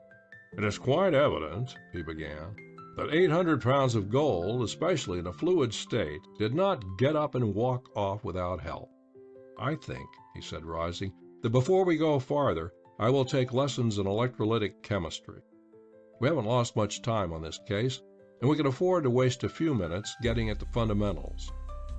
They retired to the 7th floor, the floor of the yawning porcelain tank, and in a short time Whitaker was in possession of the facts.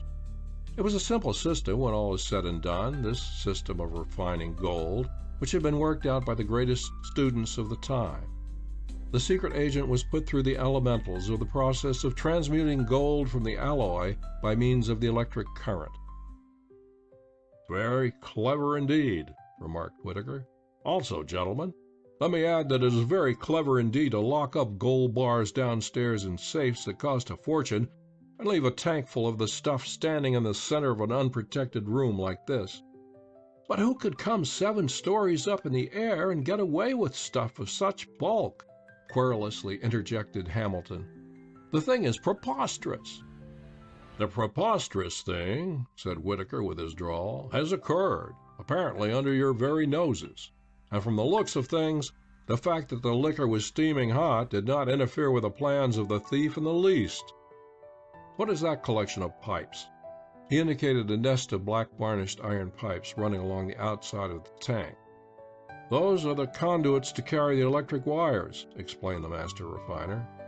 No sooner were the words out of his mouth than he exclaimed aloud and leaped into the empty tank, running his fingers with feverish haste over the conduit outlets.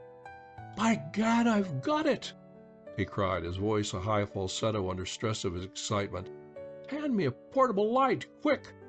With an electric bulb at the end of a portable cord, he inspected every inch of the tank, more especially the outlet boxes of the electric wires. 4 tubes were required to carry the electric current. There were 5. The 5th was empty of wires. So cunningly concealed, it lay behind an elbow joint that only eyes sharpened by the idea born of genius could have detected it. With a cry of triumph, the refiner dashed to the door and down the stone stairs. He was at the panel of the switchboard at the converting room, where the electric current is properly tuned for its task of assaying. There were only 4 conduits leading from the upper floor. The 5th had lost itself somewhere among the studdings and joints of concrete and steel. The astonished Whitaker, finding his recently acquired knowledge insufficient to follow the leaping mind of Hamilton, finally seized that individual and cornered him. "What is it?" he cried. "It's as plain as the nose on a man's face," cried Hamilton. "The 5th tube! Good heavens, man, are you so stupid? The 5th tube could drain that tank of its last drop by siphoning it out." He broke away, cheering. "They have taken our gold out of the tank, but they haven't got it away from the building yet. Find out where that 5th tube runs to, and there you will find our gold." Through the simple means of a siphon, their 40 gallons of precious liquor could have been removed through an aperture scarcely larger than a pinhole. The dawn was beginning to break.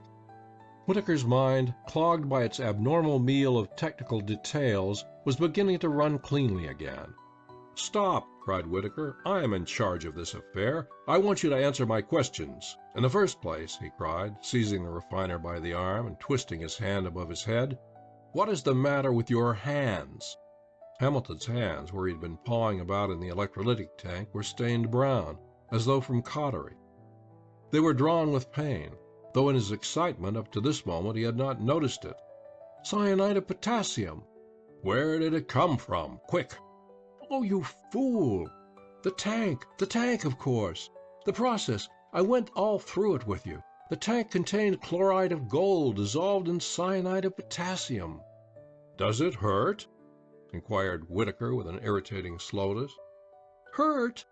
Do you think you can take a bath in red-hot acid and... Help me trace that extra tube. How the deuce do you suppose that tube ever got there?" Instantly the picture of a small burned foot came before Whitaker, an inspiration. He held the struggling Hamilton as in a vice. "If you will sit still 3 minutes," said Whitaker, his eye gleaming and a forbidden cigar cocked fiercely, "I will guarantee to lead you to the place where your precious gold is, or was. I won't promise which. Or here, come along with me," he said as an afterthought, and the pair started for the street on the run. Whitaker came to a stop on the corner where he had seen the barefooted boy yelling with pain. "What's that?" he asked, pointing to a wet spot on the pavement where a liquid had collected in the ruck about a sewer opening. Hamilton dug his hands in the dirt and sprang up with a cry. In the mud were tiny needles of an orange-yellow gold. "There it is! There's our gold!" he cried ecstatically, and then, with a despairing gesture, "In the sewer!" Whitaker was taking advantage of the refiner's desolation to quiz an interested policeman. Yes, it was a fact that a steel dump cart and a steel derrick wagon had brushed hubs at this corner about 6 o'clock, and that the shock had washed as much as a bucketful of mud out of the dump cart. Did the policeman happen to have the names of the drivers? He did, because there had ensued quite a flow of language over the accident, but no arrests. The derrick wagon belonged to the Degnan Company, and the dump cart was one of the wagons of the General Light and Power Company. Whitaker broke into an easy laugh. Half an hour later, the foreman of the stables of the General Company was on the carpet before the fierce cigar. Could he produce dump cart number 36, to which, Whitaker blew rings about his head, was attached a horse with a slight curve in its nigh hind leg. The horse, number 246, was driven by a man who wore rubber gloves, thus the expert thief-catcher. Simple as falling off a log, Whitaker's gesture seemed to say as he put the question to the stable boss. Then he said, "It all goes to show that the average thief loses in the long run in the battle of wits because he leaves some apparently inconsequential clue on his trail, some tiny clue that is as broad as a state road to a trained intelligence. If, for instance," he said, forgetting for the moment the man standing before him twirling his hat in his hands, "if, for instance, that mud rat had not played on my one weakness by blowing the smoke from his infernal cuddy into my face, the chances are he would have given me a long chase." "The mud rat!" exclaimed the two officials in unison. The trained intelligence accepted their implied and wondering admiration of his powers of divination with a nod, and turned again to the stable boss. "Now, my man," he said, "I want dump cart number 36, the man who was driving it this afternoon, and the horse, here at the gate in 15 minutes.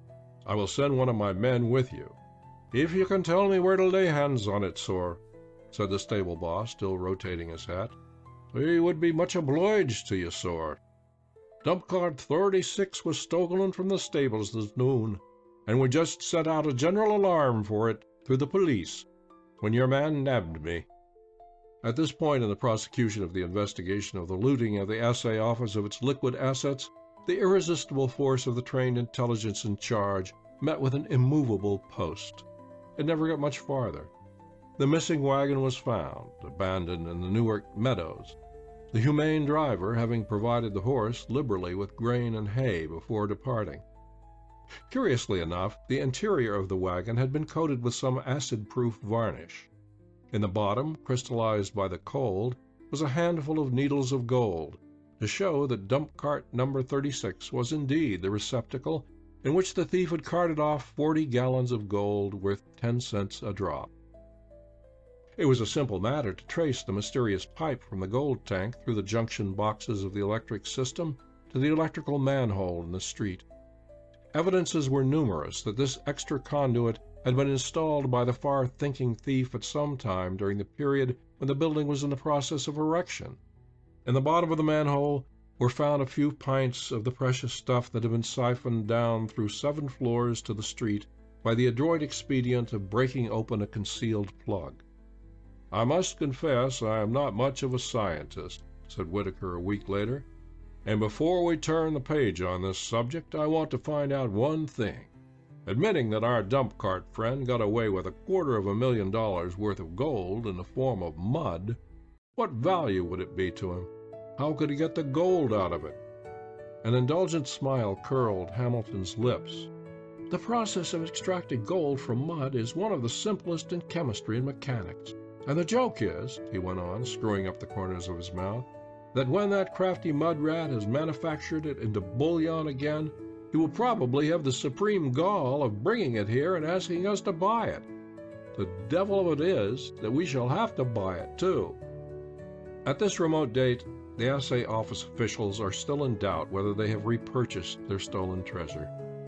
It is worthwhile to say in passing that the surety companies responsible for the men responsible for the treasure of the government assay office are still engaged in suing each other and the various contractors responsible for fitting and inspecting the interior of the new building. The robbery undoubtedly had been planned and the properties arranged months ahead of time. But aside from the fact that an expert electrician named Dahlog, who had been employed on the premises at odd times, a man with a pronounced Danish accent, turned up hopelessly missing, the case has not progressed. It promises in time to become as celebrated in court annals as the antique litigation of Jarndyce versus Jarndyce.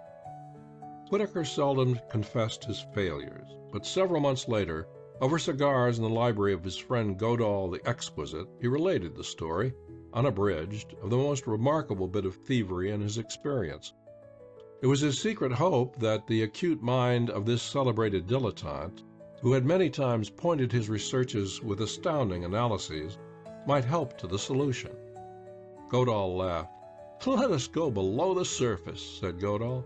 "Abolish the lure of gold, and the world would be born good again. Your mud rat is the apotheosis of the pickpocket. How much better they managed the whole thing 10,000 years ago. To the remote races of the Andes, gold was not a vulgar medium of trade and exchange. It was a symbol of kingship, a thing to be possessed only by kings." "In my small way," said Godahl depreciatingly, with a wave of his fine hands, "I've erected a monument to the Incas in this room. My frieze, have you noticed it? A poor thing. Where I have used grains of gold, they used pounds. But to me it symbolizes the same poetic idea. Will you join me in a fresh cigar?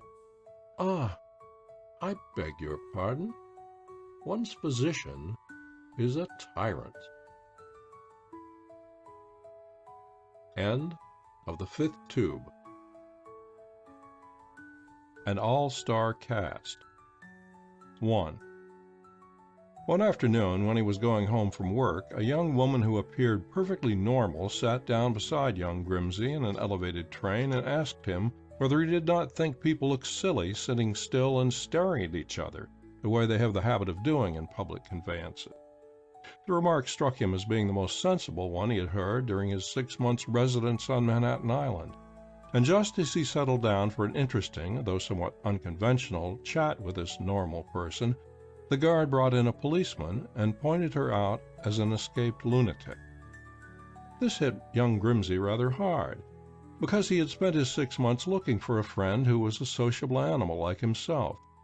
He worked in a bank, where he operated a hand-powered adding machine, and had a cage all to himself with a door that locked on the outside and walls and ceiling of interlaced brass ribbon, to say nothing of an armored concrete floor. There were cages on either side of him in which were locked young men like himself, but just when he felt intimate enough with his neighbor, with no other excuse than sheer proximity, to say good morning, his neighbor would be wafted off to some remote cage, and a strange face would glower at his advances through the bars. Once he actually did address the paying teller on his right, and that person instantly moved to the far side of his den, as though there were something in the act to affect the soundness of his surety bond. At his boarding house, young Grimsey made ineffectual attempts to engage his fellows in social discourse, but they all answered by merely growling over their food, like a dog discussing vested interests with a bone he had cornered. Primitive man probably was interested in nothing so much as his food at mealtime, but that archaic instinct is surely no excuse for civilized creatures who make a practice of sitting down together at one table. So he began to cultivate friendships through the public prints of people who had the habit or knack of being talked about. Grimsey read about society and uptown society and doings of the Upper West Side, and he actually began to take a vicarious delight in their antics, much as the ragged urchin who plants his nose on the frosty window of a toy shop and lets the water of his mouth and his imagination run riot. He gloried in the hobnobbery of the august Imperial Wilhelm and Mr. Carnegie. He knew which of the Waterburys made the deciding goal in the polo tournament, and the color of his pony. He could trace the consanguinity of some of the first families through numerous weddings and divorces, and for 3 whole days he followed with the greatest concern the choosing of the House of Representatives' gift for the White House wedding. He knew that Mr. Gary of the Steel Trust left Aix-les-Bains on the 20th and would sail from Southampton 7 days later, that Mrs. Bixby's first husband was estranged, and that her son by her second marriage resided in Paris through choice, that Mem Sahib was the best mare at the Piping Rock Show, that the Culver Stones were importing a new necklace of pearls for their daughter, who was to marry Comte de Chalvray, that Buck Stringer of the Harvard 11 kicked with his left foot, and that the Winstons were about to reestablish themselves socially in Washington after being ostracized in Manhattan through overindulgence in the divorce court. People at sea, people on shore, at Lenox, in Durham, at Palm Beach, it was all the same to Moberly Grimsey. He flitted over the face of the earth in patent leather society in the narrow confines of his hall room, every time he opened the extra of an afternoon paper or stirred gossip with his coffee and rolls, and he spiced the whole with juicy paragraphs from a society weekly which confided to him the backstairs talk in the most shameless fashion.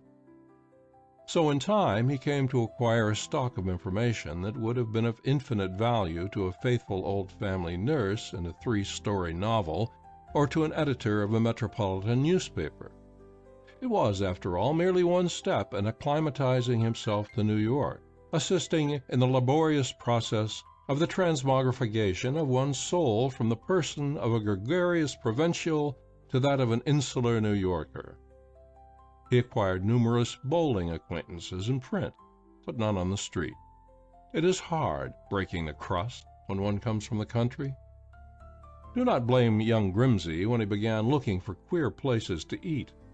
That was inevitable. Possibly, since he was regarded as a suspected person in the sphere that was his own, he might surprise a smile or a nod among the dwellers on the fringe. He began, of course, among the logwood and red ink of the electric-lighted restaurants off 6th Avenue, but the stuff they gave him to eat and drink made him shiver in the wind when he got outside.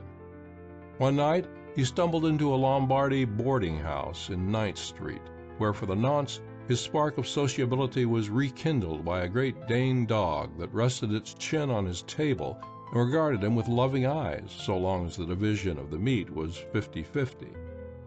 Another night he sat in a back room lined with wine casks and counted 20 men, every mother's son of them fat and sporting waxed mustaches, enter with mysterious offerings, which later he discovered to consist of such things as one reads of in a fashionable short story, or on the carte du jour at Delmonico's or Sherry's: truffles, pâtés, succulent squabs, aromatic sauces, open-winged artichokes, bottles half empty, the toll of many larders, for they were all chefs about to prepare food for themselves and eat. Somehow he had never before thought of chefs having to eat, but they did now before his very eyes, after gathering about a red-hot range in the corner and putting the old adage of too many cooks to rout by loading the air with the most tantalizing odors.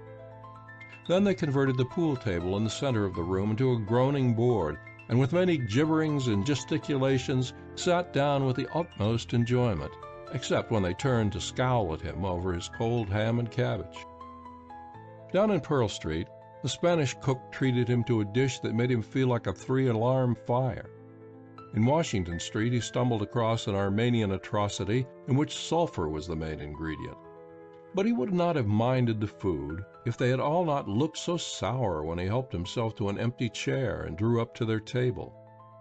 Aside from the big dog in 9th Street, not a soul in all his wanderings so much as nudged his elbow in a spirit of companionship. Even that dog had proved fickle when a roast came to another table. On the evening of the 4th of December, young Mr. Grimsey, pursuing his avocation of seeking out queer places to eat, found himself, for the first time since he had come to the city 6 months before, lost. He had left his cage at 4 that afternoon, and profiting by the few hours of grace granted him by an early start, he had undertaken to explore that part of the city contiguous to the old Gansevoort market. There were items of interest on every hand to claim his attention and befuddle his sense of direction. For instance, all the merchants, prosperous-looking persons above their collars, were attired in common garb, a smock of white cotton that fitted them from head to heels like a priest's cassock. On all the streets were superimposed wooden awnings to the very edge of the pavements, and from the eaves hung quarters of beef, spring lamb clipped like French poodle dogs, pheasants, turtles, and such. A freight car, ghostily propelled by some unseen force around a corner, gently pushed him off its track, A one-horse wagon, laden with provisions disguised by gunny sacks, disputed his right-of-way in an alley and left him in the gutter. And at length he came upon an object of unusual interest in the shape of two white-coated men who seemed to be doing their best to teach cratefuls of live poultry not to stick their heads out between the slats when a second crate of live poultry was descending on them from a 6-foot height. The poultry did not seem to mind it in the least, and it was evidently not a game, because the two strong men were very sober at their task, except when one of them found a warm egg, which frequently happened. The finder of the warm egg invariably transferred it into his pocket, indicating the score by holding up his fingers. So interested was young Grimsey, indeed, at first in the ducking heads of the poultry and then in the egg score, that he found a comfortable wall to lean against and lighted a cigarette. It came on towards 6 o'clock, and when he again recalled himself to his surroundings, he was astonished to note that the strings of beef and other provender, which had so gaily festooned the eaves but a brief time before, had mysteriously disappeared, and only blank boarded windows greeted him now in place of the busy shops. He bestirred himself and started off, but to his surprise he found himself in the middle of a miniature walled city with columns and bastions and watchtowers. Also, as he read the names of the streets, they were strange to him, such as Grace, Low, Grant, and Strong. He caught a glimpse of the river through a gate, and deciding that it was the Hudson and indicated the west of the compass, which he had lost, he turned his back on it and crossed the now almost deserted walled enclosure to a gate at the opposite side. He struck out on a street lined with warehouses and tenements in the general direction of what he believed to be the New York that he knew. As he crossed a little square, he was reminded of the object of his exploration of this locality by a sign on a dusty window which read in tarnished and fly-bitten letters, "Gritton's Dining Room." It had the outer appearance of a cheap coffee house. Through the dusty glass panel of the door he made out two tables, guiltless of cloth and decorated with crockery of the armor plate variety to be found in the poorer class of restaurants. It is quite probable that Grimsey would have passed by Gritton's Dining Room had it not been for a picture in the window. It was a crayon portrait encased in a massive gilt frame shrouded in dust. The picture bore the legend, Edward Askew Southern, 1858. Even then it is quite probable he would not have tarried to question himself as to the veracity of the legend, never having considered it plausible that an eminent comedian of today might have sprung from a stock immortal enough to be perpetuated in crayon so far back as '58, had it not been for a playbill draped carelessly over one corner of the ornate, though somewhat weather-beaten frame. "Tonight," announced the musty yellow poster, which was fully 3 feet long, "tonight we'll positively witness the first appearance on the boards of an American stage of the celebrated Mr. Wainbridge Maugham, fresh from 100 nights of distinguished approbation at Drury Lane, in his celebrated drama entitled The Hidden Fortune, or Every Hand Against Her. Mr. Maugham will appear in the world-famous delineation of the character of Willoughby Southerly, a gentleman detective, supported by the original cast, including Janice Maybon as Estima, wistful and winning, Mr. Jack Gallant as Sir Everly Turncoat, a serpent, Mr. Halsey James as honest John Wexford, bound on a parlous errand, Mr. Horace as Isaacs, a true friend, Miss Voorhees as the maid, a vixen, and numerous others, including every attention to the important accessories of atmosphere, scenery, and costumes. Tickets within or at the box office, American Theater, Bowery. Grimsey softly opened the door and stepped inside. The place smelled musty, as well it might. The two tables, there were only two, were covered with an unsavory veneer of their calling, and against the side wall, and 4 feet deep at the least calculation, were stacked a heap of rusty old frames enclosing woodcuts, crayons, and engravings of a type of art and free drawing long since dead. Packed round and about these, as Excelsior is packed around fine china for shipment, were wads of venerable handbills. One wad of perhaps 50 bills celebrated the return of Forrest as Jack Cade. Another announced Mathilda Huron and her great character, Camille. From the date, 1854, it seemed that La Dame ou Camélia had begun weeping some time before the Civil War. Herne the Humbug was on the eve of its premiere on another bill, and Teddy the Tiller and the Ice Witch, or the Frozen Hand, were in the midst of a revival. Of historical importance was the dramatization of the celebrated pictures of Wilkes distraining for rent, under the title of Rent Day, with Mr. Hayward and Mr. Hamlin in the principal role. Grimsby, convinced, sat down at a table, first taking the precaution to polish its surface with an old newspaper that covered a hole in the cane seat of a chair. He waited for several minutes for the appearance of some sign of ownership, or at least of life, and when nothing developed, he seized a spoon from the pressed glass container and rapped it vigorously against the Harveyized side of the sugar bowl, which, however, gave out only a dull thudding noise. Grimsby rose impatiently and opened a door leading to a side entry. This entry was, in fact, a long tunnel of brick leading to the street over a roughly paved floor at one end and into blank, impenetrable darkness at the other. In the old days, when Greenwich Village was 2 miles from Manhattan, it was the custom of the carters who occupied this quarter to leave their carts outside at close of day and lead their tired horses to the stables in the backyard, through tunnels running between the houses. This fact Grimsby had gleaned out of a book long ago. If the book were veracious, the impenetrable darkness at the far end of the tunnel must lead to a stable, probably now used as a kitchen for Gritton's dining room. He determined to ascertain whether this was indeed the fact, and to this end he stepped into the tunnel and picked his way over the moist, slippery stones. The passage led for perhaps 40 feet into the heart of the darkness, and abruptly turned at right angles, terminating 6 feet farther on in a door, through the soiled panes of which showed a dull light. Young Grimsby, in his search for something besides food with his meals during the last 6 months, had acquired the inevitable snooping curiosity of such an adventurer. The fact that a score of young Turks desired to set up an obscure restaurant where they might dine in peace and quiet was no reason to him why he should not walk boldly in and take a vacant chair, and force them to talk in whispers if they wished to continue their family confidences undisturbed.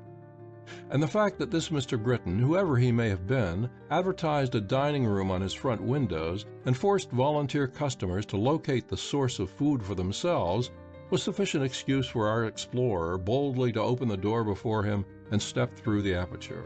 He did so. Grimsby found himself in the middle of a paved yard, lighted only by the pale reflection from the sky of a late winter afternoon, dark on 4 sides, with the exception of a far corner where 2 windows glowed warmly. The sound of smothered voices and the occasional clinking of tableware issuing from this corner, he turned his steps confidently in that direction, positive at last that he had stumbled on a queer place to eat, and hopeful that here he might find some kindred soul to discuss topics of the day, possibly the art of acting, over his meal. There was a fanlight in the door at the corner, but it was so obscured by grime that he did not notice it until his hand was on the knob and he was peering through the opening. He paused in the act of turning the knob. Inside, before his eyes, was a long room evidently comprising the entire ground floor of a rear tenement, for on the opposite side of the apartment windows looked out into another courtyard like that in which he stood. There were 20 persons in the room, mostly men, but as he looked, there came a rattle of chairs on the floor by the near wall, at some spot beyond his range of vision, and in another second he saw 3 women advancing across the open floor to the far corner, where sat the broad, squat figure of an old man with a magnificent head on his shoulders. At this moment, however, the women attracted the attention of the peeping Grimsby more than the men. The advancing group consisted of an old woman, very evidently a grande dame from her dress and manner, supported on each side by a young and good-looking Irish girl, evidently her maids. In addition to the support lent by their round, fat arms, the old lady leaned heavily on a stick, which she pushed ahead of her with each feeble step. The ferrule of the stick was loose, and as it slid along the hard floor it gave out a curious reedy tone. Suddenly, and for no reason apparent to the intruder, the progress of the nice old lady was interrupted by the man in the corner. First he held up one hand, then he rapped sharply on the floor with an impatient foot, at which the 2 maids looked at their frail little charge with a touch of tenderness, and slowly turned her about face. And again they retreated beyond the angle of vision of the looker-on, but only for a second. The rasping note of the cane sliding across the floor was resumed, and the three started once more for the distant table, this time the stubby old man in the corner rising with much graciousness to receive the old lady from the arms of her two youthful guardians and thanking them with a courteous gesture. He placed the old lady in her chair, sat down himself, and began speaking, accompanying his words with gestures, every shade of which, even to the uncurling of his fine fingers, seemed a bit of art in itself.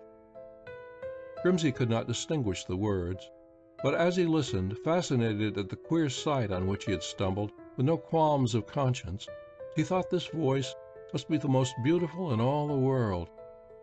An almost metrical cadence with which the speaker accented his phrases, and the timbre, as vibrant and resonant as the G-string of a violin, reached the listener like a faraway song one might hear in a dream. As the old lady raised her face to the speaker, and for the first time the light of the lamp fell full on her features, Grimsy started. He knew the face, but the shock of it suddenly flashing on his vision in this strange quarter of the city scattered his wits, so that he could not for the life of him place it. He only knew he had seen that face in the newspapers many times, and the incomplete recollection brought with it an impression of something sweet and good. She belonged to his coterie of newspaper friends, and whatever it may have been he had read of her, it was something nice. Certainly, the real face before him now suggested something to be venerated by all who looked on it. Old age come to its own beautifully. His curious attention to this scene was roughly wrenched loose by a cackling laugh from a table nearer the door, a table he had not noticed in his interest in the old lady. As he looked at the merry one, he rubbed his eyes. He was poorly prepared for the surprise. It was none other than Mr. Andrew Carnegie, if Grimsy knew Andrew Carnegie, and he was positive he could pick the diminutive ironmaster in a million. And Mr. Carnegie was engaged in the most cordial, though somewhat guarded conversation with Mr. John D. Rockefeller. If young Grimsy had not been such a close student of current affairs and personalities in the newspapers, he would have pinched himself and crept away at this juncture. But Grimsy did nothing of the kind. In his eagerness, he polished the dusty glass transom with his glove to get a better view of the scene, which now fairly had his hair standing on end, each follicle counting itself root by root. The two multimillionaires were at dinner. The ironmaster helped himself from a bottle. Grimsy had read only recently words from the lips of Mr. Carnegie himself, to the effect that he and Emperor Wilhelm had one habit in common, that of taking a half-glass of liquor with their meals. But Grimsy had no idea that this jolly little ironmaster referred to a glass of this size. It was an 8-ounce tumbler. Mr. Carnegie wrapped his legs, which only reached the first rung of his chair, about the spindles, and as he quaffed from the goblet, without watering the stuff, he manipulated his merry little eyes in the most surprising manner. Evidently the talk had to do with the toupee Mr. Rockefeller wore. Mr. Rockefeller did wear a toupee, and his companion's eyes pointed very plainly to the fact that the wig was somewhat one-sided for the moment, disclosing at one corner a bald pate as shiny as a billiard ball. At this moment, an untoward accident interrupted the amazing panorama of which Mr. Moberly Grimsy had been so fortunate as to have a peep on this night of nights. He had risen on tiptoe in his excitement. He overbalanced himself, the door gave easily, and before he could recover himself, he fell headlong into the room. A shriek of many voices punctuated his crash to the floor, then dead silence, then sudden darkness filled with the scamperings of many feet. Heavy hands laid hold of him so he could not move, and a voice, bell-like in its intonation, addressed the question to someone near him in the dark. "Where is Bannon? Isn't he out in front?" And then someone replied in an impersonal tone, "No, I sent him down to Murray's an hour ago." That was all. A few words exchanged in the darkness, seemingly apropos of nothing in particular, least of all the squirming form of young Moberly Grimsy, which they were holding in their midst. "Let me go!" cried the young man, attempting to strike out with his feet, only to find that his feet, too, were fast. "I came here looking for a place to—" "Quit that! Take your thumb A thumb was doing its best to dislocate his Adam's apple, and a hand over his mouth cut off further remarks from Mr. Moberly Grimsey. He was gently picked up off the floor by 4 men, one at each quarter, in silence. They might have been his pallbearers, so solemnly did they start off with their burden, the hand over his mouth now being supplanted by a handkerchief jammed down his gullet. They turned this way and that. The hollow echoes of their footfalls and the crowding of the men carrying him told him they were threading a tunnel, though evidently not the same magic gate by which he had been permitted to enter on the unsuspecting assemblage. He wondered whither they were taking him. Suddenly the dull sounds of the living city that had always been in his ears became louder, like stage thunder, and a breath of cool air told him he was in a street. A coat was over his head now, so he could not see. He was gently set on the flagging of the curb, and then, in an electric fraction of a second, the coat was gone, the gag was gone, and his pallbearers had vanished. He got to his feet and found himself rubbing his head and surveying a dimly lit avenue that presented no familiar landmarks. The thing had occurred so quickly that now, as he looked round in the dim light and found himself alone, it was quite simple to persuade himself that it was all some lurid fabrication of his brain. He walked to the end of the block and looked at the lamp-post. It said Jane Street on one side. Some small boy had put a stone through the glass legend on the other side, so the intersecting street remained a mystery. He walked back through the street, trying to fix on the house that had omitted him a few moments before. But all the houses, old-fashioned brick structures, ornamented with iron grills at doors and windows, looked out cheerlessly and impersonally. Suddenly, Moberly Grimsey broke into a run. He must find somebody, because the strangest idea had come into his mind, which, while he fuddled over his whereabouts, seemed to have been working subconsciously at something else. 2 blocks farther on, he encountered a young man swinging a cane, emerging from a side street. Grimsey did not stand on ceremony. "Isn't it a fact?" he cried, bringing the young man to a sudden stop by the simple expedient of stopping in front of him. "Isn't it a fact that John D. Rockefeller was playing golf at his home in Cleveland, Ohio this morning, and that he beat the bogey?" The young man looked at him for a second before replying.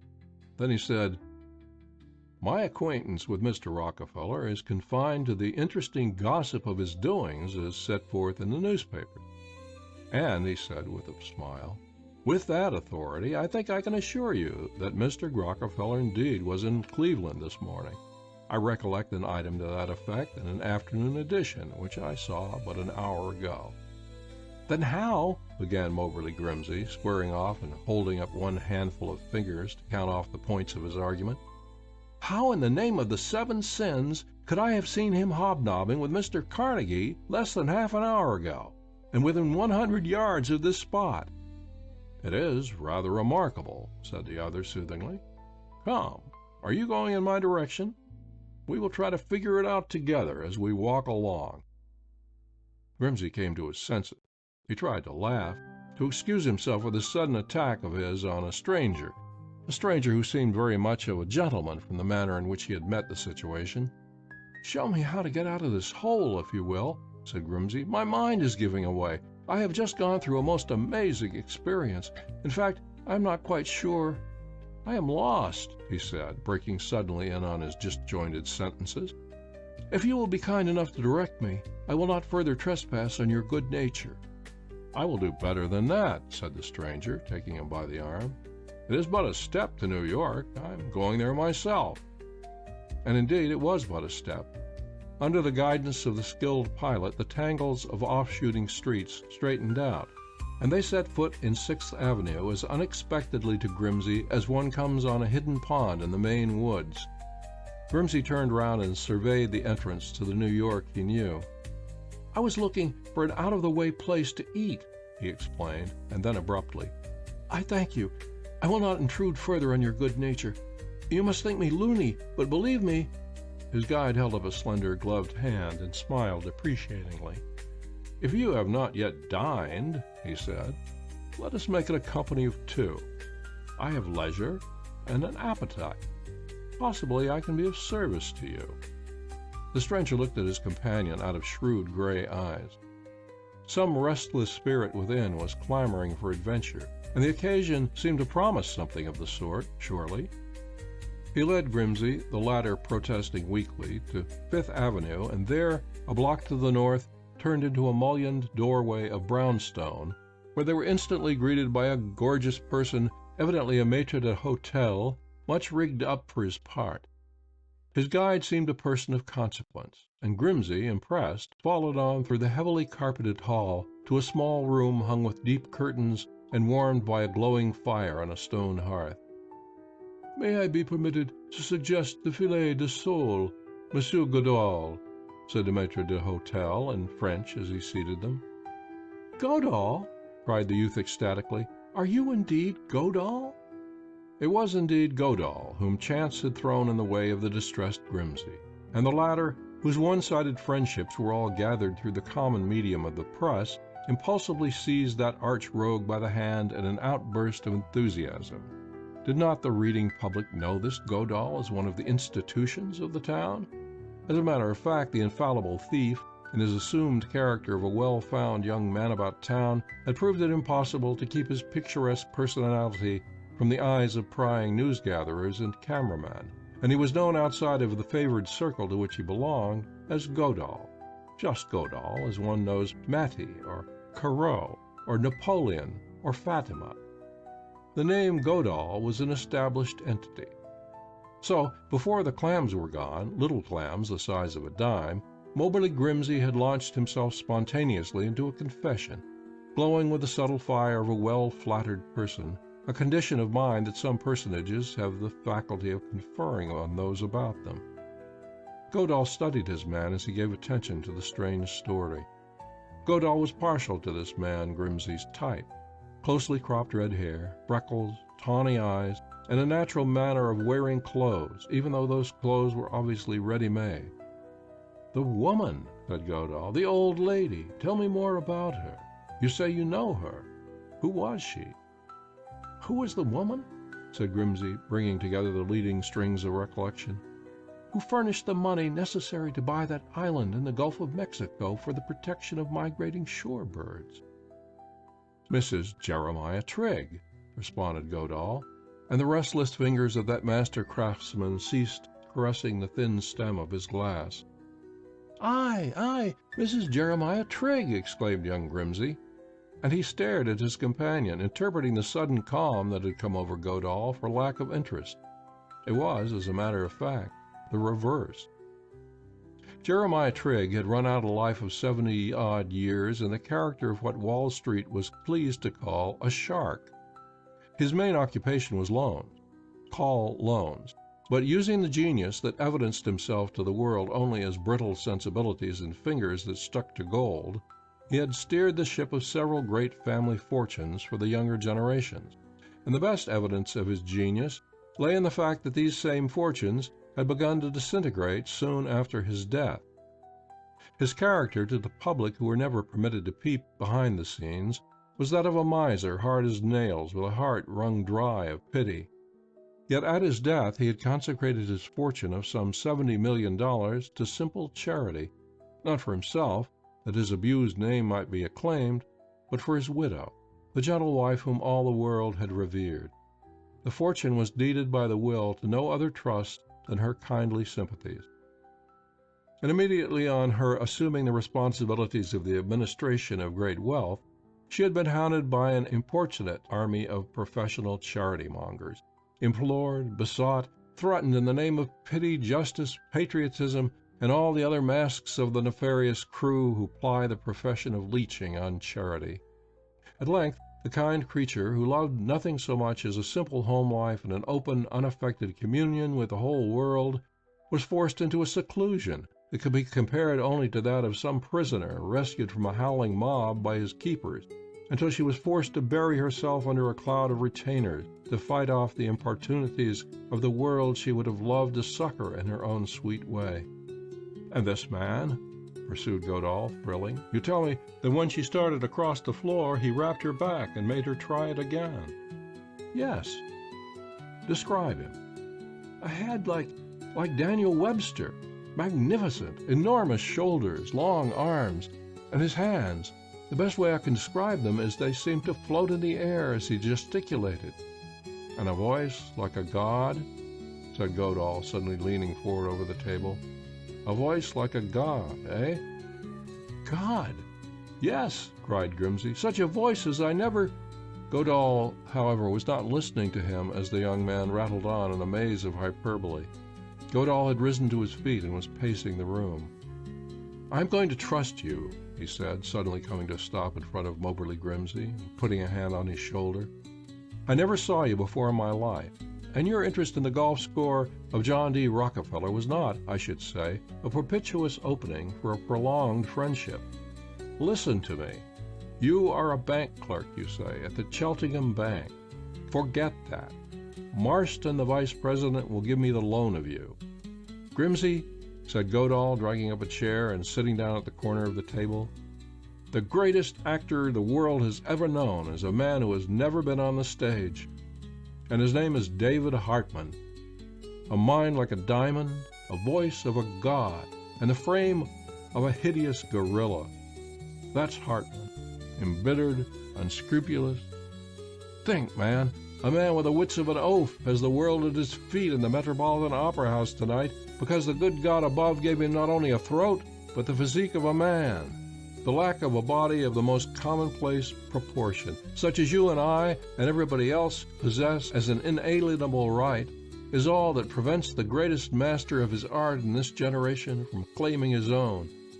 Tell me, could the lithe Hamlet stalk the stage in the guise of a hideous ape? Imagine Lear seizing his straws and crying, 'Aye, every inch a king,' if he were a spindle-legged dwarf."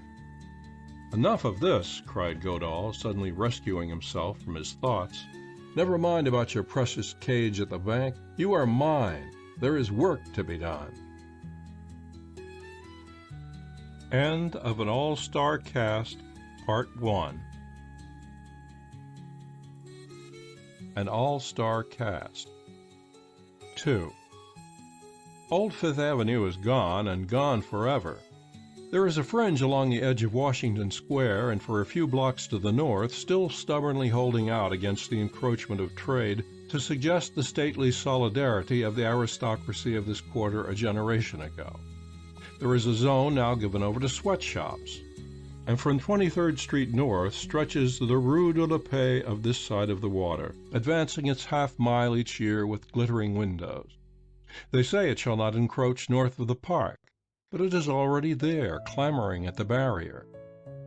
As with the lower end of the avenue, this region of super-refined trade to the north still harbors in its midst, stubbornly refusing to move, some examples of the fine old brownstone mansions that gave the avenue its old-time distinction. Such a one is to be found just above the zone where the crosstown flood at 42nd Street disputes the right-of-way with the north and south streams of vehicles and pedestrians. Strangers to New York know it today probably better than the New Yorkers themselves, for the reason that the so-called seeing the city automobiles, which make this a regular route daily, are always somewhat boisterous when passing the spot. The megaphone man, as noisy as some fishwife at the town pump retailing choice bits of scandal about the great and near great, raises his trumpet at this point and announces in tones to be heard on the pavement on both sides, "In the mansion on your left, ladies and gentlemen, you see the old-time residence of the late Jeremiah Trigg." The name is quite sufficient. Instantly the rubberneck audience begins to titter and to recount to each other the eccentricities of this famous old put-and-call shark of Wall Street. These stories, for a period of many years, flooded the press of the country, and the public, like our friend Moberly Grimsby, makes its friends and accumulates its enemies through the newspapers. In this old house, the man who lived for a principle and died happy in the consciousness of having confided the administration of his principle to sure hands spent 50 years of his life. Behind these windows, hung with rich tapestries, he sat in the evening with his wife, playing with a family cat and a ball of yarn. When he had something nice to suggest to his good wife to do for other people, he was too shy to tell her, and the family cat became the medium of his confidence, his plans being expressed in a loud voice, clearly audible to the good wife who sat by knitting. There was a little rag doll, loaded with shot, which sat on the floor, and listened with wide-open eyes as the cat played unheeding through the unfolding of gorgeous plans to make someone, or many, many ones, happy without knowing the source of that happiness. The doll had a duty in life quite as dignified as that of the cat, its duty being to sit tight against the library floor so that the door might not swing shut on its hinges and shut off the coziness of the other room. Uncle Jeremiah, so they jocosely called him downtown, discussed the hopes and fears and tears of their farmers. The old couple counted many countrymen to whom their bounty was more generous than that of the stubborn soil, much as if they had been sitting before a fire in some rude farmhouse, and the cares of the neighborhood were theirs to alleviate with the simplest of godly alms, instead of a complex machinery that every moment must protect itself from lying greed. Here in the evening was always the picture of home, a home that is being banished from the many palaces along the way, a home that was not only sufficient unto its own peace and happiness, but which radiated warm beneficence to many other homes. This evening, the evening following that on which Moberly Grimsey at last found a sociable friend at table, the picture was the same, except that Uncle Jeremiah was gone on his long journey. There was an open fire in the deep grate. Outside was the soft coming of evening and gently falling snow. The old lady sat knitting. The big-eyed doll was thinking of the most serious things of life at its post by the door, and the cat, the same cat, languidly studied the ball of yarn, wondering whether, as a matter of fact, it was not getting too old to be frisking this foolish thing about the room. The servants were coming and going on tiptoe over the soft padded carpets, exchanging words in whispers, mysterious whispers, accompanied by smiles to signify that something of moment was afoot. The butler, who had been with the family since they came to town, in his present graduate capacity, was directing the maneuvers from the seclusion of the street hall, out of sight of the old lady. He was whispering to the second butler that the second in command was to be in command of this ship, information that had been explained with stolid iteration through many busy days now, days that were busy, but with their business concealed under smooth machinery. The clock on the mantel struck the hour of 4. The old lady roused herself with a sigh and looked up with a smile when 2 plump Irish girls approached and helped her to her feet and muffled her in wraps of downiest texture. She took her cane, and with an arm on each side to support her, she made her way to the door, where, as if by the magic of some hidden stage director, 4 secretaries were in waiting. They were, in fact, the bodyguard. They were needed. As the door opened, a little man with a greasy black beard, who had been in waiting at the curb, dashed up the steps and attempted to push past the advance guard. He held a paper in his hand, and he cried, as the secretary held him off, "It is most worthy, madam. I could convince you if I could have but a word with you." "Mrs. Trigg receives no strangers on account of her advanced years," explained the secretary politely. And as the party passed down the steps, he successfully blocked the charity seeker from his prey. The attendants surrounded the old woman like a cloud. There were other importunate ones at the curb, but so closely did the guard cling that they had no opportunity to voice their harsh claims on the bounty of this poor creature. It was always thus. The army studied the habits of this household like a hawk, hovering about the mansion at all hours of the day. "Did you get a good view of her?" asked Godahl. "Yes," said young Grimsey. "I saw her perfectly. It is she, I'm certain." The pair had sauntered up just in time to witness the disgraceful exhibition that was a daily occurrence now. "Did you notice her cane?" said Grimsey. Godahl had not, he said. "The ferrule was loose and made a queer noise, like the low string on a violin when she pushed it across the pavement. It was the same cane she used the other night." "Delightful," said Godahl. "Now we shall see whether the rest of the drama is played according to the cards." It was an hour later when the two sauntered along the avenue just as the returning carriage of Mrs. Jeremiah Trigg drew up at a brownstone house. It was the same carriage, but not the same brownstone house as before. The same curtains, apparently, hung at the windows. The same mellow radiance of the table lamp and the flickering light of the fire played on the tapestries. The same butler waited at the top of the steps. The same cat and doll guarded inside. And the same coterie of guards, men, and maids enclosed the figure of Mrs. Jeremiah Trigg as she crossed the pavement. The house occupied the same position in the block, but it was not the same block. The location was half a mile to the north. It was the new home of Mrs. Jeremiah Trigg. Trade, clamoring at her doors, had so far encroached on the old home that it was thought advisable by the family council of lawyers to move the old lady, and to move her room by room without any suspicion on her part that she was being moved. Some day, if she did not discover the illusion herself, those servants who loved her as blood kin would tell her of their carefully planned ruse. Tonight, she took up her knitting beside the silver-framed picture of Uncle Jerry on the table, blissfully unconscious that even the unbalanced door had been doctored to a degree of verisimilitude that would have deceived far sharper eyes than hers. It was at 10 sharp the next morning that the chief clerk of Vice President Marston of the Chillingham Bank handed the latter the telephone with the information that someone wished to speak to him from the Trigg home. Uncle Jerry had dominated the affairs of this bank during his lifetime, and the widow retained control through her attorneys. "This is Martin speaking," said a voice on the wire. Martin was one of the many secretaries who hovered about the old lady. "Hello, Charlie. How are you? From this distance, I should say you have a frog in your throat," said the genial banker.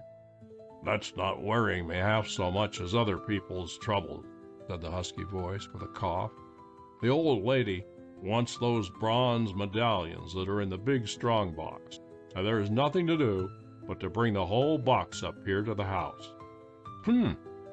Well, in your case, I should advise calling out the 71st Regiment for a bodyguard," said the jocose banker. "Thanks. I'm going to pass the buck to you. The old lady wants you to bring it up yourself. Ha!" And so it was that the banker found himself, half an hour later, sitting in a closed automobile with 2 bank guards and an imposing-looking steel box, and bound, not unhappily at that, because the dangers of the city streets did not daunt him, for Uncle Jerry Trigg's house, as he had instructed the driver. As the car came to a stop at the curb, he sprang out and up the steps, waiting at the door opened by the second man for his 2 guards to bring in their precious burden. "Mr. Martin, sir," said the man, "asked me to tell you that he was called out to the Sunnyside meeting and would not be able to see you, sir." As Marston handed his hat and coat to the man, he nodded casually to 2 young men who were passing through the hall to the rear of the first floor. The whisking of a white apron about the turn of the stairs indicated the presence of one of the Irish maids. "This house smells good," exclaimed the banker to himself, as though he had stumbled on a new source of happiness on this visit. He looked into the drawing-room, but retreated immediately, his finger to his lips, to enjoin silence on the 2 men who were depositing their burden. The old lady, her knitting fallen to the floor, was asleep in the chair. The cat sat purring before the fire. The rag doll, of all the room, seemed the only thing alive, and it sat staring accusingly at him with its big eyes. As he took in the scene, something in him welled up and overflowed. It was the memory of just such a scene, long, long ago, when he was a boy, and the recollection came on him with a rush of warmth and tenderness. He tiptoed to a chair and sat down quietly, signaling to his men to place their burden in the doorway and withdraw as quietly as possible. Now the old lady stirred herself uneasily, sighed, and opened her eyes. For a moment she did not see him, but smiled at the old cat stretching itself in the extravagant manner of a languorous feline before the warm glow of the fire. Everything in the room seemed to rouse itself with her. Her eyes came to a start to the figure of Marston, who rose and came forward. "Don't move," he cried, smiling and reaching out his hand to implore her to remain seated, but she rose to her feet and pushed the cane ahead of her. She permitted him to help her to her seat again, and she sat holding his hard hand between her 2 withered hands and looking out the window. It was a silence he dared not break, though it made him uncomfortable. It was broken at last by the approach of the second man bearing tea things. At 11 every day, Mrs. Jeremiah Trigg had her tea, and her cat was given a bit of cheese to nibble. Mrs. Trigg, in talking about cats, used to say that she ascribed the faithfulness of her cats to their 11 o'clock cheese. Marston had come with his expectations made up for a brisk chat with the old lady, but it turned out to be rather a trying situation for him. She cried softly throughout the time they sat before the tray, crying softly as old women cry when they spin the thread of memories that are dearest to them. He made one or two ineffectual attempts to say something, but his efforts ended so lamely that he gave it up, and it was with great relief that he heard the approaching footsteps of the servant. Madam is in one of her moods, thinking, today. You understand, sir? Said the second man in his ear. Marston looked up, and the man averted his eyes quickly. Marston nodded his head. He rose and drew off to a corner with the man. I understand, he said. If the world only knew Uncle Jerry as we remember him. The man nodded vigorously and seemed about to cry. Will she sign for this? Oh, will one of the secretaries come? Asked the bank official, indicating the box. I think she will, as they are the bronze medallions she wishes, and she wants to find them herself. I will see, sir. The man stepped to the side of the old lady and whispered to her. She looked up and nodded vigorously, smiling through her tears. Oh, you understand, Thomas, don't you? She said. Well, I shall be so happy when we are together again. There. Why should we torture you young people? And she dragged her eyes back from the fire and with trembling hand wrote her signature. Marston made his adieu as quickly as possible. The man opened the door for him, and seeing two men in conversation with the bank guards who stood at the curb waiting orders, drew back hurriedly and said, Are they friends of yours, sir? We must be very careful, as so many people are ready to take advantage of the old lady. You don't need to worry about them, said Marston, laughing, for he recognized in the two men Warden, the managing head of the Bankers' Protective Association for the Metropolitan District, and young Moberly Grimsey. The man inside was still peering through the interstices of the ground glass carving of the door as Marston went down the step. What are you two doing in this neck of the woods? I thought you were on your vacation, Grimsey, with that young devil Godahl. This house is pinched, said Warden, starting up the steps with a laugh as he ran his arm through the banker's and turned him back. I have been waiting for you to come out to have a good look at your face when the ceiling comes down on your head. So saying, he touched the bell. He looked through the glass of the door impudently. Run, you terrier, he chuckled, and he raised his heavy cane and shattered the glass of the door. Tell Captain McCarthy he'd better bring up his men and throw them across on both sides. The whole town will be here in another 5 minutes, he said, turning and addressing a man in the street who was off at a sharp run. The astonished Marston saw a patrol wagon around the corner emptying itself in a jiffy.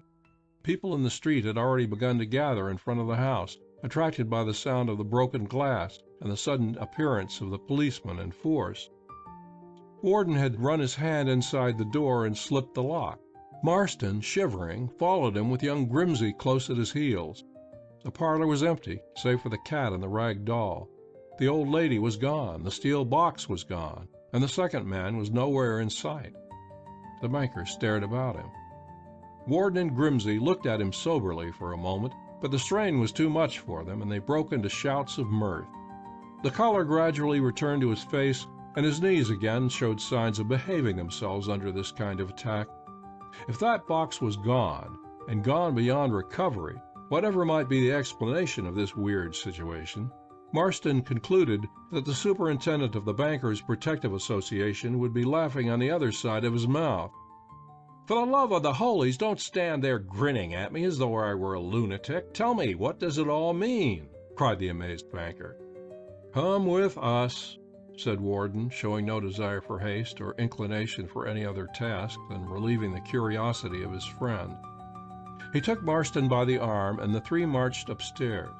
The bedroom floor above the parlor was empty, bare-floored. So was the third floor and the servants' quarters above. So was the basement floor. With the exception of the parlor floor, the house was stripped to the very walls. "But, Mrs. Trigg, where has she gone?" cried Marston when he had convinced himself. "I don't know, I'm sure," said Warden. "Mrs. Trigg hasn't been in this house in 20 hours, to my knowledge." "Hasn't been in the house, you idiot? Then whom, pray, have I been taking tea with in this room not 10 minutes ago?" "Marston," said Warden, "you have been entertained for the last quarter of an hour or so by a stock company composed of some of the most distinguished actors and actresses out of jail. Mrs. Trigg was moved out of this house yesterday, and the furniture of this room was shifted to her new home just above 52nd Street before she returned from her drive.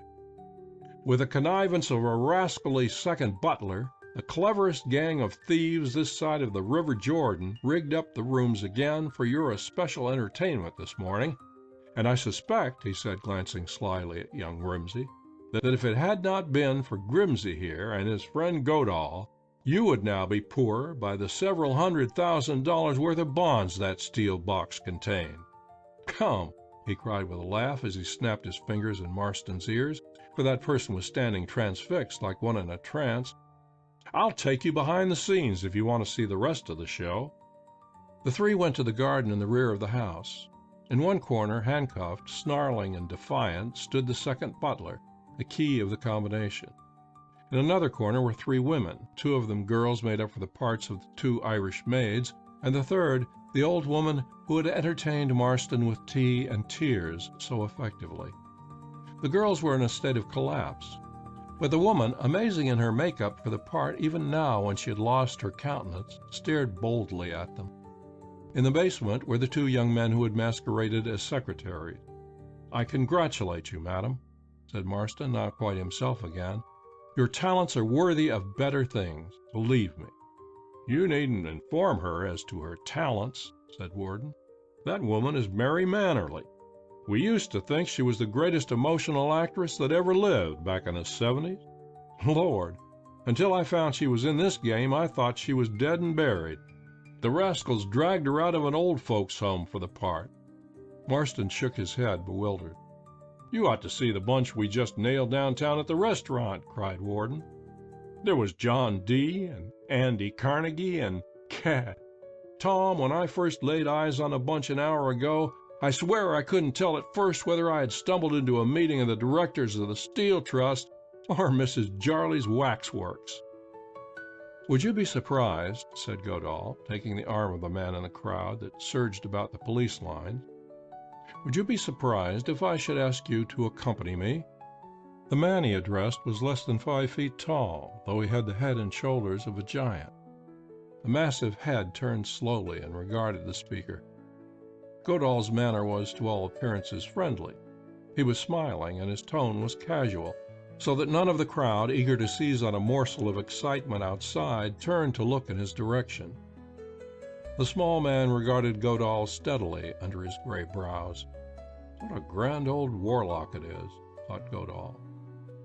"I should not be surprised," said the man in clear, bell-like tone, "if you will indicate the way I shall be pleased to follow. Or will you permit me to precede you?" Godahl turned and shouldered his way out of the crowd, and on the outskirts he was joined by the man with the ludicrous body and the Jovian head. They strode along side by side. Clearly, thought Godahl, David Hartman considered himself under arrest. The old man had been absent when the police raided the meeting place downtown, and as a member of the crowd had watched the fiasco of his great plan here in front of the mansion that his great brain had furnished and peopled with play actors and properties. He had again escaped them. "I am sorry to have spoiled your scene," said Godahl as they swung along together. "I have been watching you for 3 years, Hartman. Ha! That was beautiful when you gave that chorus girl dinner to Senator Newstead in Chicago. A year before, the whole country had been convulsed at the circumstantial tale of a gay dinner in the public dining room of the auditorium at which Senator Newstead, candidate for governor on the Republican ticket, was the apparent host. The pious old senator bitterly denounced the calumny, but there were plenty of witnesses to swear that it really was he, and he was snowed under at the poll. I could stand for that and bless you for it, Hartman," went on Godahl, "and the Blackburn case, and the Hamilton affair. But when you came to tamper with the comfort and happiness of a woman who has paid the penalty of martyrdom simply for being good and doing good, I step in and say no. I didn't know you had shifted to New York until my red-headed friend fell in on your rehearsal the other night."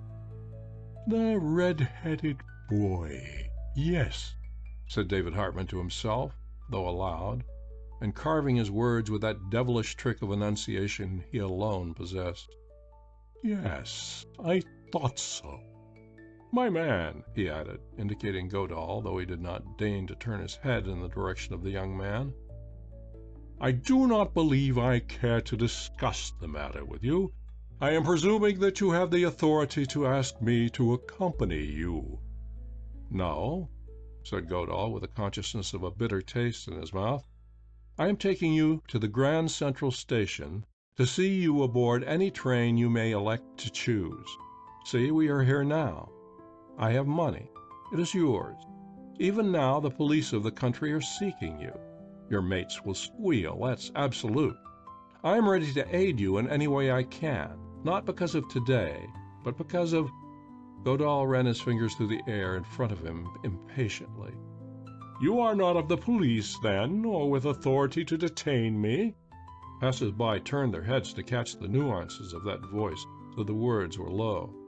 Godahl shook his head. "No?" said the voice. "No," said Godahl.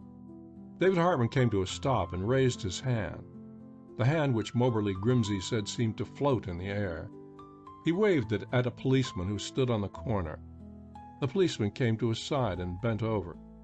"You do not know me, my man," he said. "I am David Hartman. That means nothing to you. The police seek me. I am wanted for robbery. I might tear my soul to shreds in hopeless flight, but I am marked. See my ridiculous little legs. My friend," he said, turning to Godahl and taking him by the hand, "I do not know who you may be, but I thank you. If I did not so love this bitter life, I might have the courage to die. But I have not the courage." That voice, ringing like a knell, sang in his ears as Godahl hurried across town. What would $100,000 in gold bonds, more or less, have meant to the old lady, anyway? He cried suddenly to himself as he stopped and called a hansom. Nothing. Bah! End of an all-star cast. End of Adventures of the Infallible Godahl by Frederick Irving Anderson. We hope you enjoyed tonight's Sleep audiobook. If you liked this audiobook and want to listen to more, please check out our channel at Sleep Audiobooks. And if you prefer to listen to each story individually, they will also be uploaded to our secondary channel at Sleep Chapters. You can access our entire catalog of bedtime story audiobooks through our web app, which can be found at sleepaudiobooks.com. There, you will also find our suite of sleep tools, including a complimentary Better Sleep Quick Guide if you sign up to our mailing list. Links are in the description below. All likes, comments, and especially subscribing help this channel grow so that we can reach more night owls in our quest to help as many people sleep easier so they can live their lives more fully during the day. We appreciate your support and wish you a very excellent night's sleep.